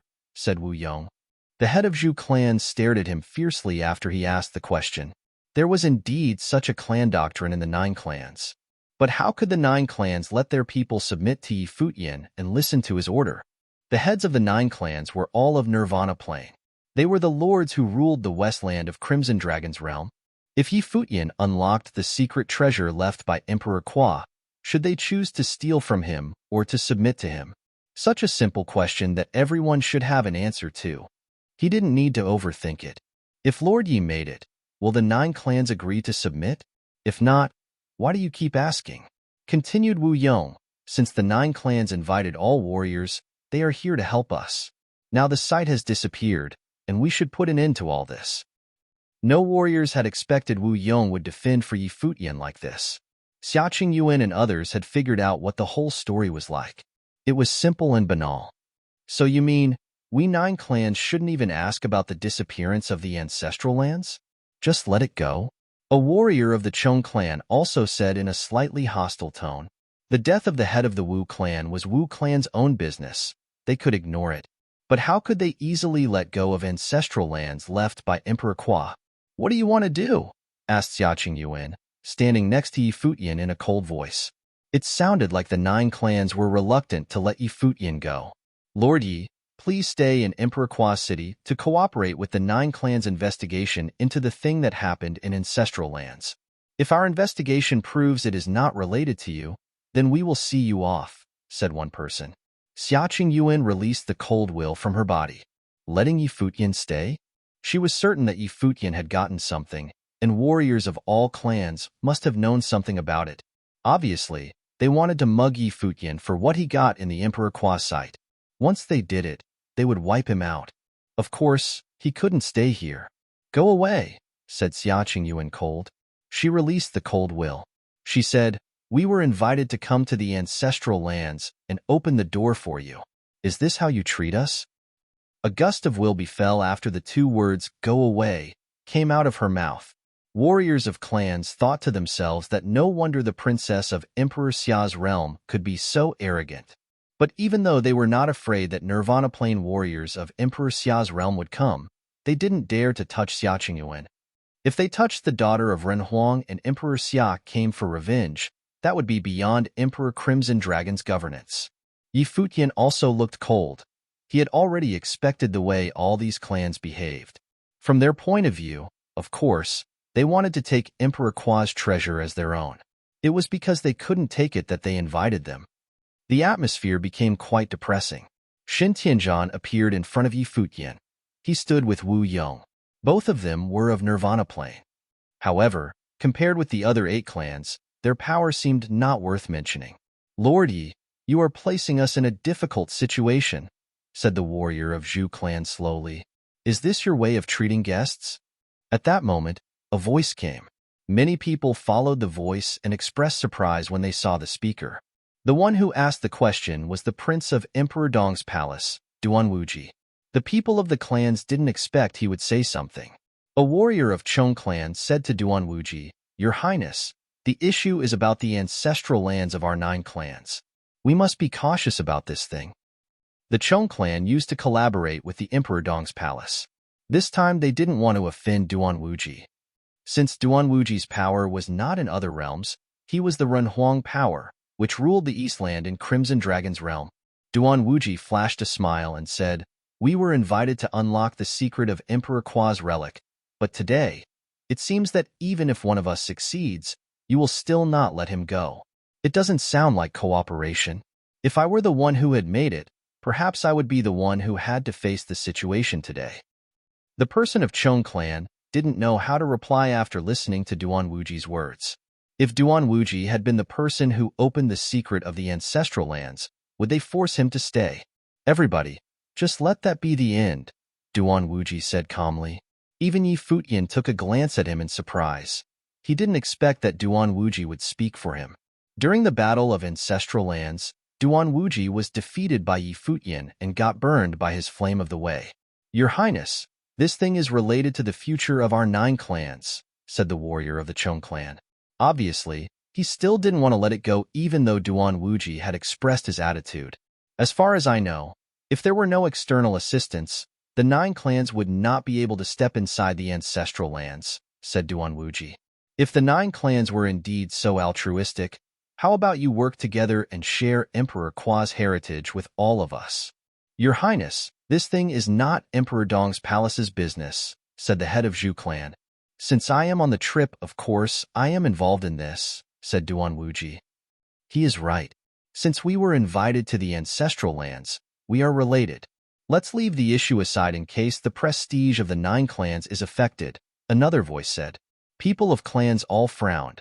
The speaker was another Renhuang descendant, Emperor Wu's princess, Yin Tianjiao. The two were Yi Futian's strongest competitors, but were all defeated by him. Now they both spoke for Yi Futian. Was it out of respect between heroes? People of clans began to look uneasy. People from Emperor Xia's realm, warriors of Thousand Leaves City, Wu Yong, and others from Wu clan. Besides the powers of 2 Renhuang realms, such a team was awesome enough. Xiaqing Yuan saw Yin Tianjiao talk and took a look at Yi Futian. Yi Futian had a strange expression on his face, too.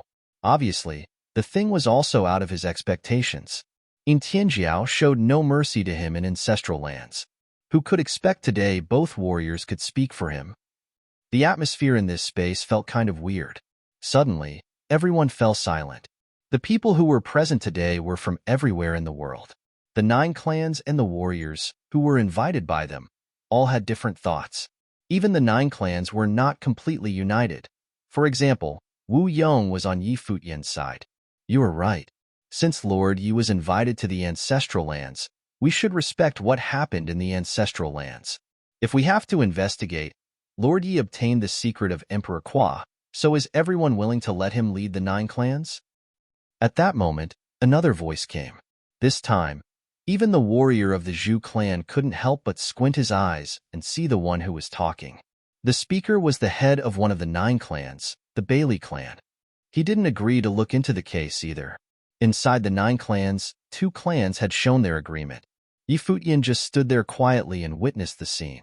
He saw each one show their attitude and thought that, since all these big figures had their own thoughts and competition within the 9 clans was severe, it was likely that the Zhu clan and the Chong clan wanted to prosecute him because they wanted to get the secret from him. Other clans also had their own thoughts. They might not be united as one. In terms of power, the Bailey clan was just average among the 9 clans. However, the current situation seemed like even though the other 7 clans wanted to prosecute him, they would not be able to do it. The head of the Zhurong clan with vigorous life force took a glance at the crowd, a glance at warriors of the Wu clan and Bailey clan, and then a glance at Duanwuji and Yin Tianjiao. He let out a laugh, then started talking. Since you said so, I will not insist on it, but it doesn't mean I will put it to an end. Some things have to be figured out. After saying that, he turned around and said, gesturing to his people, let's go. Warriors of the Zhu clan followed him and left. Seeing them leaving, warriors of other clans no longer insisted and gradually all returned to their respective clans. Many people of Crimson Dragon Realm gathered and watched the scene from a distance. Although the incidents had temporarily ended, Yi Futian probably obtained a lot from the relics of Emperor Kwa. However, it would be far from putting an end to it. Today, although Duanwuji of Emperor Dong's palace and Princess Yin Tianjiao of Emperor Wu had expressed their attitudes, it might simply have been because they didn't agree with the 9 clans today. They would not stay with Yi Futian forever so that Yi Futian couldn't be secure all the time. If later anything happened, Emperor Dong's palace and Emperor Wu's realm would not intervene. Yi Futian watched the people of clans leaving. His eyes were frozen straight ahead. He looked into the distance, absorbed in thought. What happened? Asked Xiaqing Yuan. Nothing, said Yi Futian, who soon distracted himself from the thought. He cupped his hands as a salute and said to Duanwuji and Yin Tianjiao, smiling, I should thank you both for your support. I don't like their attitude. Don't need to take them seriously, said Duanwuji with a lazy smile. I still want to test your real strength if there is an opportunity. They only used the will of flame and forging to fight when they were in the ancestral lands, which could not reflect their real strengths. Although Emperor Dong's palace was good at the god-devouring fire, the art of flame was only one of their cultivation methods. He was aware of it. So was Yi Futian. Nobody had expected Yi Futian would win, because they had no idea of Yi Futian's real strength, not to mention his attainment of flame art. Now his attainment of flame art had been proved to be strong. His ability in other areas shouldn't be weak either. If there were a chance, he would want to test how strong the Thousand Leaves City Lord's real strength was. Good, said Futian, nodding with a smile. Duan Wuji left with his people. Yin Tianjiao took a glance at him and turned around without saying anything. Futian didn't keep it in mind, but Xia Qingyuan had a strange look on her face and looked at Futian with her beautiful eyes. Why are you looking at me? Asked Futian. He felt something weird. Why did she look at him like that? Nothing, said Xia Qingyuan. She turned her eyes away. Let's leave as soon as possible. After all, the Westland belonged to the 9 clans. Futian nodded and looked toward Wu Yong, asking, Sir, will the Zhu clan bring trouble to you? The Wu clan used to depend on the Zhu clan indirectly, but now they had turned on them. Maybe the Zhu clan would seek revenge. The possibility was not low. Wu Yong slightly frowned. Obviously, he had such worry too. Futian looked toward the people surrounding him and said, I was invited by the current head of Wu clan, Wu Yong, to enter Emperor Kua's relics and obtain his heritage. During this trip, I received a lot of care from Sir Wu Yong. If one day, the Wu clan is attacked by any other clans because of this, I, Futian, will regard it as the 9 clans' injustice and make Emperor Kua's heritage open to the world. His words stirred people. How dare this guy threaten the 9 clans? Emperor Kua's heritage was stored in the ancestral lands and could only be obtained after entering the ancestral lands. There were several clans among the 9 clans who hadn't obtained it yet. However, Futian now declared he might reveal the heritage to the world, which the 9 clans would definitely not allow. Of course, if the 9 clans don't do so, I will carefully guard the heritage and return it to the 9 clans and leak it to no one, continued Futian. The warriors of the Bailey clan looked toward Futian. The head of the Bailey clan said, the 9 clans are supposed to be united as one. The Bailey clan will not sit by and watch as inner conflict happens. After hearing what you said, I feel much relieved. Thank you very much for your help this time. If the cultivators of the Bailey clan can spare time, please come visit the Thousand Leaves City, said Futian. Currently, I have only passed the heritage to the Wu clan, but if the 9 clans can be united as one and won't separate, I welcome all cultivators follow the Wu clan cultivators and come discuss the cultivation of fire art with me. Obviously, Futian was indicating that he was eager to return the favor since the Bailey clan had helped him. Futian was not a selfish person. Besides, Emperor Kua's heritage was supposed to belong to the 9 clans. He would have no complaints if he passed it to someone he could trust. Making friends was better than making enemies. Of course, if the head of Bailey clan were like the head of Wu clan or the Zhu clan, things would be different. Great. I will come to visit Lord Yi in Thousand Leaves City one day, said the head of Bailey clan. He offered help to Futian because of this. Besides, according to Emperor Kua's doctrine, Futian had the right to rule over the 9 clans if he had really obtained everything. It was just because he was still young, and his plane was not high enough to convince others that the Nirvana plane leaders of the 9 clans wouldn't accept his rule. The Bailey clan was not willing to see his rule, either, but it didn't mean they didn't want to tie the bond with him now. Given the talent Futian had shown on this trip, even though his current plane was low, in the future, he might become a figure like Emperor Kua. If that day came, he might as well lead the Bailey clan since he had inherited Emperor Kua's relics. I should leave now, sir, said Futian with a salute. Lord Yi, please take care, said the head of Bailey clan. Futian then said farewell to Wu Yong and left with his people. In the void sky, everyone thought that this guy might have again plundered Emperor Kua's ancestral lands. Xia Qingyuan took a look at him and sent the message. What did you do? How did you make their ancestral lands disappear? Nothing, just with luck, replied Futian. For him, being able to unlock the gate of ancestral lands meant he was capable of inheriting the Emperor Kua's path. As for what he did after that, he had just depended on his luck, life spirit, and the Emperor's will. Otherwise, he would not have devoured the spirit orb in the sun. Xia Qingyuan gave him a stare. Luck? Why did no one else have luck as good as his? Besides, it was not the first time that he got good luck. Then what did you obtain? Xia Qingyuan asked bluntly. Perhaps she thought she and Futian were close enough so she could ask like this. Otherwise, she should have avoided asking about Renhuang's secret, just like Shan Tianzhan and others did. Of course, Futian knew it too. Xia Yuan was not interested in occupying what he got. I don't know, either. A strange expression suddenly flashed across Futian's face. In his life palace, the world tree turned a crimson color. A blazing orb was floating in his life spirit, and the life spirit was devouring its energy bit by bit. Above the life spirit world tree, Futian's sun spirit was greedily swallowing the life force of the flame and becoming more dazzling. What pissed Futian off was that he had forged many wills, including some wisps of Renhuang wills.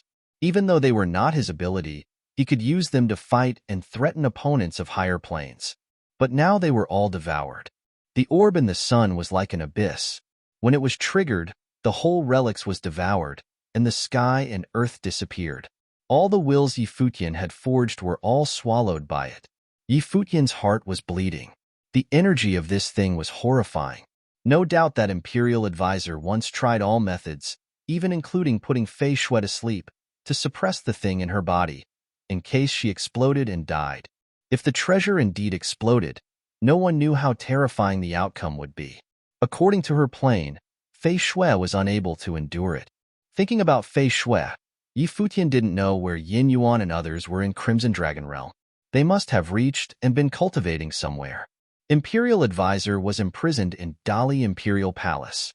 Yin Yuan and Fei Shui must be working hard to level up their skills. After Futian and others reached Thousand Leaves City, the news began to sweep across the Crimson Dragon Realm and spread to other realms. Lord Futian of Thousand Leaves City not only inherited Emperor Qua's path, but also unlocked the Emperor Qua's ancient secret and let Emperor Qua's relics directly disappeared. It was said that the treasure obtained by Futian was probably of Renhuang level. The news immediately caused a sensation after being released. Even the Crimson Dragon Realm and cities around the Crimson Dragon Realm came to know about it. Futian had been cultivating in seclusion after returning to Thousand Leaves City. He knew this thing would bring about a new tumult. Not to mention that the 9 clans would not just let him go. Many top figures in Crimson Dragon Realm must also have wanted to take it as their own.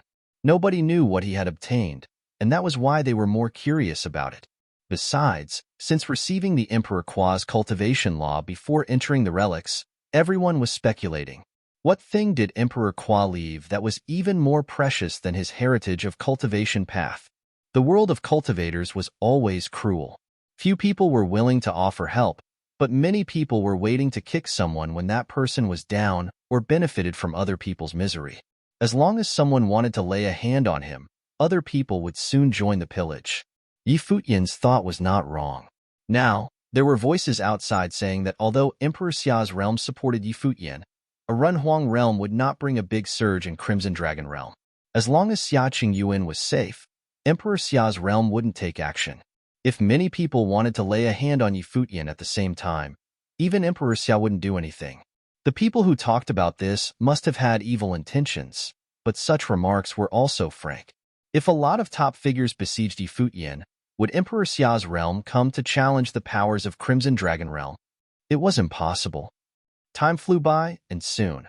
The year 10024 of Divine Prefecture calendar was near its end. During this period, many people flowed into Thousand Leaves City from everywhere in the world. The city was more bustling than ever before. The newcomers' levels differed. Some were strong, and some were weak. As for their reason for coming, everyone knew the answer. In addition, there was another piece of news related to Thousand Leaves City, which caused an uproar in Crimson Dragon City. The news even deterred quite a lot of people who wanted to lay a hand on Futian's treasure and forced them to give up the idea. The news came from the regional palace that a new name would appear in the regional king ranking of this year. And the name belonged to a young person who just came to cultivation in regional palace this year. It was Yusheng of Thousand Leaves City. He had just come to the regional palace for a few months and entered the regional king ranking. People of Crimson Dragon Realm, of course, all knew the value of regional king ranking. The regional place was the top sacred land for cultivation in Crimson Dragon Realm, and the regional king ranking was perceived as the top ranking in Crimson Dragon Realm. Besides, the candidates were not restricted to be cultivators in the regional palace. All cultivators of Crimson Dragon Realm were included. Every candidate who entered the ranking would attract great attention. The ranking only listed candidates of Saint Plain. Cultivators of all levels of Saint's Plain were welcome and wouldn't be judged by levels. The regional palace had never clarified the judgment standard of Regional King Palace, which made it look like an unknown amateur ranking. Even so, whenever a new name appeared on the Regional King ranking, it would cause an uproar. Before Yushang, there were 17 names on the Regional King ranking. Including him, there were only 18 people. These people covered all 4 levels of the Saint Plain. The elder brother of Xingqiu of the ancient imperial city, Xing Kai, who used to compete with Yushang for the right to enter the regional palace, was also one on the Regional King ranking. Although the regional palace had never mentioned what the Regional King ranking represented, the people of Crimson Dragon Realm all claimed the ones chosen by the Regional King ranking probably would become future Renwangs of Crimson Dragon Realm. This also meant that the 18 warriors on the Regional King ranking had the potential to enter Renhuang Realm. One could tell how meaningful it was that Yushang entering Regional King ranking. It was much harder than entering the Regional Palace. And so, those who wanted to lay a hand on Yi Futian must think twice about Yushang's existence. Even if they got rid of Yi Futian, who could beat the person who cultivated in the Regional Palace, entered the Regional King ranking, and might enter the Nirvana plane in the future. Nowadays, all the Nirvana saints on the Regional King ranking were almost invincible in the Crimson Dragon Realm. And this cultivator of the Regional Palace was listed in the Regional King ranking.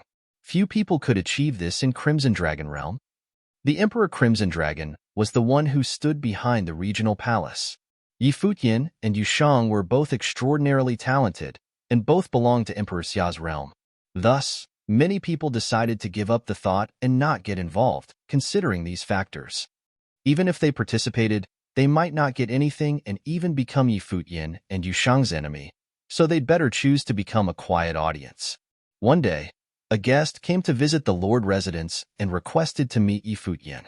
Yi Futian met him, a warrior of Flaming Prison City. This time, Flaming Prison City also participated in the trip to Emperor Qua relics. They acquired the Flame of the Way and entered the relics in cooperation with the Bailey clan. The warrior of the Flame Prison City was clear about all that had happened. In the guest hall of the Lord residence, Yi Futian sat in the host's seat. The warrior of the Flaming Prison City said, "Lord Yi, allow me to be straightforward." "Sure, sir, please speak freely," said Yi Futian, nodding. He didn't like talking in circles either. This time, during the trip to Emperor Qua relics, Lord Yi demonstrated extraordinary skills and must have gained a lot of relics. Whether it was the cultivation heritage or other secrets left by Emperor Qua, the things have already attracted the attention of many powers in Crimson Dragon Realm. Now, many powers have gathered in Thousand Leaves City, and top agents have all arrived, said the warrior of the Flaming Prison City. Yi Futian listened to him quietly without a reply. The warrior of the Flaming Prison City paused a second, took a look at Yi Futian, and continued, "I would suggest that there is no need for Lord Yi to wait and guard. Just as Lord Yi said in the Westland, since the 9 clans will not simply let you go, how about trading Emperor Qua's heritage and secrets with others? If so, all powers can be satisfied, and Lord Yi will also receive bountiful resources for cultivation."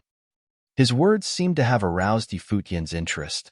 Yi Futian had to admit that this warrior of the Flaming Prison City indeed provided a solution which could help his situation.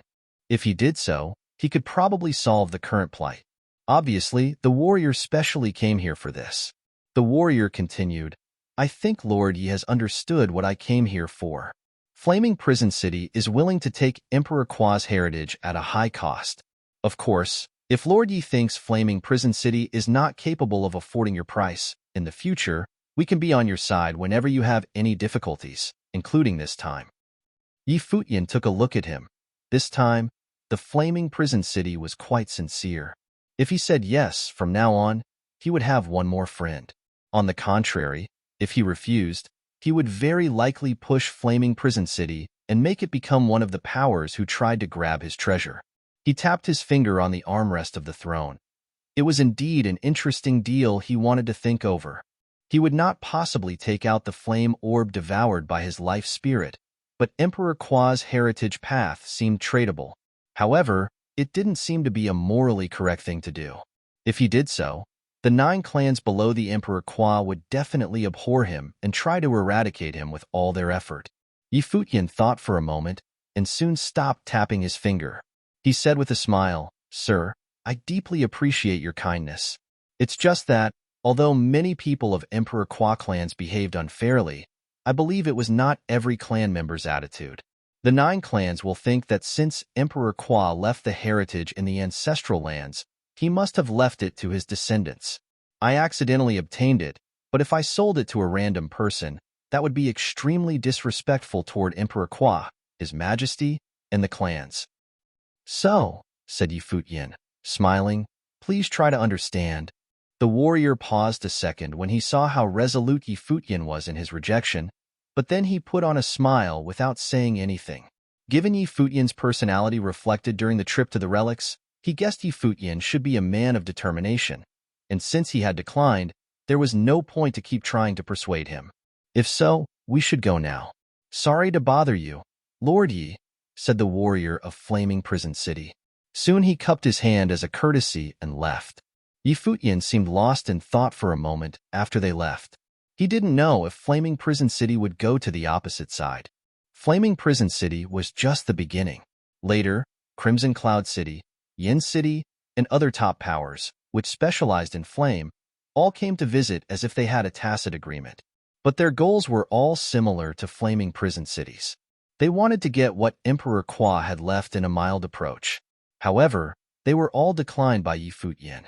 Some people acted politely before they left, but some also left with a hostile attitude. The year was almost over, and news had spread that the Lord residents rejected many people.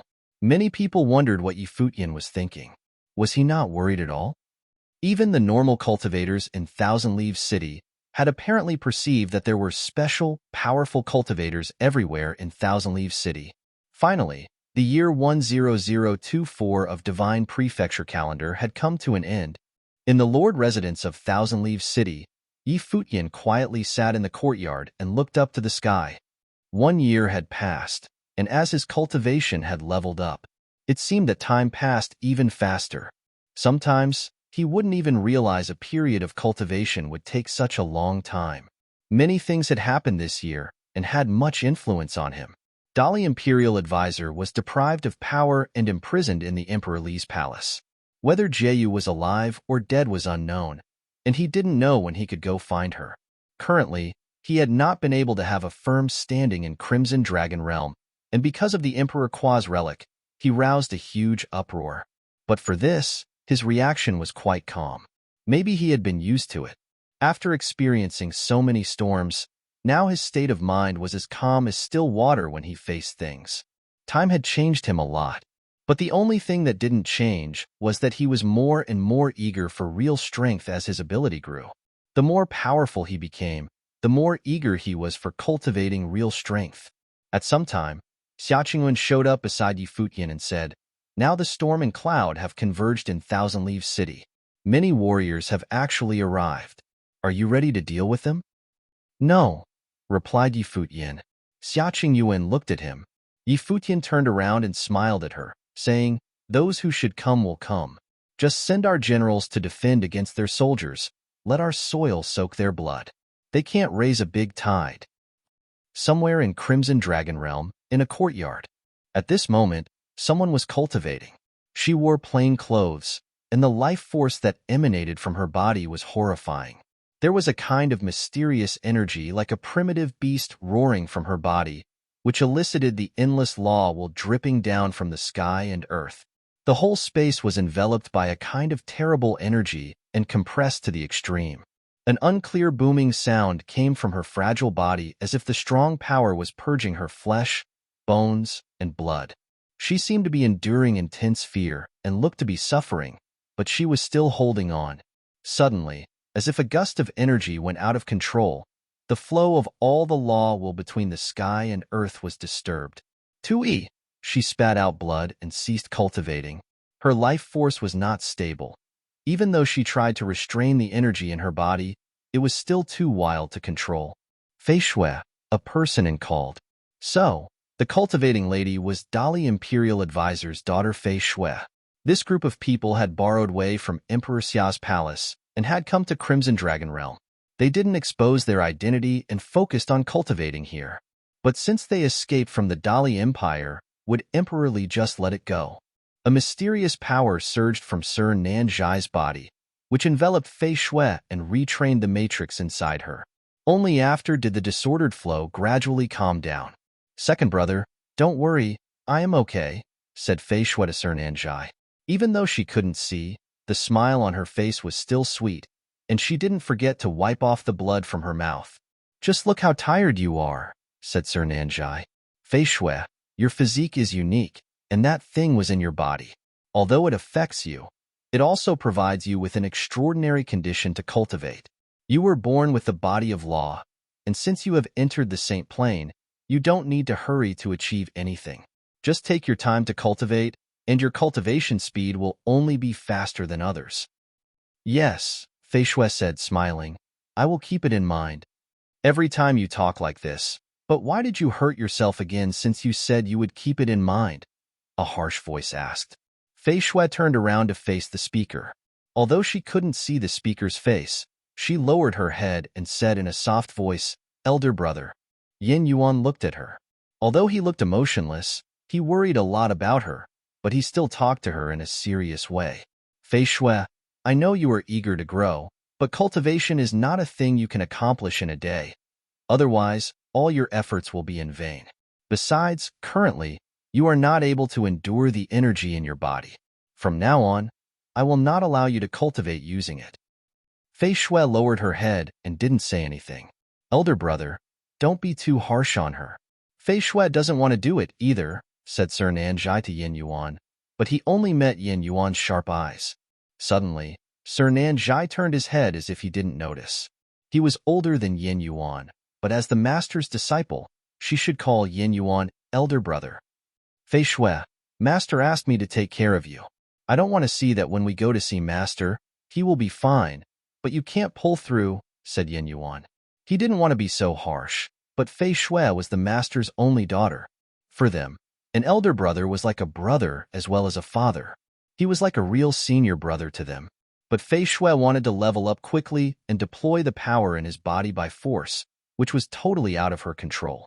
If anything went wrong and the seal was broken, she would be eternally doomed. Okay, I see.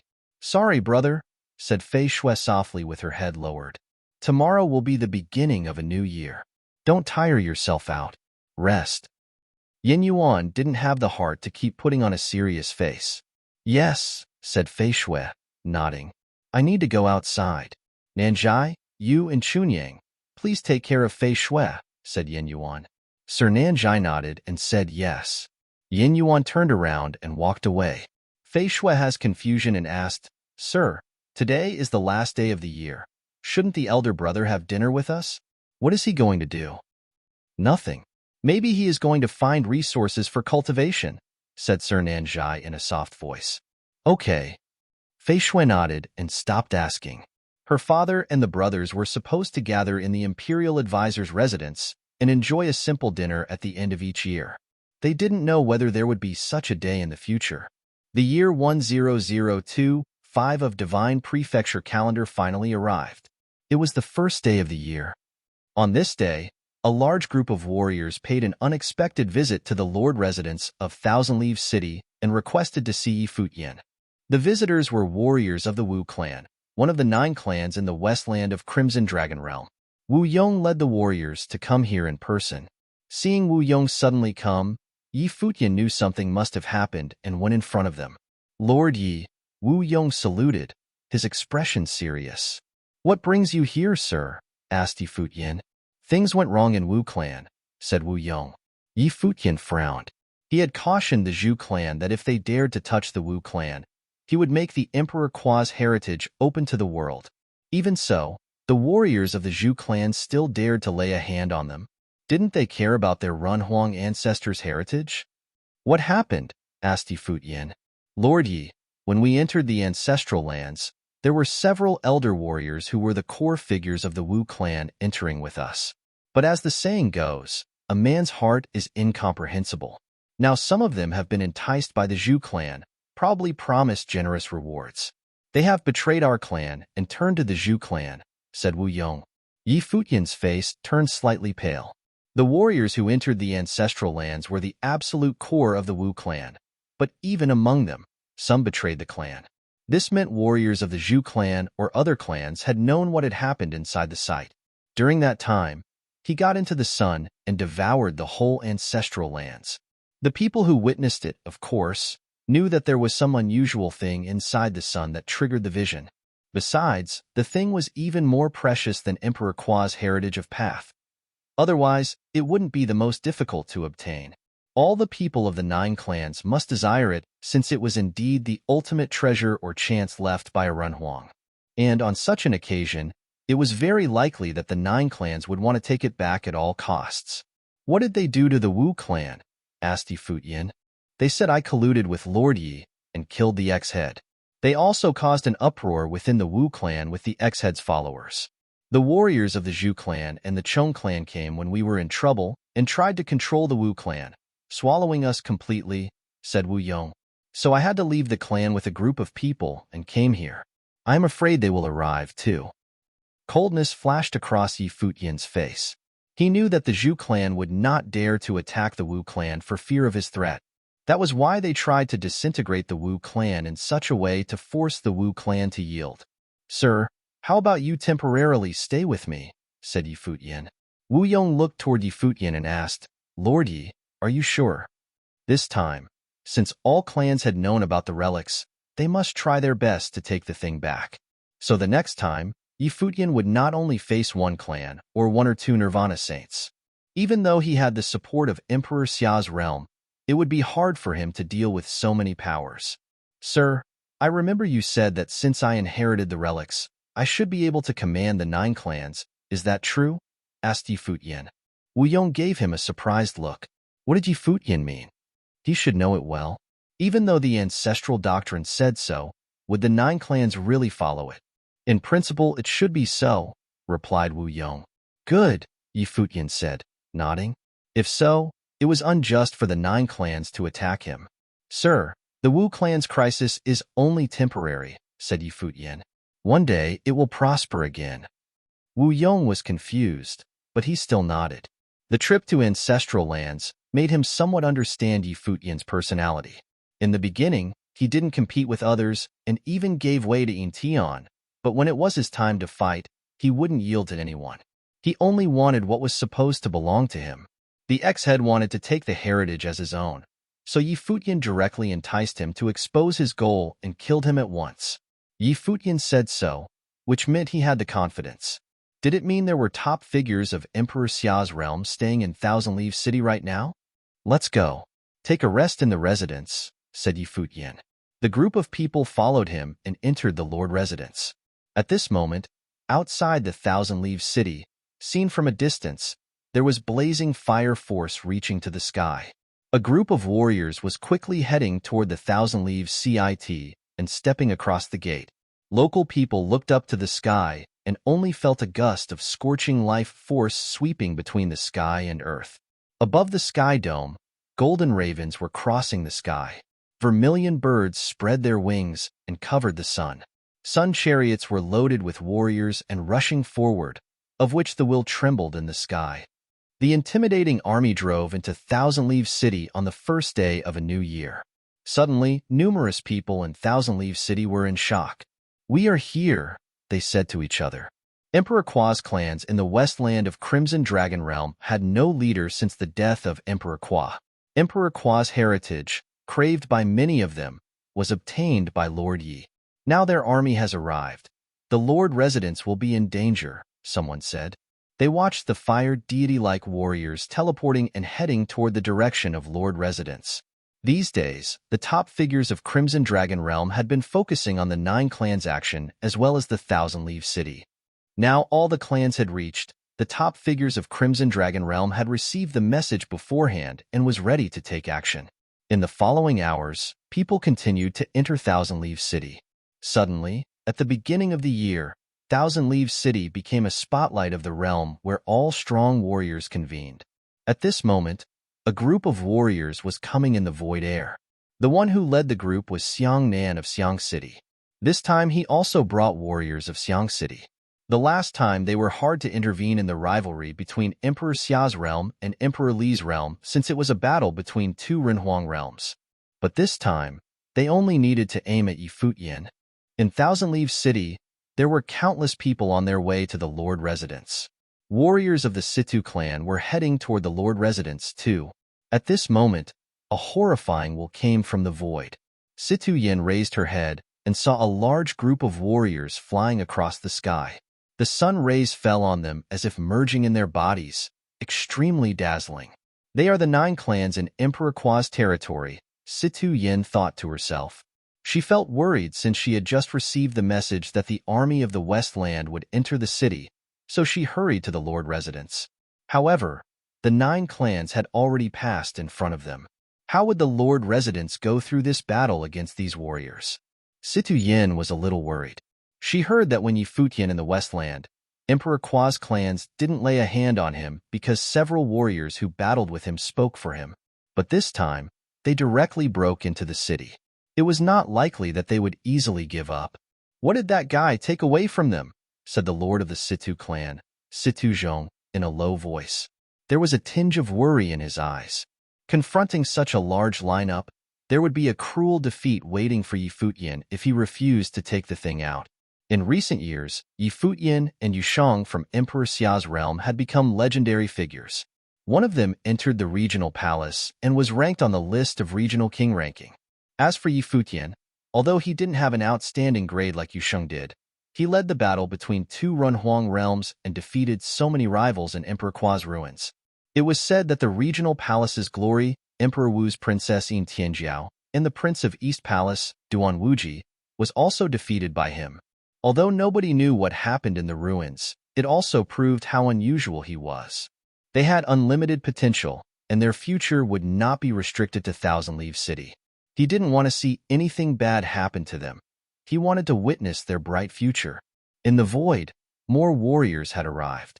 The Black Flame clan came here to add trouble, too, said Situ Zhong, frowning.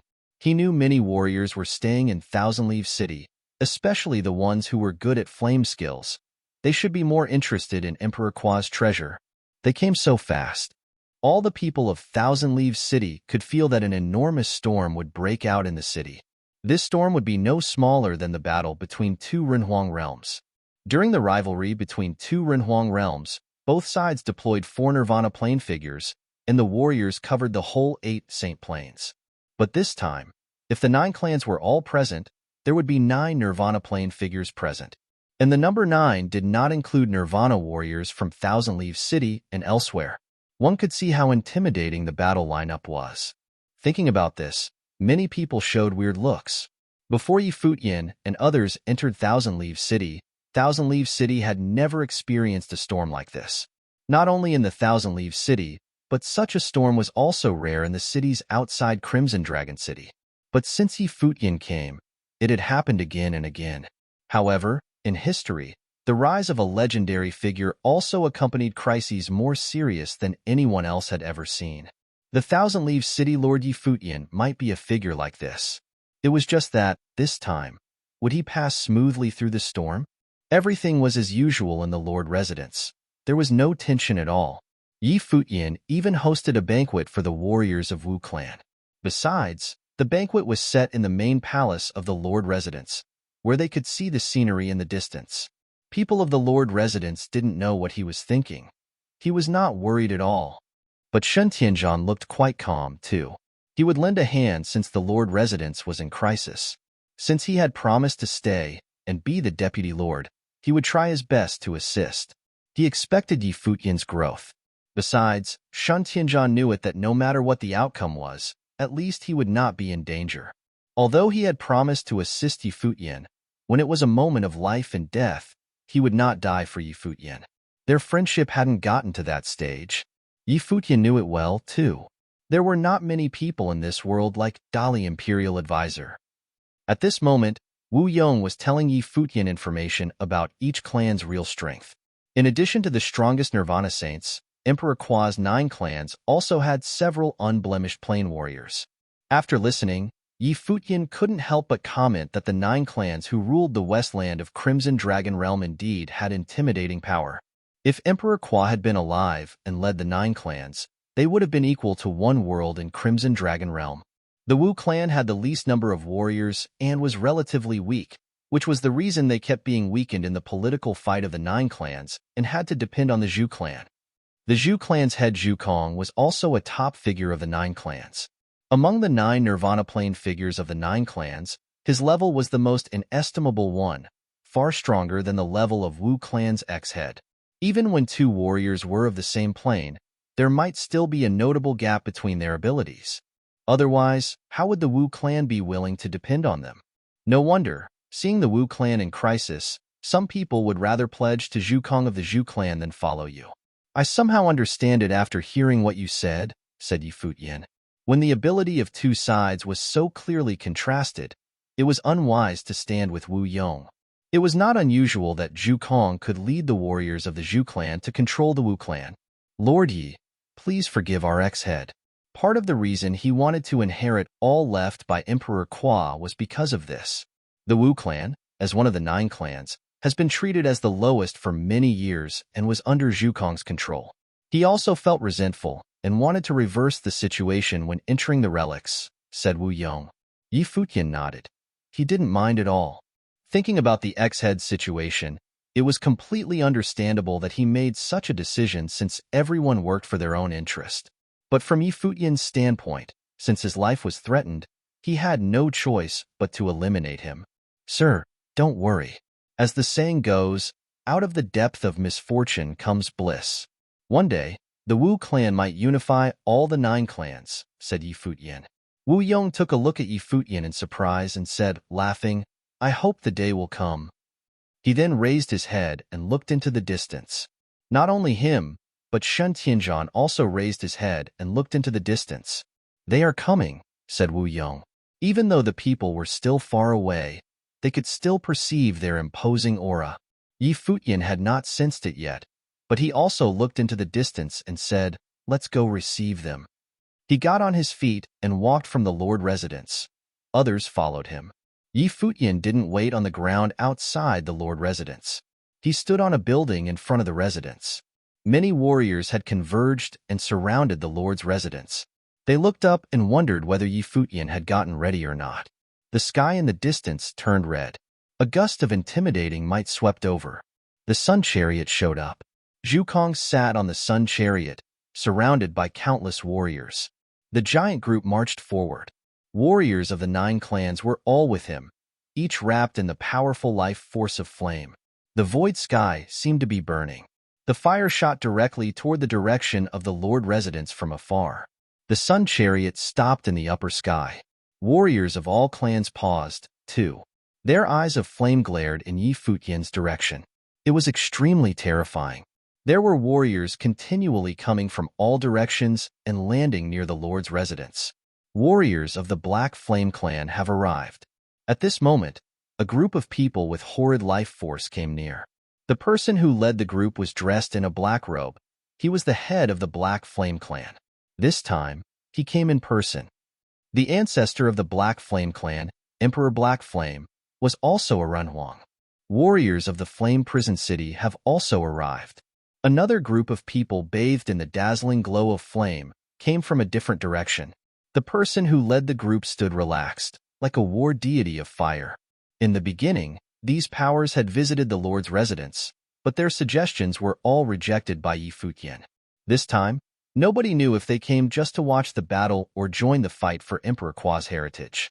Yi Futian, the figure who was standing over the sun chariot in the void sky, called. Bathed in the glare of the sun, he looked like a deity. He was the head of the Zhu clan, Zhu Kong. Emperor Kwa's heritage belongs to ancestral lands of the 9 clans.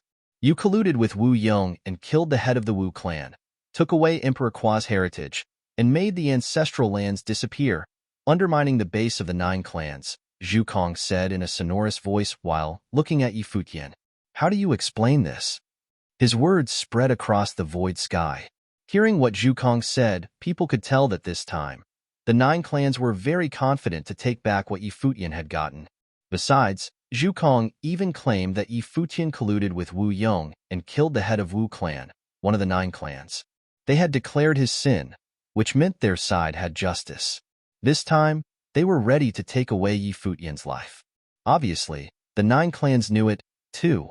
Since Yi Futian had become their enemy, all they needed to do was to eradicate him, eliminating any potential risks. Zhu Kong, Wu Yong, and other Wu clan warriors around me know better than anyone else how the head of Wu clan died in the ancestral lands.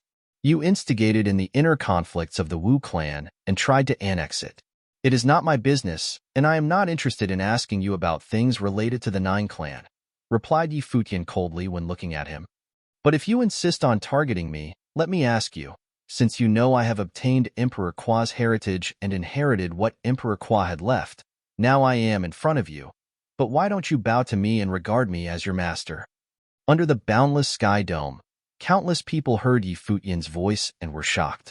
This guy was demanding the head of the Zhu clan call him master when being besieged by the 9 clans?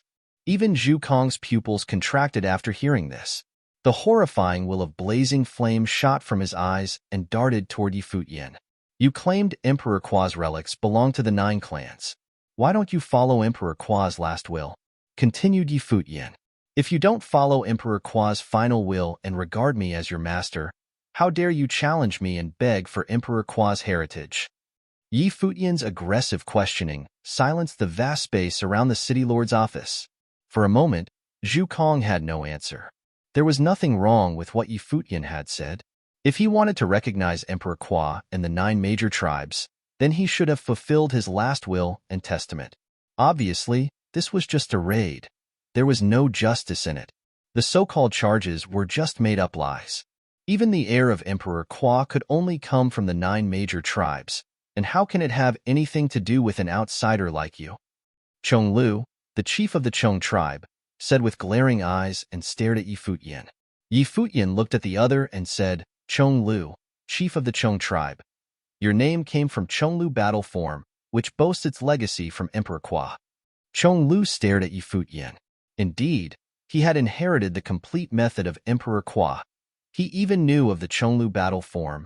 If it has nothing to do with outsiders, why would the 9 tribes invite the winners of the Flames of the Y to enter the ancestral lands?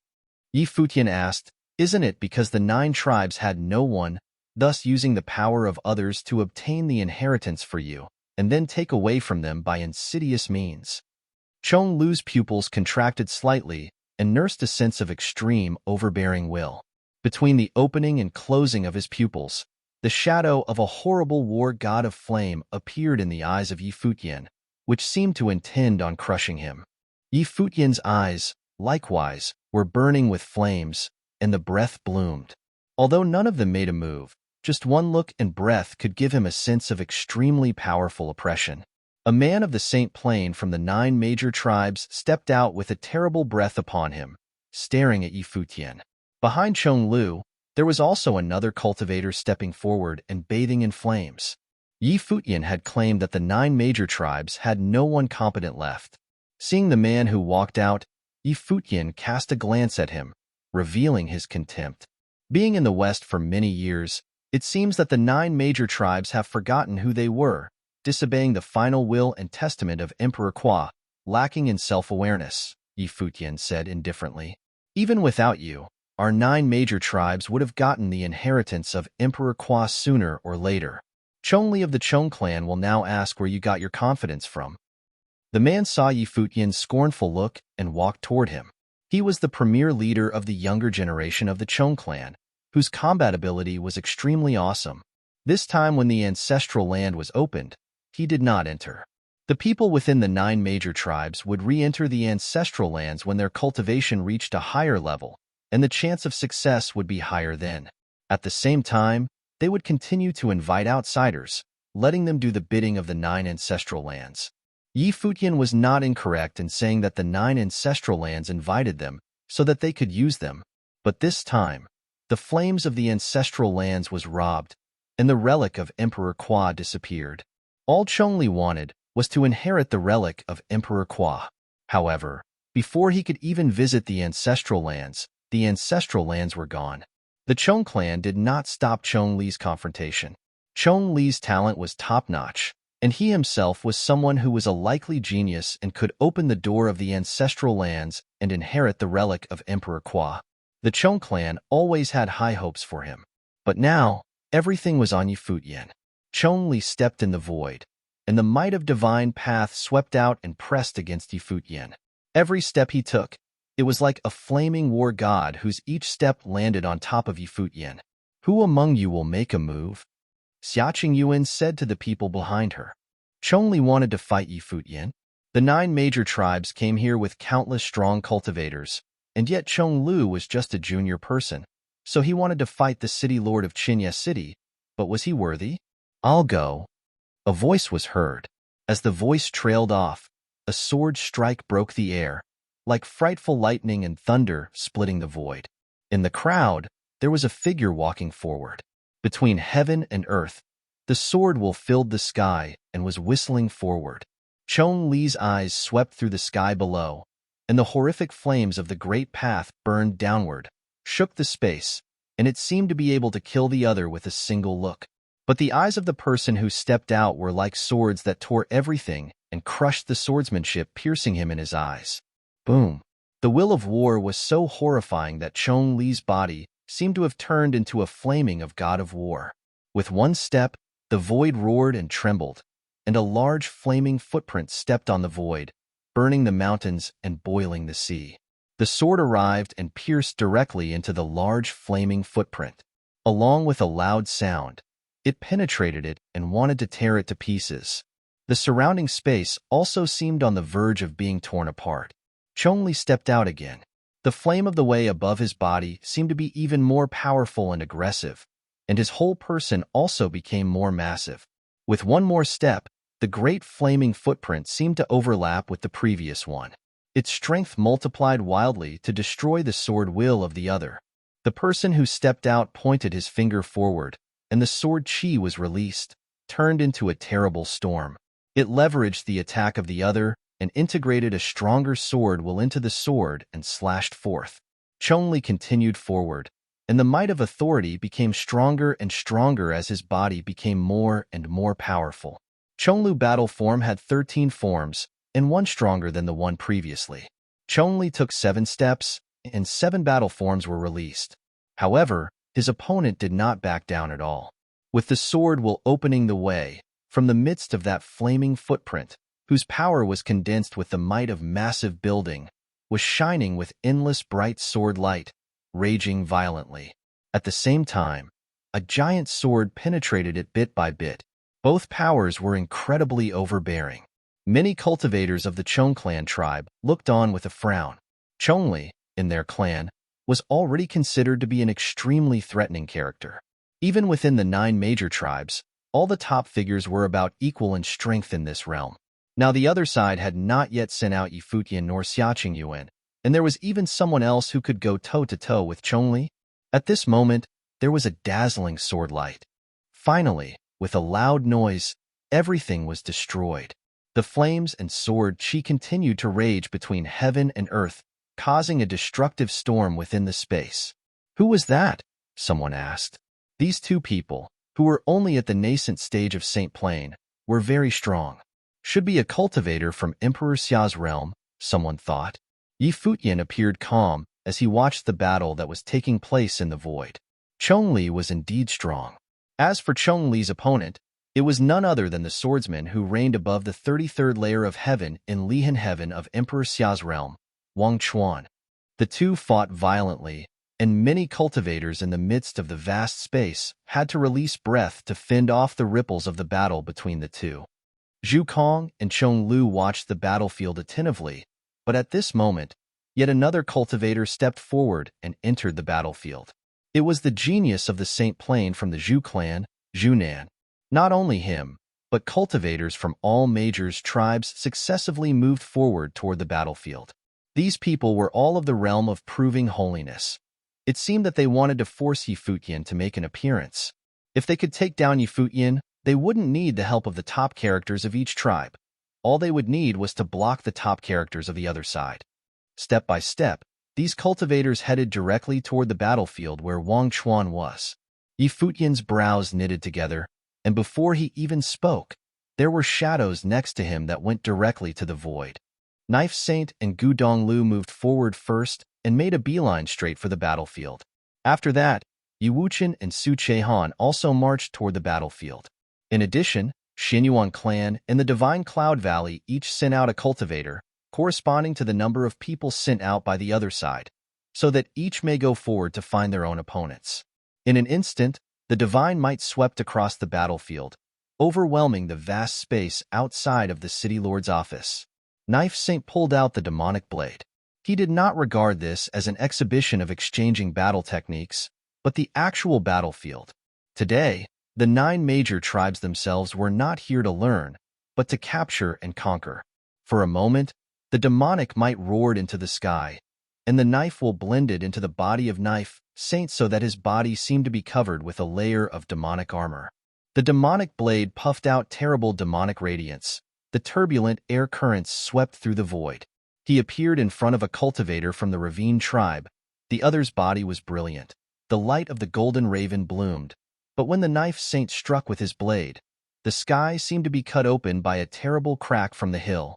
His expression changed dramatically, and an immense golden raven appeared and dashed out, trying to block the light from the blade. But under the demonic blade, the shadow of the golden raven was chopped in two. The terrible demonic blade struck downward, and with a bang, the fire feathers of the golden raven that condensed behind him were cut off, and his whole person was dodging while backing away in a hurry, covered in cold sweat. This demonic blade, many cultivators stared at the sword in the hand of Knife said. The knife was far stronger, surpassing the realm of Knife Saint himself, like the blade of all demons. When the blade struck, it was full of violent intention. Gu Donglio's opponent was a cultivator from the Nanli tribe. Floating above his body was a divine light, surrounded by ancient characters, resonated with the great path. The atmosphere soared wildly, and when the palm print blasted out, it felt that heaven and earth would explode. It was incredibly violent. Sung Chehan walked to a cultivator of the Shang tribe. His body floated to the other side, and his breath was not strong. The other saw him coming closer. A sneer flashed in his eyes, and a bright golden flame flowed in his palm. When Su Chehan arrived, his palm print blasted out and touched Su Chehan, palm to palm. You are seeking your death. Seeing Su Chehan dared to touch his palm, he spoke coldly condescendingly, and his intention to kill was strong. When the two palms collided, a horrible hot flaming air rushed into Su Chehan's arm instantly and even ran all the way into Su Chehan's body. Su Chehan moaned under his breath. There was a terrible golden flame of the way inside his body that could destroy everything. It rushed to all of his internal organs, and his body was blasted backward, blood flowing out of his mouth.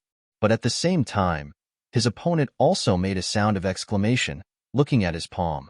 His flaming palm turned black, and soon, his arm was the same. The golden flame mixed with the dark. It looked incredibly sinister. Poison sorcery. The same was true of his face. The golden flame melted into the dark air currents. But even more frightening was that he felt that this poison sorcery seemed to be designed especially for his flames, as it dispersed when met with the fire, invading all the internal organs, limbs, and throughout the body. It was no picnic for Su Chehan either. He took out an elixir and fed it into his mouth, then withdrew quickly from the battlefield. He moderated his breath, turning poison into medicine, and a healing light shrouded his body to repair the parts that were damaged. As far as combat power, he was certainly not as good as the saints selected by the 9 major tribes of the Crimson Dragon realm, but his poison sorcery was unexpected and enough to make the other party suffer. The situation on the battlefield was obviously not as expected by the major tribes. They didn't have any advantages, and Futian didn't even make a move. Zhu Kong frowned and glanced at the chaotic battlefield, and said coldly, "Go." As his voice fell, cultivators from all the major clans stepped out once again. In no time, more cultivators of the Saint Plain descended onto the battlefield. Xia Qingyuan frowned. Although their side also had quite a few doctrine saints, but not as many as those other tribes. As many figures came through the air, the cultivators in the first realm of the divine path started moving, and Situ Yin also stepped into the battlefield. "You go too," Shen Tianzhan said to Shen Jun, who nodded in agreement, then walked toward the battlefield. An overbearing breath bloomed from Futian's body, and he wanted to take action himself, but heard Xia Qingyun say, "I'll go." As soon as she finished speaking, she marched on and went toward the battlefield. Futian was the city lord of Qinya City. He could not make his appearance in the conflict so easily. Even Xia Qingyun had come out to fight now. No one who was of the first realm of the divine path from Emperor Xia's realm dared to stay behind. For a moment, this vast space seemed to be completely inadequate for the battle between these people. As they continued to move the conflict toward higher altitude, the scene was becoming chaotic. In the distance, other cultivators kept coming. Saint Lord of Jiang of Jinmu City had arrived in person, and also Shichan, whose eyes directed toward the battlefield. Next to them was Chang Clan, another principality of Jinmu City, and Chang Huai was also there. His eyes were directed toward Futian. There was a slight coldness in those eyes.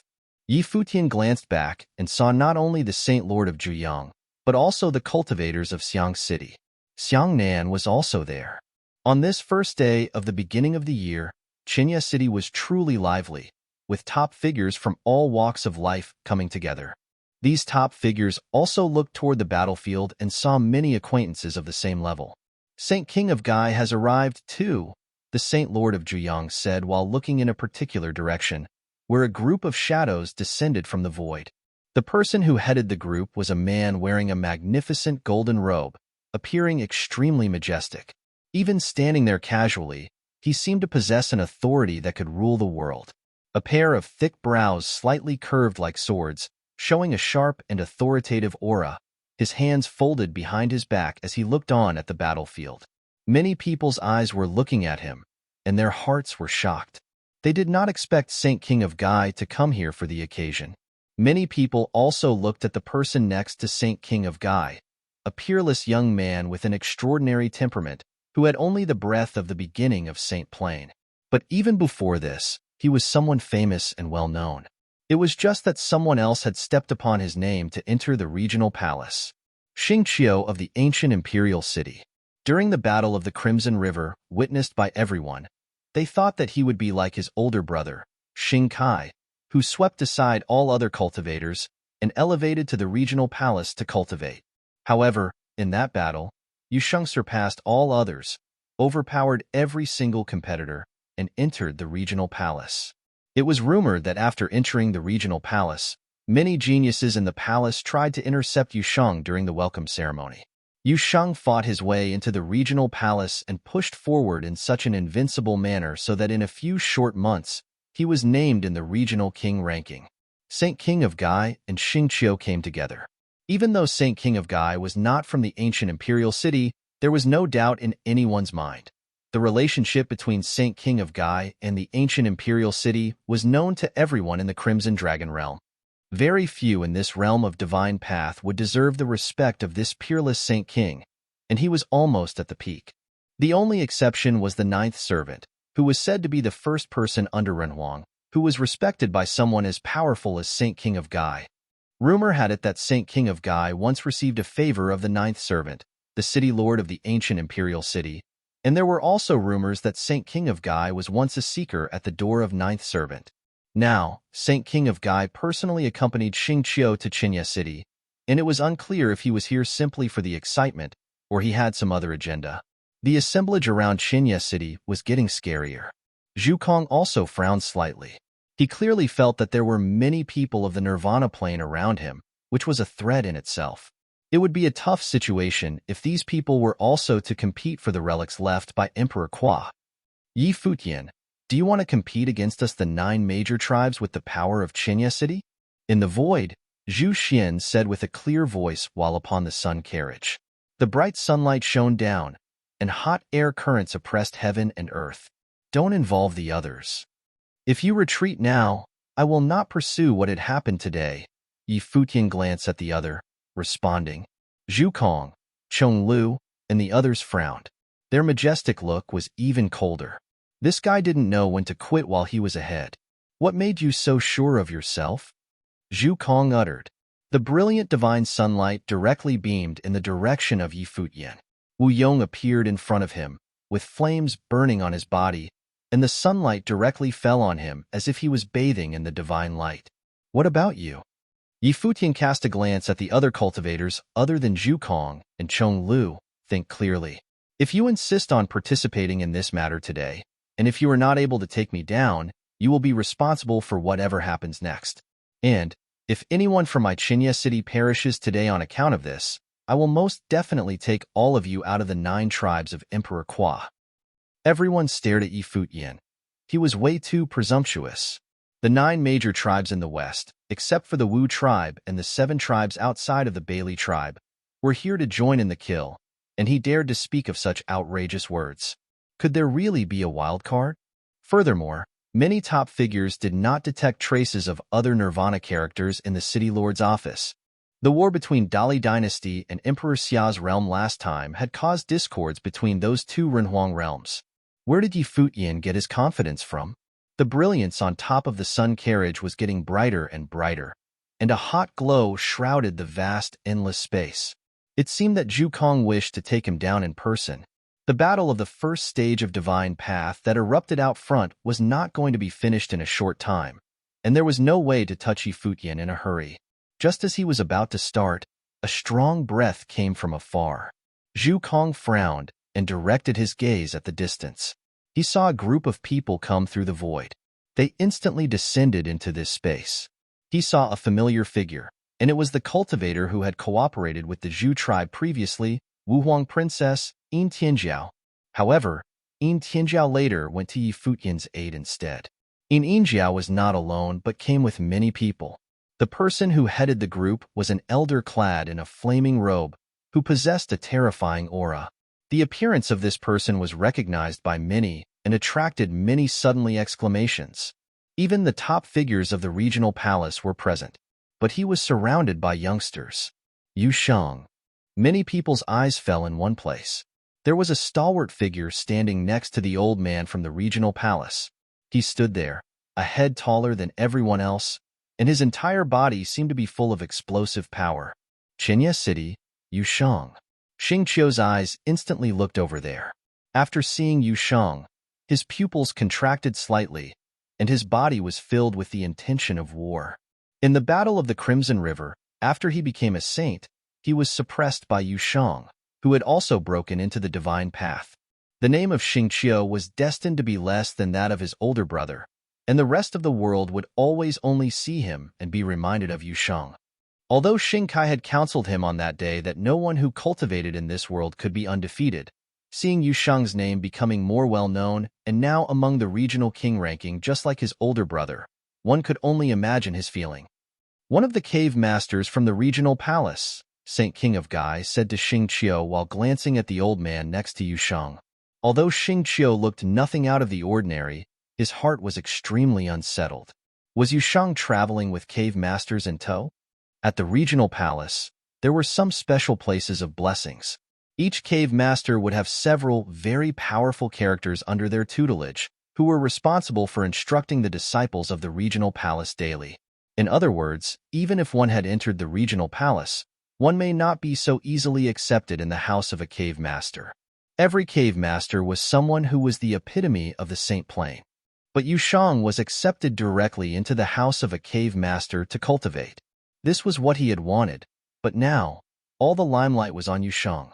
Xing Qiu, even though he has a cave master to instruct him in cultivation, you have the teaching of the 9th teacher, not any inferior than him. Don't be too obsessed. Saint King of Gai seemed to have read Xing Qiu's mind, and was reasoning with him. Well, I will do my best, Xing Qiu nodded. It was difficult not to care about these things completely. Although I don't know what Yi Futian obtained, if it could persuade the chiefs of the 7 major tribes to come in person, it must be something quite extraordinary, Saint King of Gai whispered. Just as they were speaking, Yu Shang stepped out and walked toward the battlefield. He did not look at those who were defeated by him, such as Xing Qiu and Xiang Nan, who were not important in his eyes. Zhu Kong and his people had noticed when the cultivators from the regional palace had arrived, and he now frowned when he saw Yu Shang stepping out. He looked at the cave master, saying, "Today's matter is between our 9 major tribes and Yi Futian. The regional palace will not be interfering?" It was the Crimson Dragon Emperor who was behind the regional palace. Generally speaking, he did not like to interfere in the affairs of the outside world. "No," the cave master said lightly, which comforted Zhu Kong somewhat. He heard the other party continue. "But Yu Shang is from Qinya City. If he wants to participate in the battle, the regional palace will not restrain him, so you are free to do as you please. However, we do not want to see people of higher realms from the 9 major tribes to bully disciples of the regional palace." Everyone who heard his words expressed a look of curiosity. Yu Shang was someone who had already entered the regional king ranking, which was a clear sign that he was going to be the one doing the bullying. However, the words of the other could not be refuted either. If they deploy those of the higher realms to fight Yu Shang, then the people of the regional palace would have a reason to butt in. Zhu Kong frowned slightly without saying anything further. He directed his gaze at Yu Shang. Yu Shang stepped outside of the battlefield and ran in one direction. Someone of the Saint Plain from the 9 major tribes directly attacked him. The flames were soaring high into the sky, and the violent handprints pressed down. Yu Shang glanced at the other, his footsteps slamming into the void. The world roared, and demonic might tumbled and rolled without ceasing as if it donned the demonic armor. Boom! With a loud bang, everyone saw that Yu Shang did not block the attack at all, but instead opened wide to allow the other's palm print to descend and blasted on his chest. The terrifying flame of the way intended to burn up his body. The fire soared into the sky, drowning Yu Shang's body within it. The armor of the demon god seemed to ignite flames, becoming even more radiant. That man had never dealt with Yu Shang before and had no idea how terrible Yu Shang's defense was. By the time he realized that something was wrong, it was already too late, and Yu Shang struck out. Boom! With a loud noise, his chest was punched through from a single strike. This kind of power! Many people looked at the battlefield where Yu Shang was after seeing his moves. After all, he was an existence new to the regional king ranking, and with the cave master of the regional palace accompanying him, it was natural that he attracted all the attention. People wanted to see just how strong his combat power was. This strike gave everyone a clear sense of the wild, explosive power contained in his stalwart body. His opponent was of the Saint Plain from the 9 major tribes, whose strike seemed to have done nothing when blasted upon Yu Shang. But as he took a hit from Yu Shang, the fist will directly punch through his body, and he fell from the sky. Without allowing them much time to think about it, Yu Shang continued to walk and shook the void. His palms stretched out, and they instantly transformed into the palms of a demon god, grabbing towards someone of the Saint Plain. That cultivator of the Saint Plain waved with both hands. Endless divine fire surrounded his body. It erupted directly, blasting toward Yu Shang. Boom! A shocking demonic might descended, and everyone saw a sheltering demonic shadow appear behind the giant palm print of the demonic way. This palm print seemed to explode out of the hands of this demon and getting larger and larger. The great path of heaven and earth echoed each other and suppressed this space. The cultivator of the Saint Plain felt that it was difficult to move.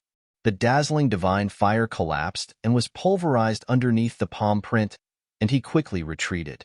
But before his very eyes, the demonic shadow continued expanding. The more he fled, the more he found the insubstantiality of his body still under the palm of the demonic way. It felt as if there was no way up and no way down. Boom! A loud bang, and an immense palm print drowned him, slamming down on him from the sky to the ground. With a violent outburst of sound, an extremely clear giant handprint appeared on the ground, surrounded by rippling cracks. The hearts of many trembled. Such an aggressive, offensive force was merely hopeless. The regional king ranking, as established by the regional palace, was not specific in the kind of ranking it pertained to. Without exception, anyone who was on the list was almost invincible in his realm and surpassed their peers. Unless there was conflict with others who were also on the list, it was hard for the others to reach. Before Yu Shang got on the list, there were still others who doubted his strength. Now, many had witnessed just how strong those on the regional king ranking were. Xing Qiu stared at the battlefield that Yu Shang was in. Now that he had entered the regional palace, he was much stronger than when he had first entered the divine path. The intent of battle surrounded his body, and he seemed to want to battle again. Saint King of Guy next to him seemed to have perceived the intent to battle from Xingqiu, saying, "Do you want to go?" Xingqiu did not respond, but he did want to fight again. However, this time was not the same as the Battle of Crimson River. In the last Battle of Crimson River, he thought he would win. But now, he had not a bit of confidence. "You don't have any confidence?" Saint King of Guy continued, "Knowing that one shouldn't but still does so, it is the same tempering of the mind. As long as you release attachment to the outcome, treating it as a test, victory or defeat is irrelevant." He could see that the last battle had cast a shadow on Xingqiu, who had just entered Saint Plain. This was unlike Xingqiu from the past, full of self-confidence, and had the conviction of looking forward as if he was on top of everyone who was excellent and worthy. Before that, he and Xingkai were very much alike. The two brothers were exceptionally talented. The younger generation admired him a lot, and his achievements would not be lower than this brother's in the future. Therefore, Saint King of Guy wanted to help Xingqiu overcome this mental block. Xingqiu nodded, then really started walking straight toward the battlefield. On his body, a horrific glow bloomed, and the aura of the great path shone between the heaven and the earth. His body seemed to resonate with the birth of this firmament, and an immense body of the god of war appeared behind him. Xingqiu, at this moment, turned into a war god. He raised his hand and launched an attack on a cultivator of the Saint Plain from Qinya City. It was Situ Yin. Situ Yin felt a terrible coercion of might. Her face changed as her strength bloomed in defense. But Xingqiu's attack was aggressive and boundless. The strike of his palm was one with the great path, capable of destroying everything.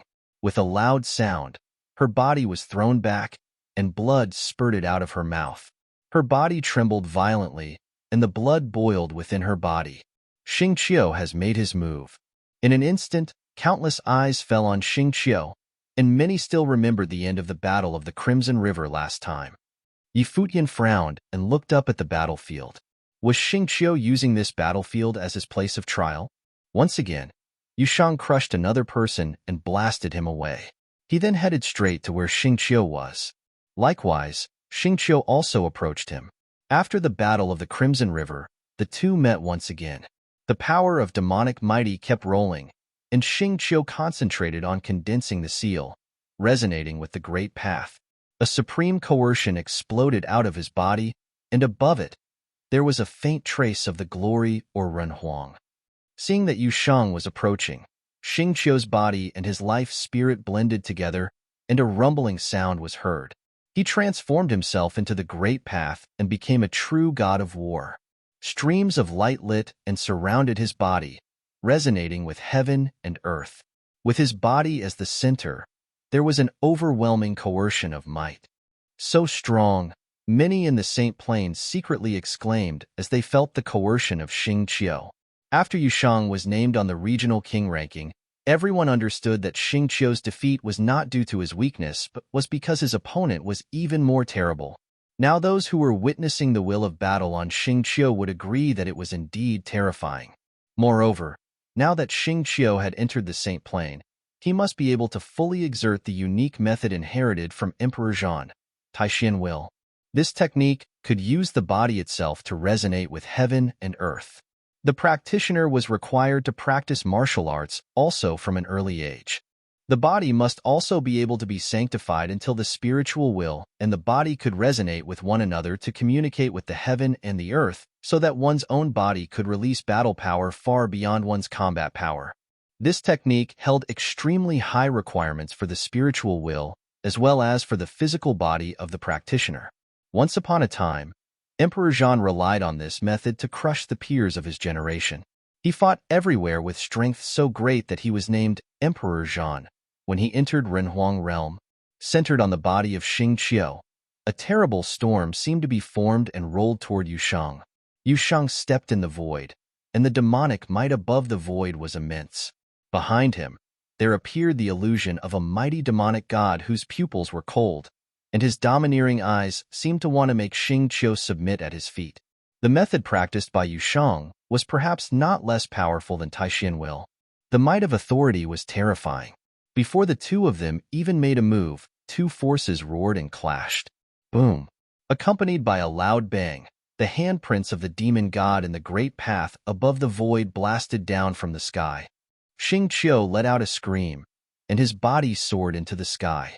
The aura of the great path above his body resonated with heaven and earth, and illusions of the god of war appeared. He raised his hand to launch the method and rocketed into the sky. It seemed that it was a repeat of the battle of the Crimson River in the past. Boom! The palms that could crush all crushed the space. Many fists' aura of the war god broke into pieces. The arm that was the incarnation of Xing Qiu reached out, and thousands of fists will shattered the space as he attempted to raise the sky with his hands. Dong! Yushang stepped out and crossed the void, stepping down directly. As he looked down from the sky, his arms raised, and the figure of the Demon King smashed toward Xing Qiu, who was below. Another loud boom, and Xing Qiu's body fell from the sky. He moaned and spat out a mouthful of blood again. "Help him," Zhu Kong said. Suddenly, cultivators of the Saint Plain flickered forward and launched an attack at Yushang. They wanted to gang up on Yushang. Xing Qiu's mouth was still bloody as he looked up into the sky.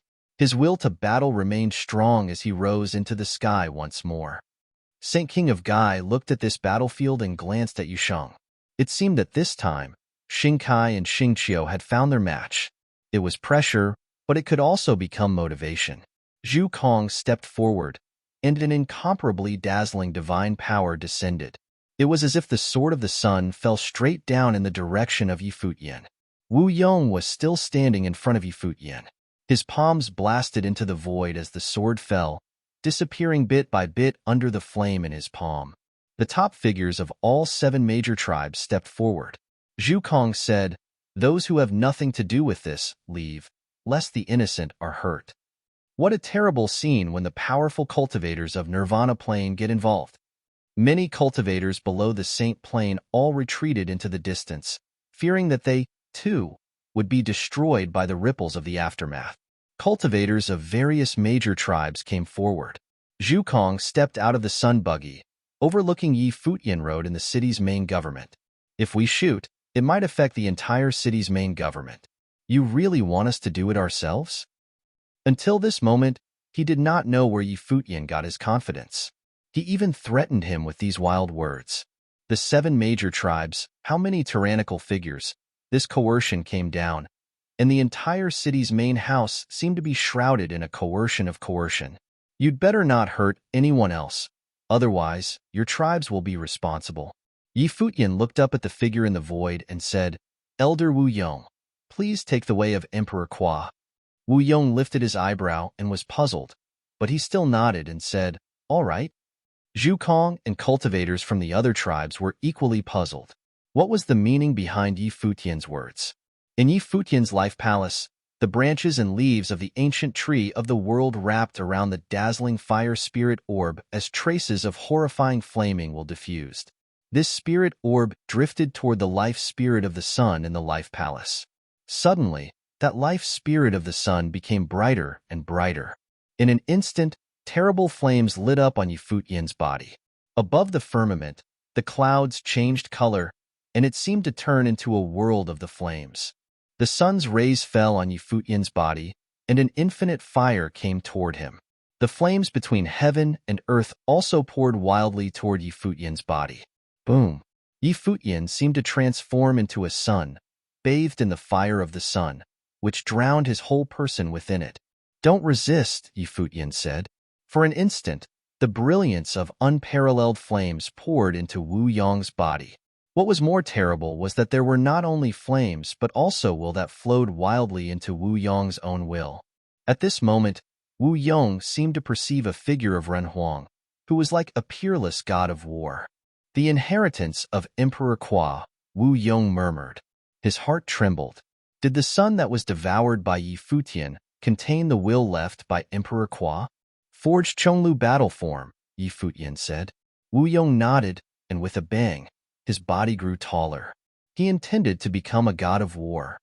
You're tuning in to the Warrior Lore YouTube channel. Don't forget to subscribe and join us on this journey to catch the most captivating stories.